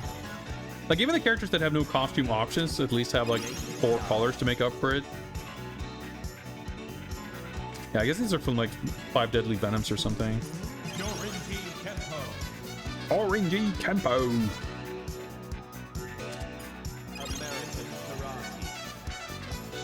Like, I'm guessing it's some kind of AI voice thing or something. That's like, that would be my guess, but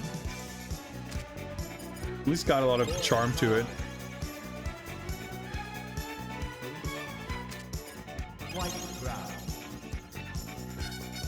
White brow.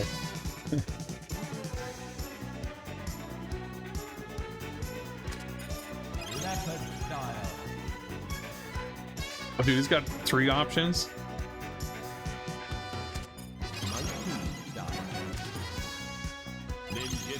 Full outfit, no top.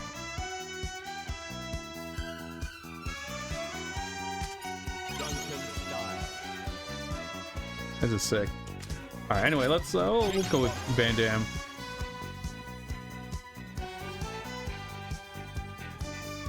Let's show off his impressive physique. Start the timer, I guess. Oh, the lighting's like pretty good. Look, the unique artwork. Character info. Kickboxing. Yeah, so the characters like don't even have names. Region Germany. Motivation, which is also a funny way of phrasing that. After defeating the Underground World Fighting Champion, he was asked for a rematch. So he will fight in the next edition of the tournament to honor his brother's memory.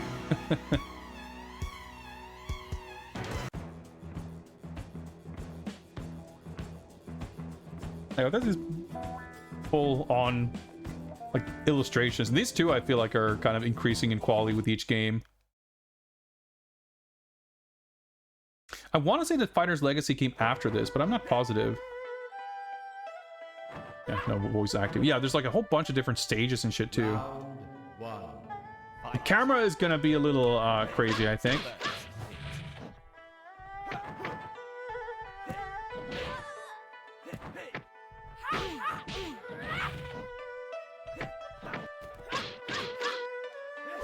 Yeah, the weapon button. So you got like normals with different directions plus button. There aren't really like Street Fighter type specials, I don't think. Although we probably have a move list. Yeah. Yeah, so you got like a dash button. That's completely new for this game.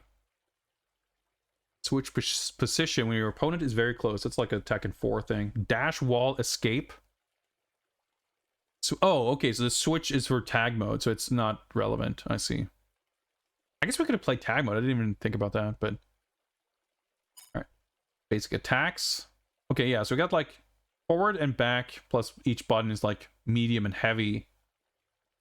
High and mid low by tapping direction and then button. That's interesting. Throws. I'm trying to think. Yeah, I'm playing with the default controls, so that should still be... The buttons here are actually correct. Special attack. Okay, so this is just like the same for... It's just universal, I guess. Super attack.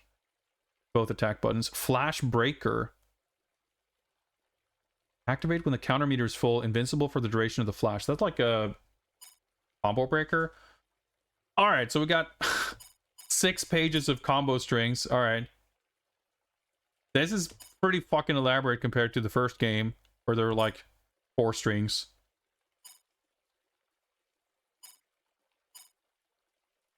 Alright.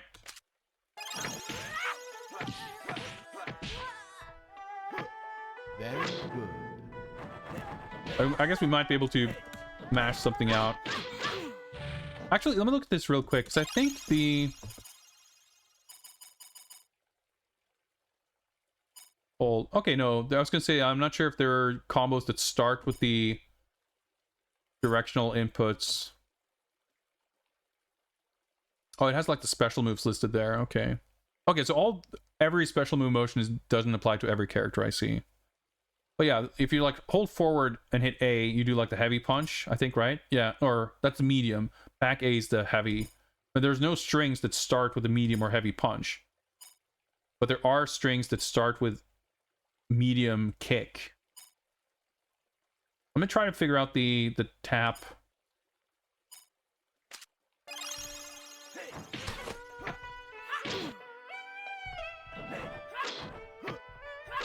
Okay, I don't really quite understand the tap thing, but like the tap up.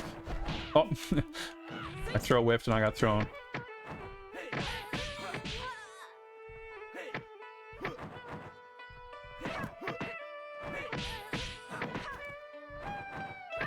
Dash.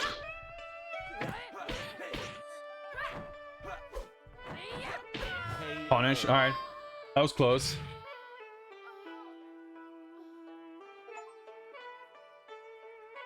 Nice, I got an achievement. Well, I won a round with less than 10% health.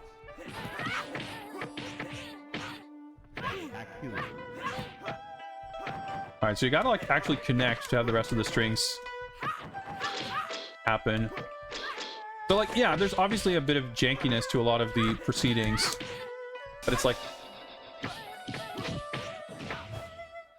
A lot of the animations are actually like super cool and satisfying. We have shit like his, like Van Damme's jump kick, like the fucking poster from Bloodsport.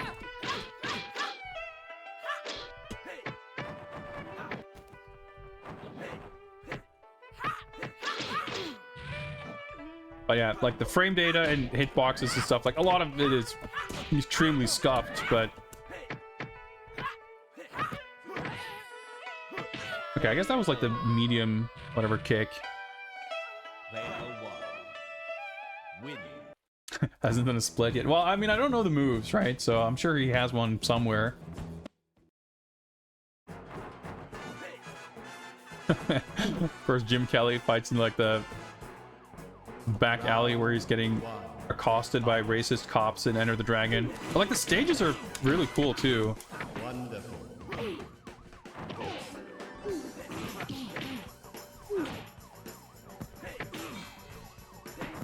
Oh yeah, I didn't try any of the special moves.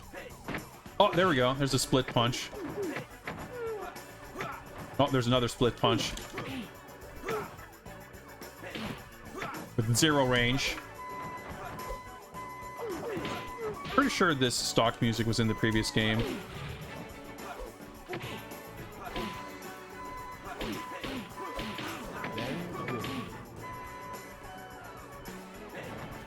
Oh, there we go. He's got the Van Damme kick. That's his other special move.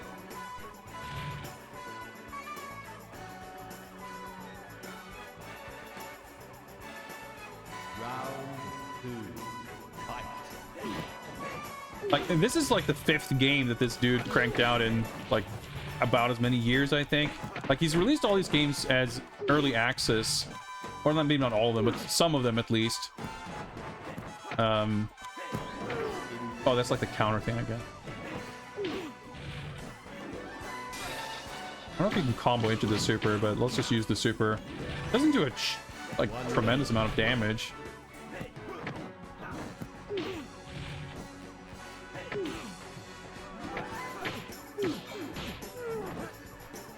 Like, it's so cool. Like, there's so many little touches in this game that are really interesting that you don't really see in other games, except maybe like Virtua Fighter 6. I don't know. Like, when you block certain attacks, like you do these little contextual dodge animations.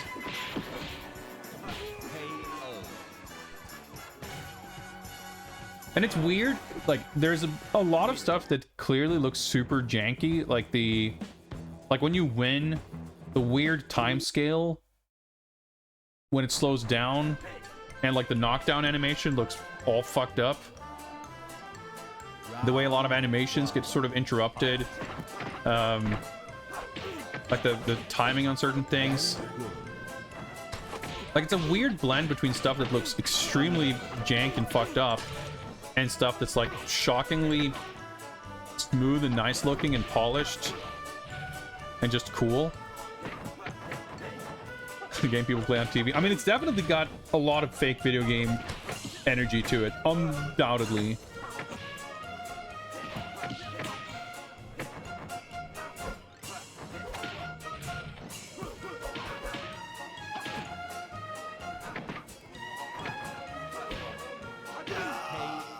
Like, the way this, like, why some stuff updates at like 3rd frame rate suddenly for no reason is really strange.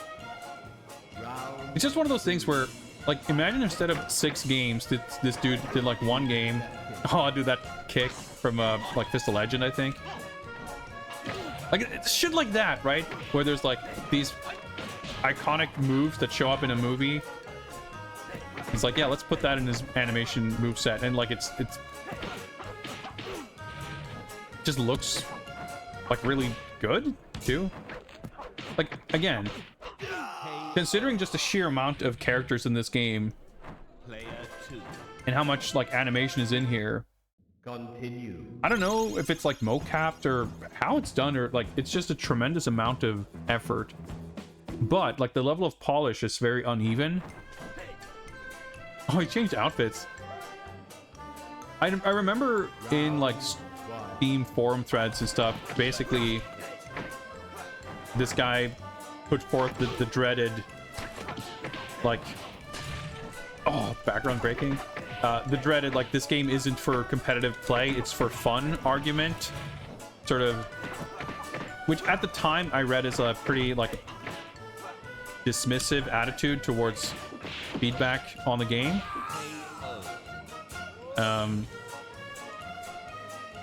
But I respect it in the sense that, like, he's not a fighting game dude per se. He just like really fucking loves martial arts movies, and he wants to honor that in video game form, which he's clearly doing better than anyone on planet Earth. And legitimately, there are things in these games that I think are like way sicker than in any high-budget fighting game. Maybe not so much in this game, but I know that some of these other games had like sound design that was incredibly cool. I know that there's some other game that has like heavy like film grain and stuff like that, which, you know, maybe a little bit obnoxious, but it's an interesting kind of effect.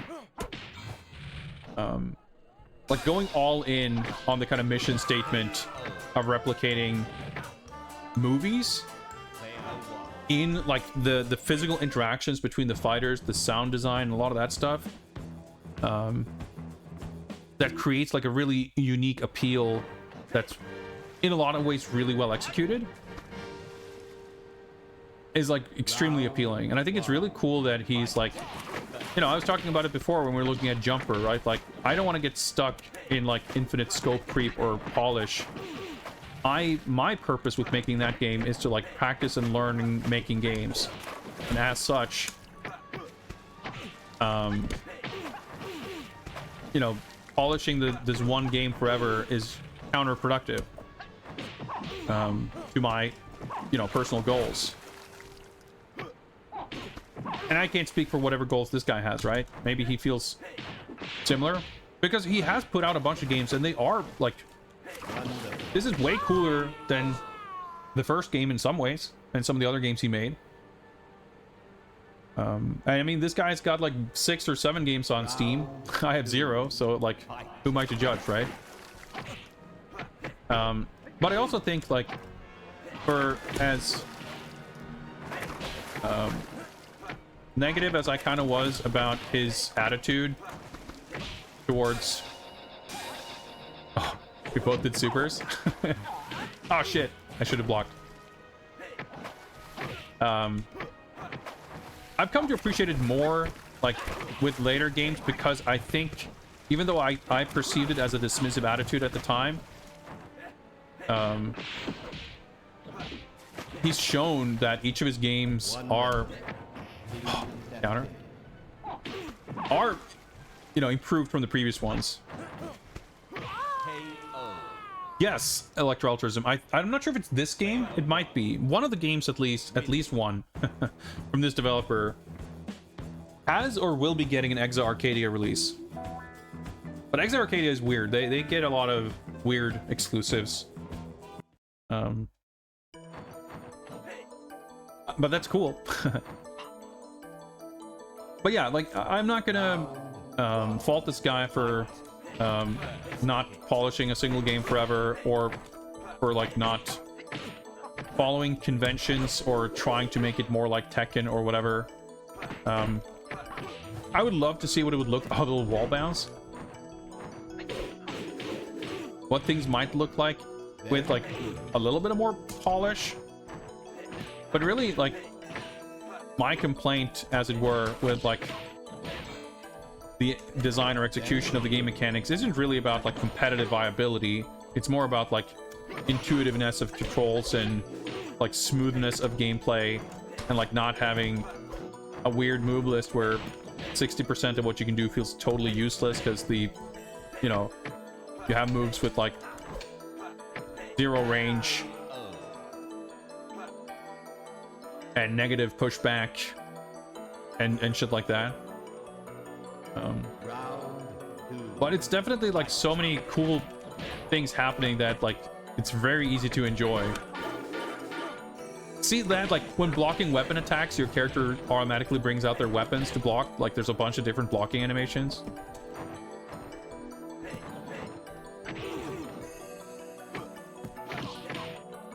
I mean, I you know, I'm paraphrasing the conversation. I don't remember the specifics or details of it. I just remember, like, my first impression of the game being like, this is super sick, but it's pretty busted. And, like, kind of wanting to give some feedback on it, and just getting the idea that this person is just not going to be receptive to feedback.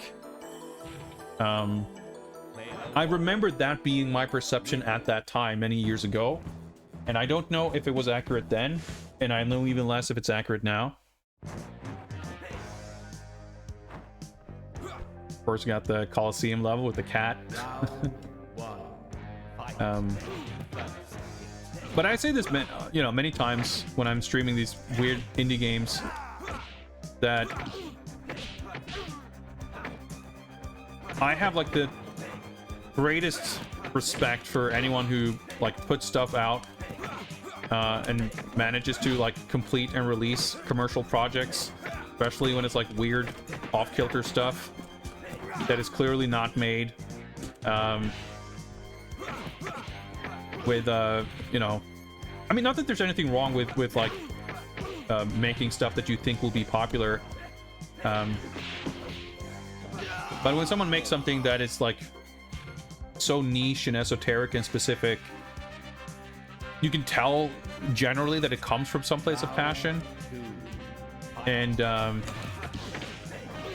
you know, I think I see a lot of myself in a bad way, like when I look at games and I think like, well, it's not I see myself in it, but like it's when I see something that I think is like janky and bad or whatever it is, what makes me want to like respect and congratulate them for having released something regardless of what state it's in, it's like me recognizing my perfectionism, or whatever you would want to call it, that is not a good thing, of like getting a sense that I would have felt bad to release something like this because it doesn't live up to my standards of quality, knowing somewhere in the back of my mind that if I had that attitude, I wouldn't finish and release it in the first place. So like there's a big, like, that's what I'm respecting a lot. People who oh, that's sick. Basically, you know, people who won't let themselves be stopped by some sense, whether innate or from someplace else, of like, I don't have the skills to put this together at the level of quality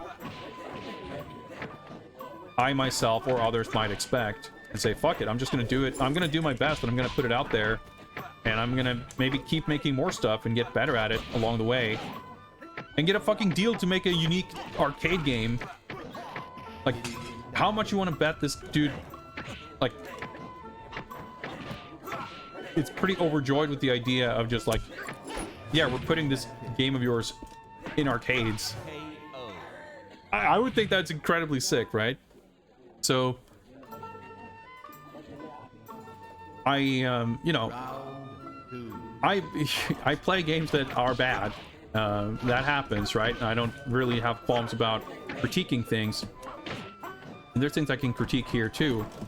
There are things I can critique more so from a point of like, man, if this had been such and such, I could see how this would be an even cooler experience and a more fleshed out and entertaining version of what this is clearly trying to be. Dude, this holy shit, that animation of him doing the splits and picking up his sticks to block the air weapon attack. Holy shit.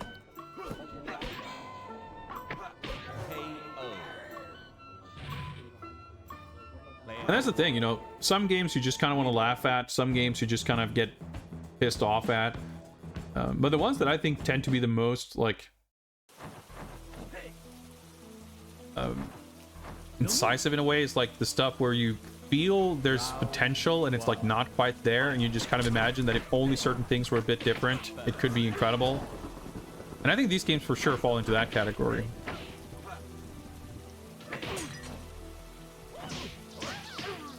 Yeah, for sure. Like, that's a thing, right? Like, you want to be, I mean, generally speaking, I want to have like a positive attitude about things.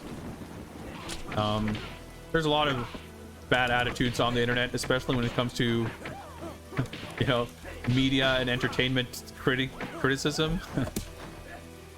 Dude, the ducking his high and punishing with a throw, that was extremely satisfying. And more specifically, like, pointing and laughing at bad games. You know, there's a lot of that shit. We don't need more of it. We don't need more of, like, cynicism. Dude, I wish you could combo off of those wall bounces. That would be so fucking satisfying.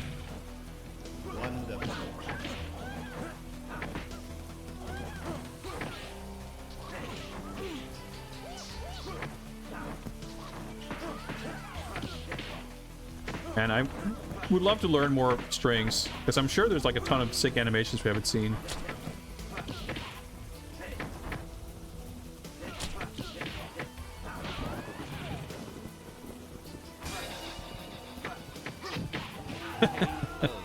Yeah, that super didn't connect in the most exciting looking way, but hey.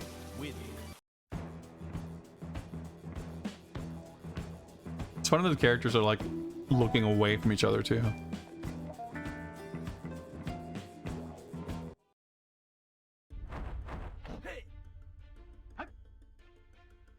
But I mean, I'm feeling like more invested in this than Granblue Fantasy Versus. I don't necessarily think this is a better game, but I think that's a weird, productive kind of way of looking at things anyway, but in a lot of cases. But this has like more appeal to me personally, and there's more interesting things about it.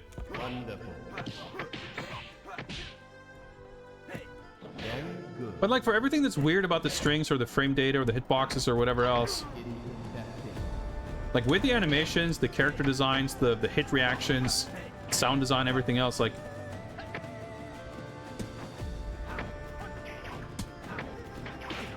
hitting buttons like feels pretty good in this game, even when it looks like that. Perhaps we're stupid good. Yeah, I didn't remember them being a thing, but it makes sense. But this has like throw teching and stuff, so I don't remember that being a thing for sure. Of course.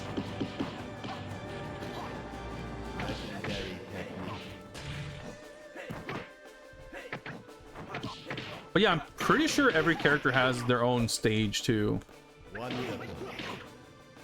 Just like something most modern, like big budget fighting games do not do. And haven't been doing for the last 10 to 15 years.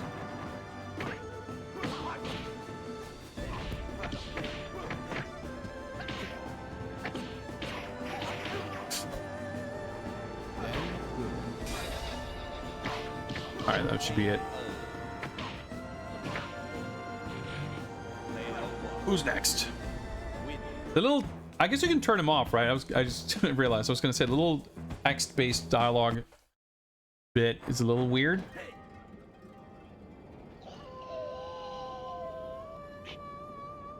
But, you know, it's not that I would rather it not be there, in which case I could just turn it off. It's a good option.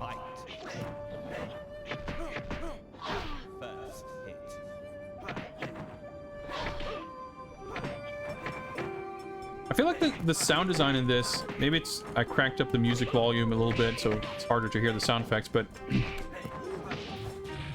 there's a lot of things in this that I think are a little bit more like fighting game like than like full on mimicking Hong Kong movie like.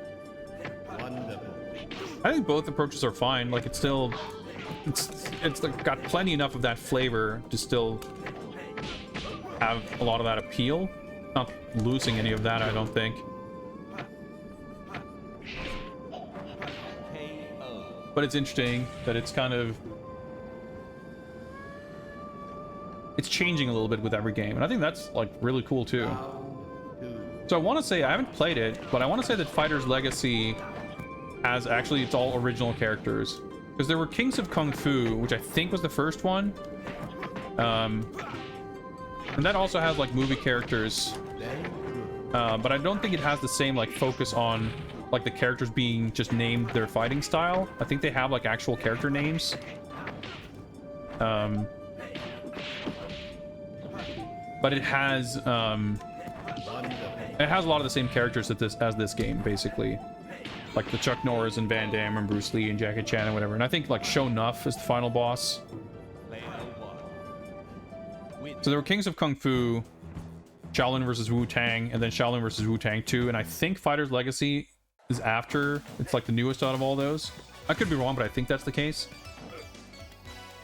And yeah, from what I recall seeing, it's all like original. Yeah, I'm sure it's like it's reusing assets and animations and stuff too. Like the underground blood sport stage. Got a little bit of that, like, late 80s Hollywood, or if you can call it that, I don't know, canon films sort of music going on here too. Like, that's the thing I find really, like, cool and satisfying too. That's a cool throw animation. Yeah, Bola's looking around, staying vigilant. Oh my god, that's, yeah, I was gonna say, that's probably gonna kill me.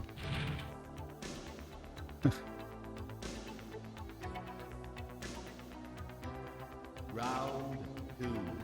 Fight.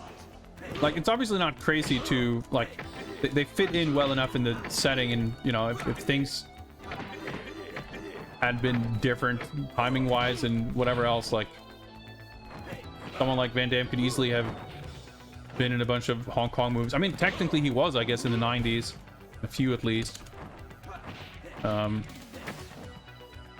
at least directed by Hong Kong directors.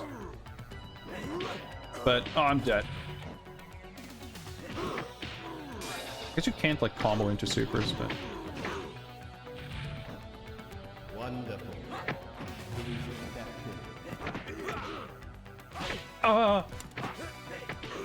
okay, that was close. And turning action. Final round. But it's like, it's funny and charming and cool and great and just good that you have, like, all these, like, classic 70s Hong Kong stuff in it. I love that animation, the weapon jump attack block. Oh shit. Oh, the backbreaker. But then you also have Van Damme and Chuck Norris and I mean, obviously Chuck Norris and Jim Kelly have, like, the Bruce Lee connection, but, you know, Sho'nuff or Tony Jaa.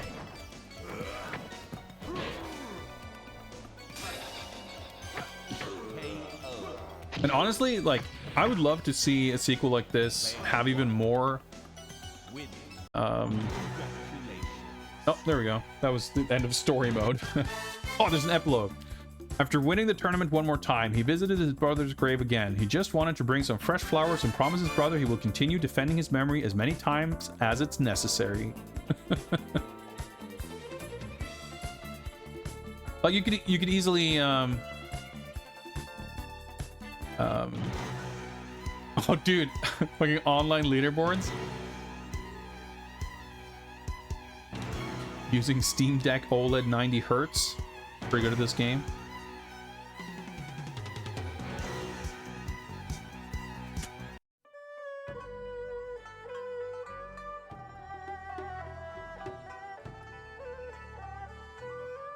Jezrin Bowman. Yeah, you'll see that name quite a lot. Yeah, so, like, it's not fully, like, solo developed per se, but you'll see, like, basically under every header, like, his name will show up. Yeah, mocap. Did not do programming, interestingly. I wonder if he did previously. I'm not sure. Yeah, character voices. Oh, like,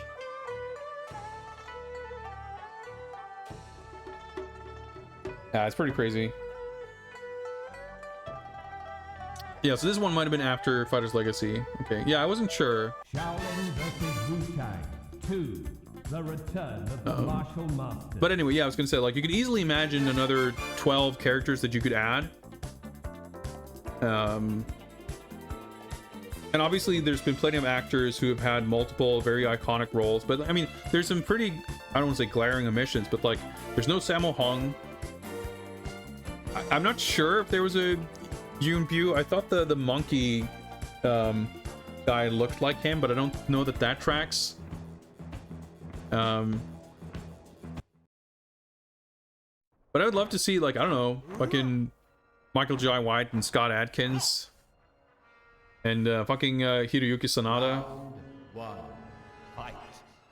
And just some, like, I don't know, there might have been in some of the other games, but I want to say some, like, classic like evil Western henchmen type dudes, like Michael Woods and dude, what's his name in Tower of Death? Shit. Not Roy Horan, I don't think. Although he would be a good choice too. Anyway, there's like a whole bunch of people you could add to a game like this, but it's cool to have it be, you know, this sort of kickboxer blood sport amalgamation. Van Damme is a fine choice, but like, you know, it'd be pretty sick to have Time Cop Van Damme or Hard Target Van Damme. Like, why not, right? Like, just make the roster a little more esoteric. I think that would be fun. But yeah, mostly, you know, my main issues, as it were, is more about like the sort of smoothness of how it feels. What's up, Mr. Radon? Yeah, the fonts, that's a little peculiar. Let's go into training mode real quick. We're not going to be playing more games tonight. It's getting late, but we can spend a little more time with this because it's sick, and I might take another like 8 years before I play this again. So like, I'm guessing based on the way it looks that this is not meant to be Hiryuki Sanada, but I'm not sure actually who it's supposed to be.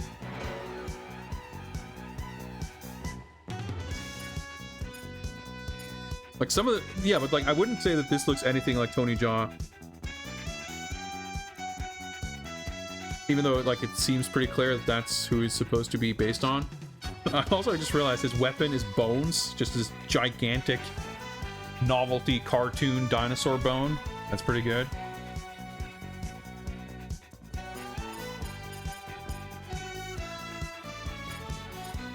Well, we can pick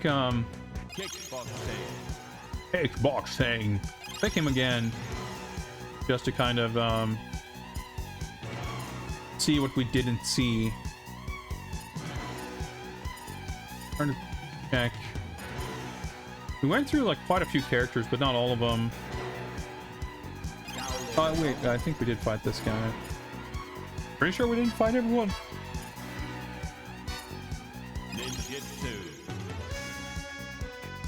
Oh shit.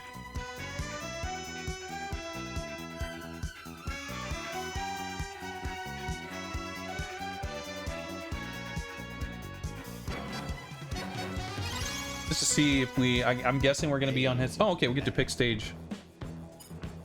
Oh, little airplane. Dude, I wish we got a proper like thumbnail or like, you know, display of the stage in the center, because it's a little hard to make out. English ruins. Okay, let me, okay, Sam's Hut. I'm guessing that's the old drunkard stage. Booching Waterfall. I'm pretty sure we saw that one. Brothel. Oh, that one. City Streets. Yeah, it's the Jim Kelly stage. Bamboo Shrine. Osaka Castle. That's actually probably this character stage. Swan Lake. Restaurant. Venom's Cave. Tournament. Yeah, so that's like the Bloodsport stage. Great Wall. Thailand. The degree of specificity is a little all over the place. Oh yeah, we're in Town Market, China. English ruins, I guess. Is that the Coliseum? It must be, right? Dojo. Oh, this was the Sonic Chiba stage. I think this is where we fought Bruce Lee, which is a quite funny sentence, by the way, out of context.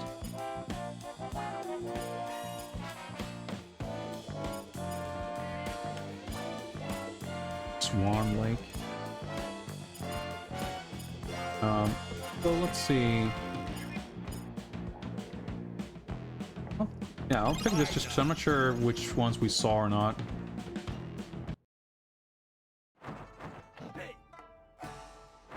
Yeah, like the camera, the jerky camera motions during intros is like, it's been like that in all the games.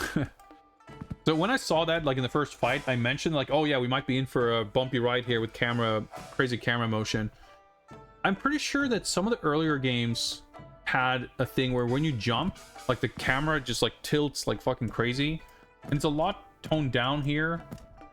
But I'm curious if some of that came from like using some sort of Like, I feel like I've seen that in other Unity fighting games too.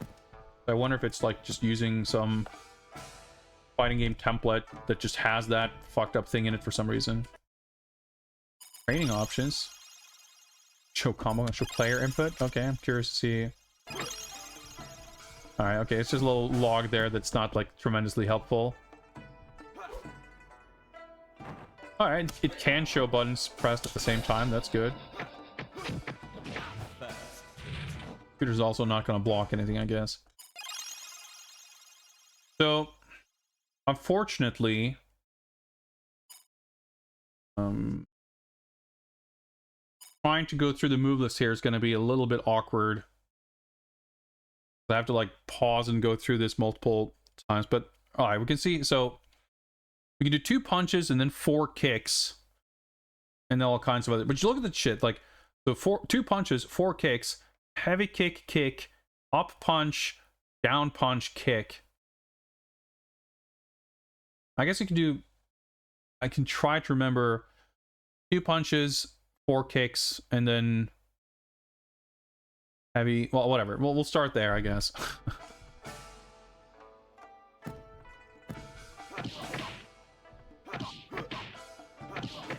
I don't even really know the timing. Wonderful. Because I'm like trying to wait until each hit connects, and that kind of doesn't work.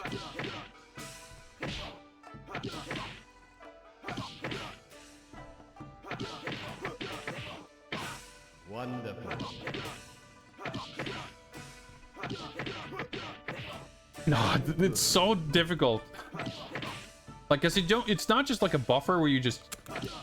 Because if I press like punch, punch, kick, and I get punch, kick, because the second punch input gets eaten. Like, there's no buffer, and that's like a pretty big reason why this doesn't feel great. Like, you can still kind of mash things out, but when you're trying to do specific strings. Very good. Perfect form. Perfect form. So, like, that's the thing. If I can do 2 punches and then mash kick, but trying to like keep track of where I am in the string by like counting the kicks is really difficult.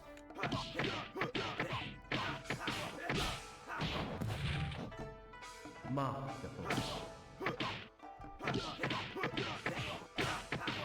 Spectacular. Wonderful. Spectacular. Why does that hit behind me? Seems a little incorrect.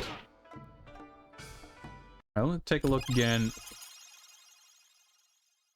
Alright, so yeah, neutral X isn't a move, but X with any other direction is a thing. Alright.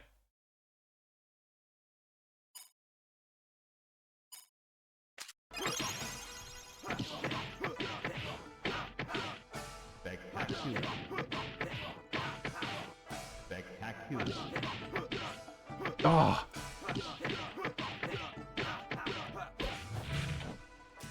Alright, tell you that. So you have to use the dash button to dash. Little side switch. That's such a cool thing. I have to like scroll back here.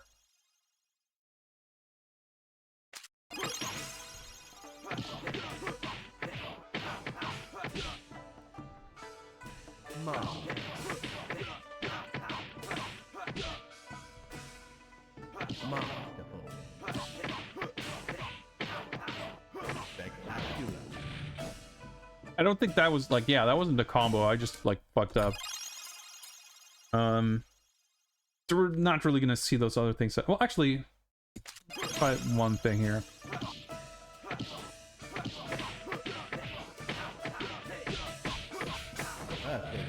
Okay, that was, I tacked on something to the end there that I don't think was part of the combo, but who knows? Like,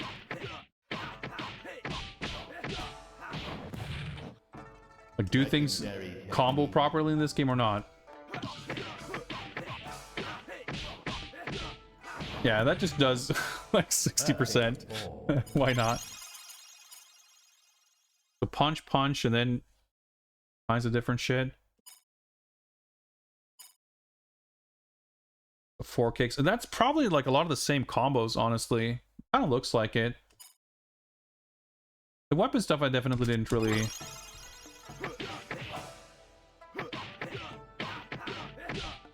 Yeah, so this is, you can basically do everything like that except without tacking on the 2 punches at the top. Very good.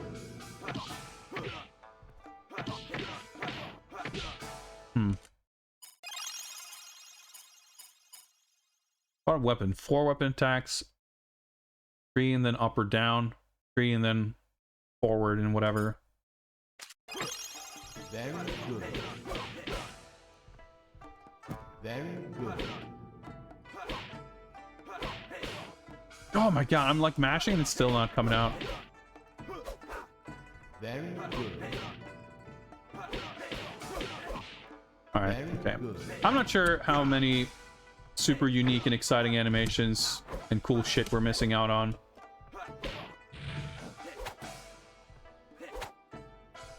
Oh, that's like a special move apparently. But I was curious to just take a look, because there were so many strings here. Like, I feel better about it, honestly, because kind of means we didn't, like, miss out on all the cool shit we could have been doing. Mashing is, like, just fine. Oh,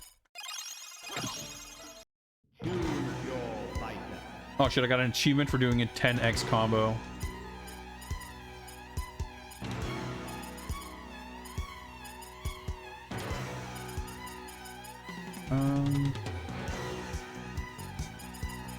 Thick old drunkard.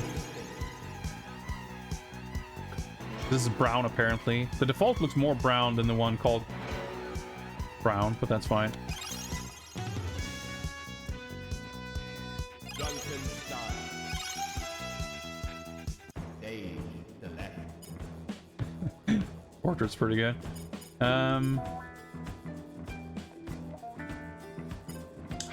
Third stage that isn't like super dark. Some of the lighting is actually pretty cool. What about this Wutang Winter? Can't remember if we saw this or not.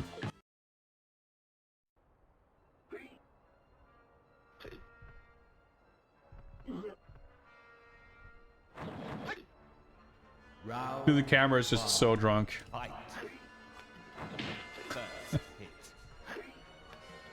It's not the fastest overhead I've ever seen.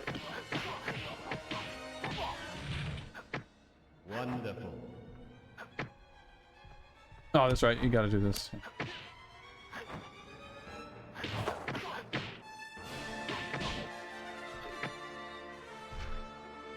Okay. Sure, that does something. Oh, it's like a stance, I guess. This game's like pretty sick. This game's pretty sick. But I think we'll oh, nope. Weird that the resume is at the bottom. Actually, I want to do one more thing. I want to try the tag team. Okay. I just want to see. Actually, let's see if this even works. If I can like use keyboard controls or whatever, just to kind of get into it. I'm curious what the tagging looks like.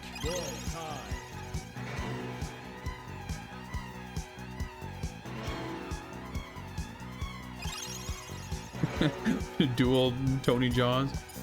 I guess I don't know if we saw this guy.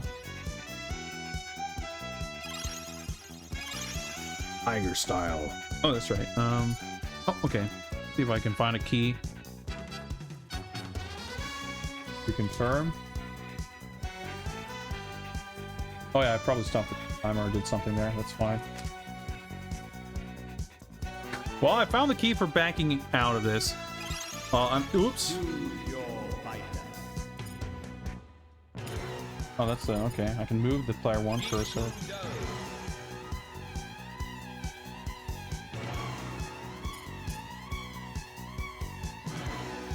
I don't know if player 2 has any buttons. All right, screw this.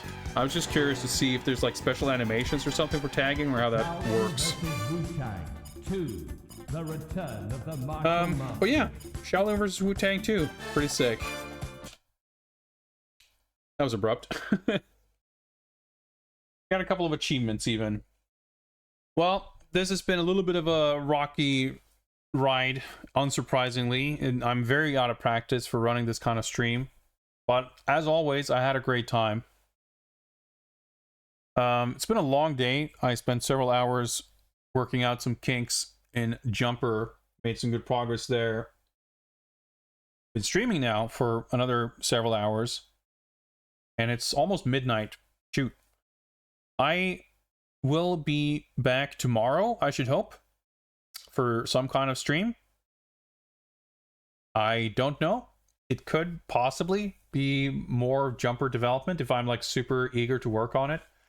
I think I would like to take a bit of a break from that, and maybe a break from whatever this is, and just do some low intensity, low commitment gaming of some kind or another.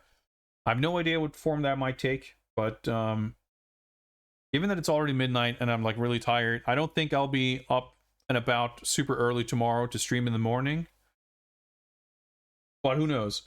Everything is, you know, a little bit chaotic currently. I had fun tonight, at least. I hope you did too. I will wrap things up here very shortly. I just got to remember to mark Shaolin vs Wutang 2 as played, because if I don't do it right now, there's no way in hell I will ever remember to do that. So let's do that right away. It was a good stream. Thank you. I'm glad you think so. Now, before we wrap up, let me also see who else is streaming that I might send you their way. I guess we could... I was going to say we could hypothetically do some figure unboxing and talking and stuff, but I don't know that I want to do that. I've been doing... I just want to play some video games, I think. I'll stream tomorrow. I just want to play some games that I want to play and just play those games. I think that's going to be tomorrow's stream. Let's see. Who are we going to raid? I never stream on Fridays, so I don't know even who's... I mean, a lot of the usual suspects, I guess, but... want to look out for here. Well, I mean, same old, but, you know, for good reason. Why don't we go say hi to Bilbo? Or I guess it's been live for about as long as I have, so let's catch him before he wraps things up. Playing Beast Lord, which looks pretty powered. I would expect nothing less of Master Bilbo. So let's go see what's up with that game. Looks pretty sick. Pretty sick. Take care, everybody. Thank you very much for hanging out. I'll see you guys around, maybe as soon as tomorrow. So till then, take care. I'll see you then.